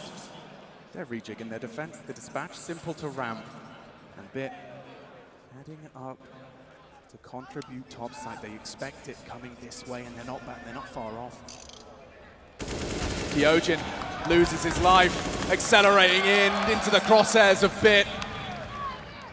3 hearts, ooh, still beating. Basuta loses the bomb. Na'Vi starting to find their own voice down the vents and at least some space. Boomich will have heard that. And Simple's there in support. Good luck, have fun. First is a FAMAS, and ZywOo thrust into an impossible scenario. Looking to make a name for himself, and 2 of the 5. That will be 12. That's a huge round. That's a huge round as far as the economy is concerned right now, denying the plant. The context of this game, Na'Vi, they were stumped, but now for Vitality, they've actually gone back to that same CC setup for a couple of rounds. They're expecting that top hit. They've been preparing for it. They're putting Simple in a position where he can lock down ramp or rotate lower. They're making sure they have so many rifles. There's been at least 3 bodies towards the top side to defend. And look what it's done. Vitality now, they're back down to pistols here. This is not the time where you want to be there. This is going to be 13-13 unless someone steps up with some bangers of shots here. There should be nothing to be written in the Vitality chapter. 4 of them here. Oh! That's a quick find. Apex tucked in tight. Spotted. More as well. Oh, a little run boost for some flamboyance. It's quickly solved. Double spray down ZywOo's Deagle. Trying to be stylish with it.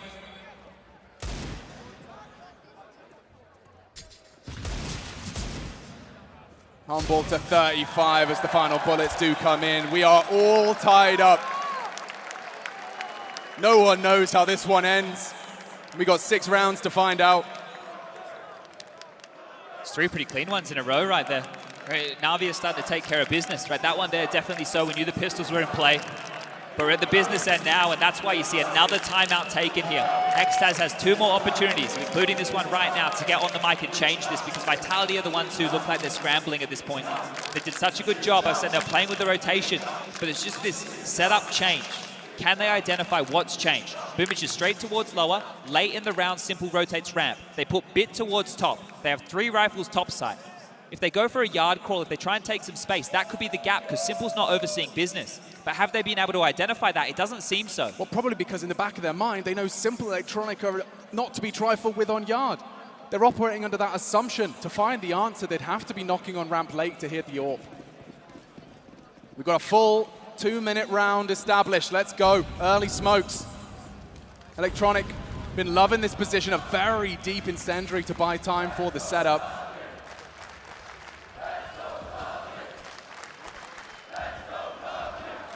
Four of them crawling behind this. That nade perfectly placed. Boom. So much damage done. They're going to get across. More to come.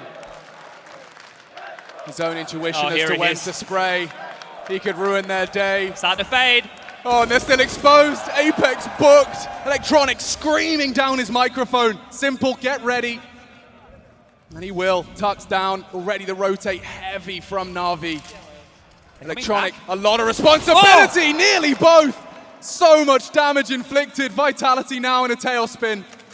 Running out of answers, already the rotation, it's so swift. Boomich bolsters the numbers at the top side, Bit ready to do the same. He might even have a look. He will. Oh, and they're lined up for him. The double spray down. Na'Vi set for success now. Only Kyojin, he's had a real nightmare here on the stage. And the bomb detached from the pack. This will be Na'Vi returning to their win in ways. That's 4 in a row from the CTs in response. 25 seconds. How did they find Bit? 25 frags, Chad, quarterfinals of LAN. This on the kid's something stage. else. I don't know how he's doing it so consistently. Yeah, the death draw, the comparison to ZywOo, right? That's the last time we've seen somebody just hit the ground running like this. Bit as a find to join the likes of Electronic and Simple, and then Perfecto in the last map had 29 kills. Na'Vi, this is the best looking Na'Vi we've ever seen. There's no doubt about that. I mean, you've got to give credit to Blade. Coach of Na'Vi, he knows what he wants. It's a miserable spot right now for Vitality. Here are their options. They force buy with roughly 3K on each player, and then next rounds, they're going to be looking at 3,400 as the loss bonus. The problem is, the score is 14-13. If they don't force buy now, if they don't half buy now, if they don't make this competitive, Na'Vi will be seizing 15, and in spawn, it's a classic French timeout. They're taking their time. There's some light upgrades there, but you can see the indecision, the pressure of this moment, making a choice right here, right now, being broken so late, there's nothing worse. Oh, Vitality genuinely buying 10 seconds late, the decisions. But AK in the hands of ZywOo. If you want him to step up, now's the time. Kyojin's dropped that across. He's the magic man. He's the big man in the server right here for Vitality. He'll need to get an opening if they head towards ramp. Simple again, lying in wait, Bit close enough. Nade looking good and timed perfectly. There it is, ZywOo down to half HP. Oh, there's more to come, Chad. The nade is only the beginning. Simple and Bit combined. They repel the invaders. Nothing left for Vitality. The hero, AK, far deleted. More to come for Simple. He knows the pressure is on. He does swallow the flash, but he's got Bit to support him. And he takes 2 with the 1. Buy 1, get 1 free. Na'Vi. Oh, they're sailing towards the semis now, Chad. They can almost feel it. They can almost taste it. Semi-finals to be booked. Vitality, they really gave it all the beans. Look at this again from those two. Just Bit and Simple, the ramp hold. Bang! Out of options, out of answers. Vitality now. When it doesn't work, it doesn't work. And here, the final round of play, potentially. Deep nade, Electronic with a change-up. He's been safe. He's dropped it on their heads. There's 4 coming, and look at this. Electronic looking to lock this one down now. Everybody towards Yard. Big gap in the smoke. This is it. He can check, and they're looking the wrong way. You do see the trade. Again, Masuta delivers when it matters most. And there's a full 90 seconds. It looks like they want to reset this. Masuta, he is going to be the spearhead of the assault. He drops the bomb. Going to try and forge a path for the French to post the 14th and extend play.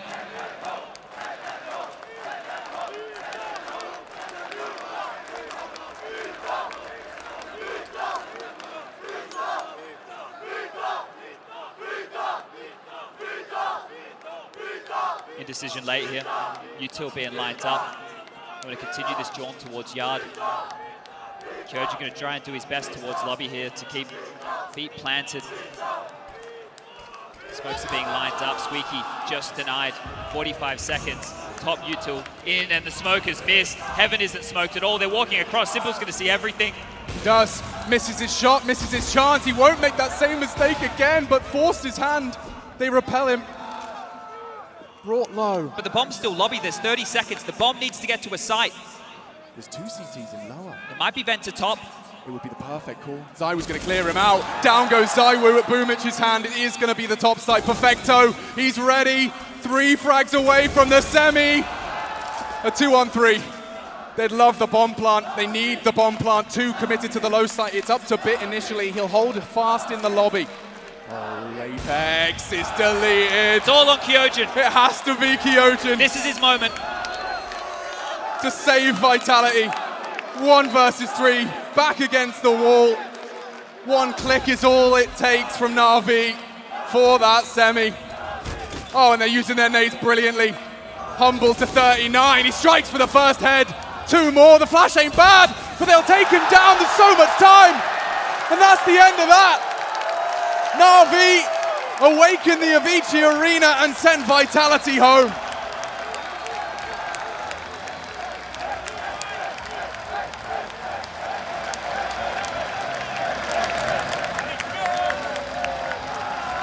What a showing.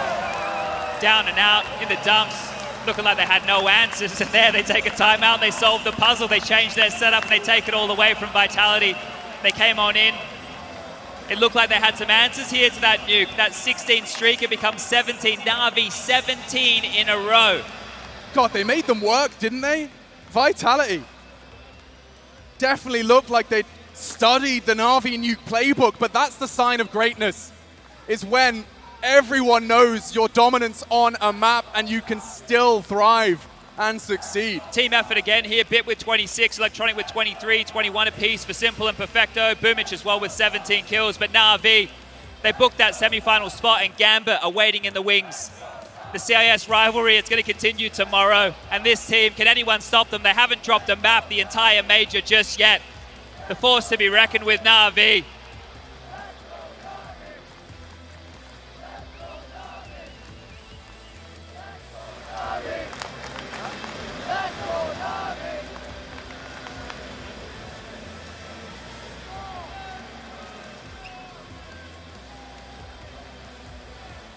And Vitality will be exiting here, and that's not without some serious fan support. Yeah, some smiles on the faces here as well, right? Getting through that legend stage, 11 maps played, they had to do it the hard way.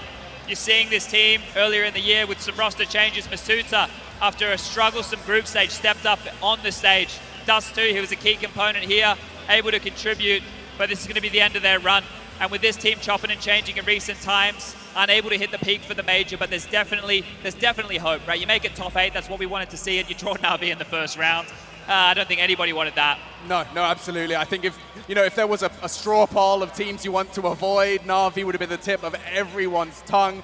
I can't wait to hear what the panel has to say about that one. Na'Vi's nuke will look tested in ways we haven't seen before, but they will sail to the semi-finals. Over to you, Rich.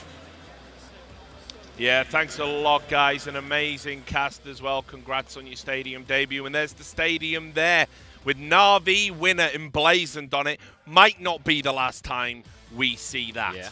Haven't lost a map in the tournament. By Yeah, the way, no it's team insane. has ever won a major totally undefeated across all maps. Yeah. And 17 in a row now for Nuke. So at this point, listen, this was a really close game. We can get into it. Actually, Vitality was in it, Zero was in it, so we can certainly chop it up. But again, it doesn't matter how they play; they just win. And again, the amount of people who just pop off in Na'Vi is ridiculous. And the crazy thing for me is the fact that Apex, man, he had some really cool rounds, not just alone, the way he was taking control of Yard as well. You pointed it out early in the pregame where how he tries to take these fights outside. He was winning a lot of them. In fact, he won 6 opening deals, of which 5 of those rounds got converted into wins. So he was instrumental in making this at least a close game. Well, look, I want to get the negative stuff out of the way. Okay. Of course you do. Yeah, I know. Well, we get accused of being negative on the desk. It's not. We're just telling it like it is. This is sports. There's no room for your feelings if you're a player and you've underperformed. Perfect. I sympathise with Kyojin, of course, because obviously this is his second big LAN event. But we just got to talk about how poor he was. When you talk about career-defining moments, you can talk about a moment where you take over a game and you carry your team through and suddenly you have the confidence to do it. Also career-defining moments at the other end. When you play terribly, when you play horribly and everybody sees it and you're despondent. How do you bounce back? He played something like 13 maps, and I have to say, iTest, he was one of the worst players probably to play at a major. Yep, and look, obviously he's had a long suspension. Obviously, this is a guy that is earmarked for the future. I like how Duncan takes one picture with Zeus, and all of a sudden he just erases it from his memory. Shout out to Zeus one time. Good point, Yanko. But listen, of course he had a terrible tournament. And of course the eye test tells you the same. But the thing is, that's what you kind of expect from him, unfortunately. He's just a kid. No, he is. It's his first venture, his first foray in elite level Counter-Strike. We're back into first time in a crowd, a lot of firsts, you know, and that's just the bet you made for yourself. If you're Vitality, really, yes, we have someone like Bet on the other side, but I mean, at least he was in Navi Academy for a little bit. He had this period where he was practicing and playing with Navi on some maps, at least. We know they've been working with him individually during this period as well. Still, with all that, he's exceeding expectations, but, you know, I don't think he's a terrible player. He's just a very green player. I guess the point is you dream of what it could have been. How much this team would have missed the steady hand of RPK here. That would have been a game-changer player. We're probably talking about a third map. We could even have been talking about, you know, maybe even some sort of potential crazy overtime on Dust too. Yeah. That's unfortunate. Yeah, and it's, look, it's all could-haves, would-haves at the end of the day, right? But yeah, sure, RPK definitely, we missed his steadying hand overall, but I have to really agree with Janko over here, right? You know, it's rough. Your debut in front of the arena against the best team in the world, against the best player in the world. It's really hard. It doesn't get worse than that. It doesn't get really worse. I look at the scoreline he had like 16 kills and 44 deaths, and we remember Fiflar in 9 and 44 and how he was ridiculed for it. But then again, never forget. But here's the thing. That's NIP who were winning so many tournaments, and then they got completely crushed by VP. At least he performed in the past, right? So you can be critical of him there. Sure. We'll talk more about Na'Vi in just a moment, but we've got the great one with Banks again on stage. Thank you, Richard. And yes, it is the great one. I've got Simple with me. And Simple, you deal away with Vitality 2-0. I've got to start with this Dust 2 pick. Did it surprise you that they picked it? Yeah, it actually did, because they didn't know how we play Dust 2 after the new update. So we just didn't expect them to pick what they don't know how we play. So yeah, like we expected some other map like Overpass or some other, yeah. And you guys have been improving your map pool a lot, right? And since the new Dust 2's come through, you haven't played it. You've been working on Overpass, other maps. But Nuke, 17-0 now, but they look like they were going to test it. How did that one feel for you? No, just as always, our Nuke is so close, you know, like especially against good team on Nuke, because I don't know, they're trying to find the key to beat us on Nuke. So we are just trying to change some details in the game. And how is Perfecto feeling? Because he looked like he was super ready for this game. Yeah, like on first map, he was really insane. Like he saved so many rounds for us on T side. So yeah, like everyone played great. Everyone had some nerves at the beginning, but still at the end, everyone played good. And everyone certainly did play good. You've made it a step further forward. Next, you're going to go up against Gambit again, though. But on the stage, do you think it's going to be different to your online games? No, I hope so, because like first of all, they always fit a Nuke, so there's gonna be some different maps. But yeah, I'm looking forward for a good game. Like it's a really good schedule and schedule, and we did our first step. We are looking forward for a second. And what has this game done to you guys as a team in terms of your confidence? How are you feeling? Because everyone's saying this is your major to win. Oh man, like maybe a lot of people say this, but still, like. We're trying to forget about this, because as we said before, it's just another tournament for us, and that was our first step. Like today we felt our setup, you know, finally we felt the crowd, and for tomorrow I hope it will be much better. And what do you think about this crowd? It's insane, man. Thank you for coming, guys, from different world. It's nice. And would you say, right, your side of the bracket seems to be much tougher than the lower end? It's okay, like, it's more easy to enjoy the win if you have more harder opponents. Well, you certainly got that, and you started off strong here. Stockholm, one last time, make some noise for the GOAT. Richard, take it away and close this out. Thanks a lot, James. Indeed, the GOAT, even the Danish corner. Won over by Simple's rapport with the crowd. I like how they had to write that. I guess, doesn't this Danish flag like just speak for itself? Really? You never know. Self-explanatory. Listen, you know? my geography's rubbish as well, so you know, I might have struggled with it. Listen, another thing about this series, something that made Vitality a really good team is they're one of the best teams in the world at opening up halves in games, right? Really high pistol round win rate, converting pistol rounds and so on. And actually, that's the complete opposite happened here against Na'Vi. They won 1 out of 4, and then they lost the second round and didn't have a good start. So lost another 3 pistols. I mean, this game, 16-13, if they win at least one of the 2 pistols, a completely different story. I think you could tell they were well prepared. They had some things instead, like the yard fights, you know, some of the flash plays on both T and CT side, just not enough of a buffer really to convert into a map win. Yeah, and Vitality, by the way, used to be one of like the most reliable teams on pistols back with the old roster. So, but again, forget Vitality for now. Let's talk about the winners. Obviously, Na'Vi. I mean, what can you say about them? Even in the series where they don't massively perform, like you say, Duncan, they find a way to win. They haven't lost a map. I mean, there's 2 factors here. People also forget, where's Na'Vi's CSGO major? They had some brilliant teams before. So they've also never won one. Obviously, Zeus won it when he was over in Gambit. So Na'Vi's due a major. They've been in a million semis and finals. Simple's now in his 6th semi-final. Again, still empty-handed. So that's why I actually like the mentality there. You notice he's trying to downplay the side that it's just the first step. You know, this is just another tournament for us. Because I actually think in this particular game, we build it, obviously, for the superstar matchup. Aside from Ziwu having some pretty nice rounds on Nuke and Simple having a couple where he woke up, I actually think that basically Na'Vi versus Vitality. It was definitely about other players. He got in the way of the head-to-head, didn't he? And actually, I think they both had a little bit of nerves at times in the maps. And I feel like, just to add on to what Simple said there, the worst enemy for Na'Vi, which is potentially the worst enemy for Na'Vi in this major, is going to be Na'Vi themselves. As they start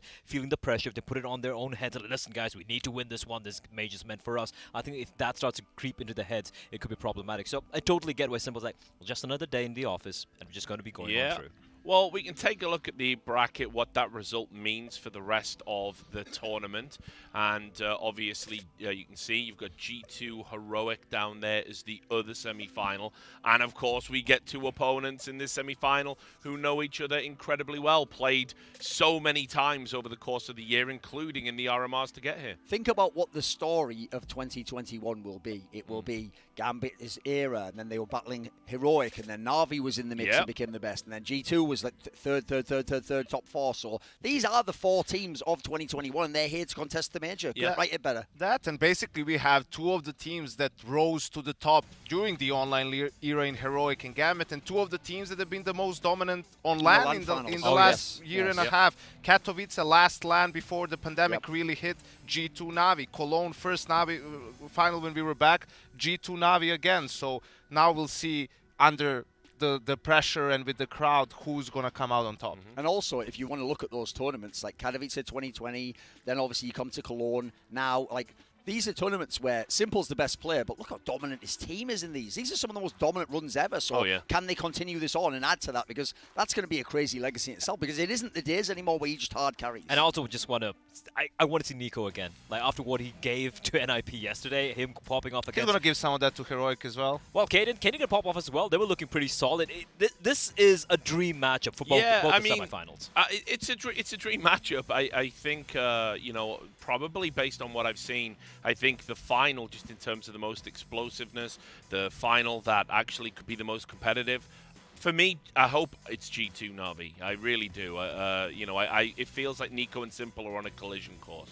It's fated. But obviously got to get past Gambit first. Who knows? They have to play better than they did today, though. So, right, we are ready to close out the show. I'll get some final thoughts for you. What's the story of the day, Duncan? Probably just how unrelenting Na'Vi is. Like, at this point in time, they've had, what, like 1 really close map, and that was it. And even then, it's the map that they just don't lose on.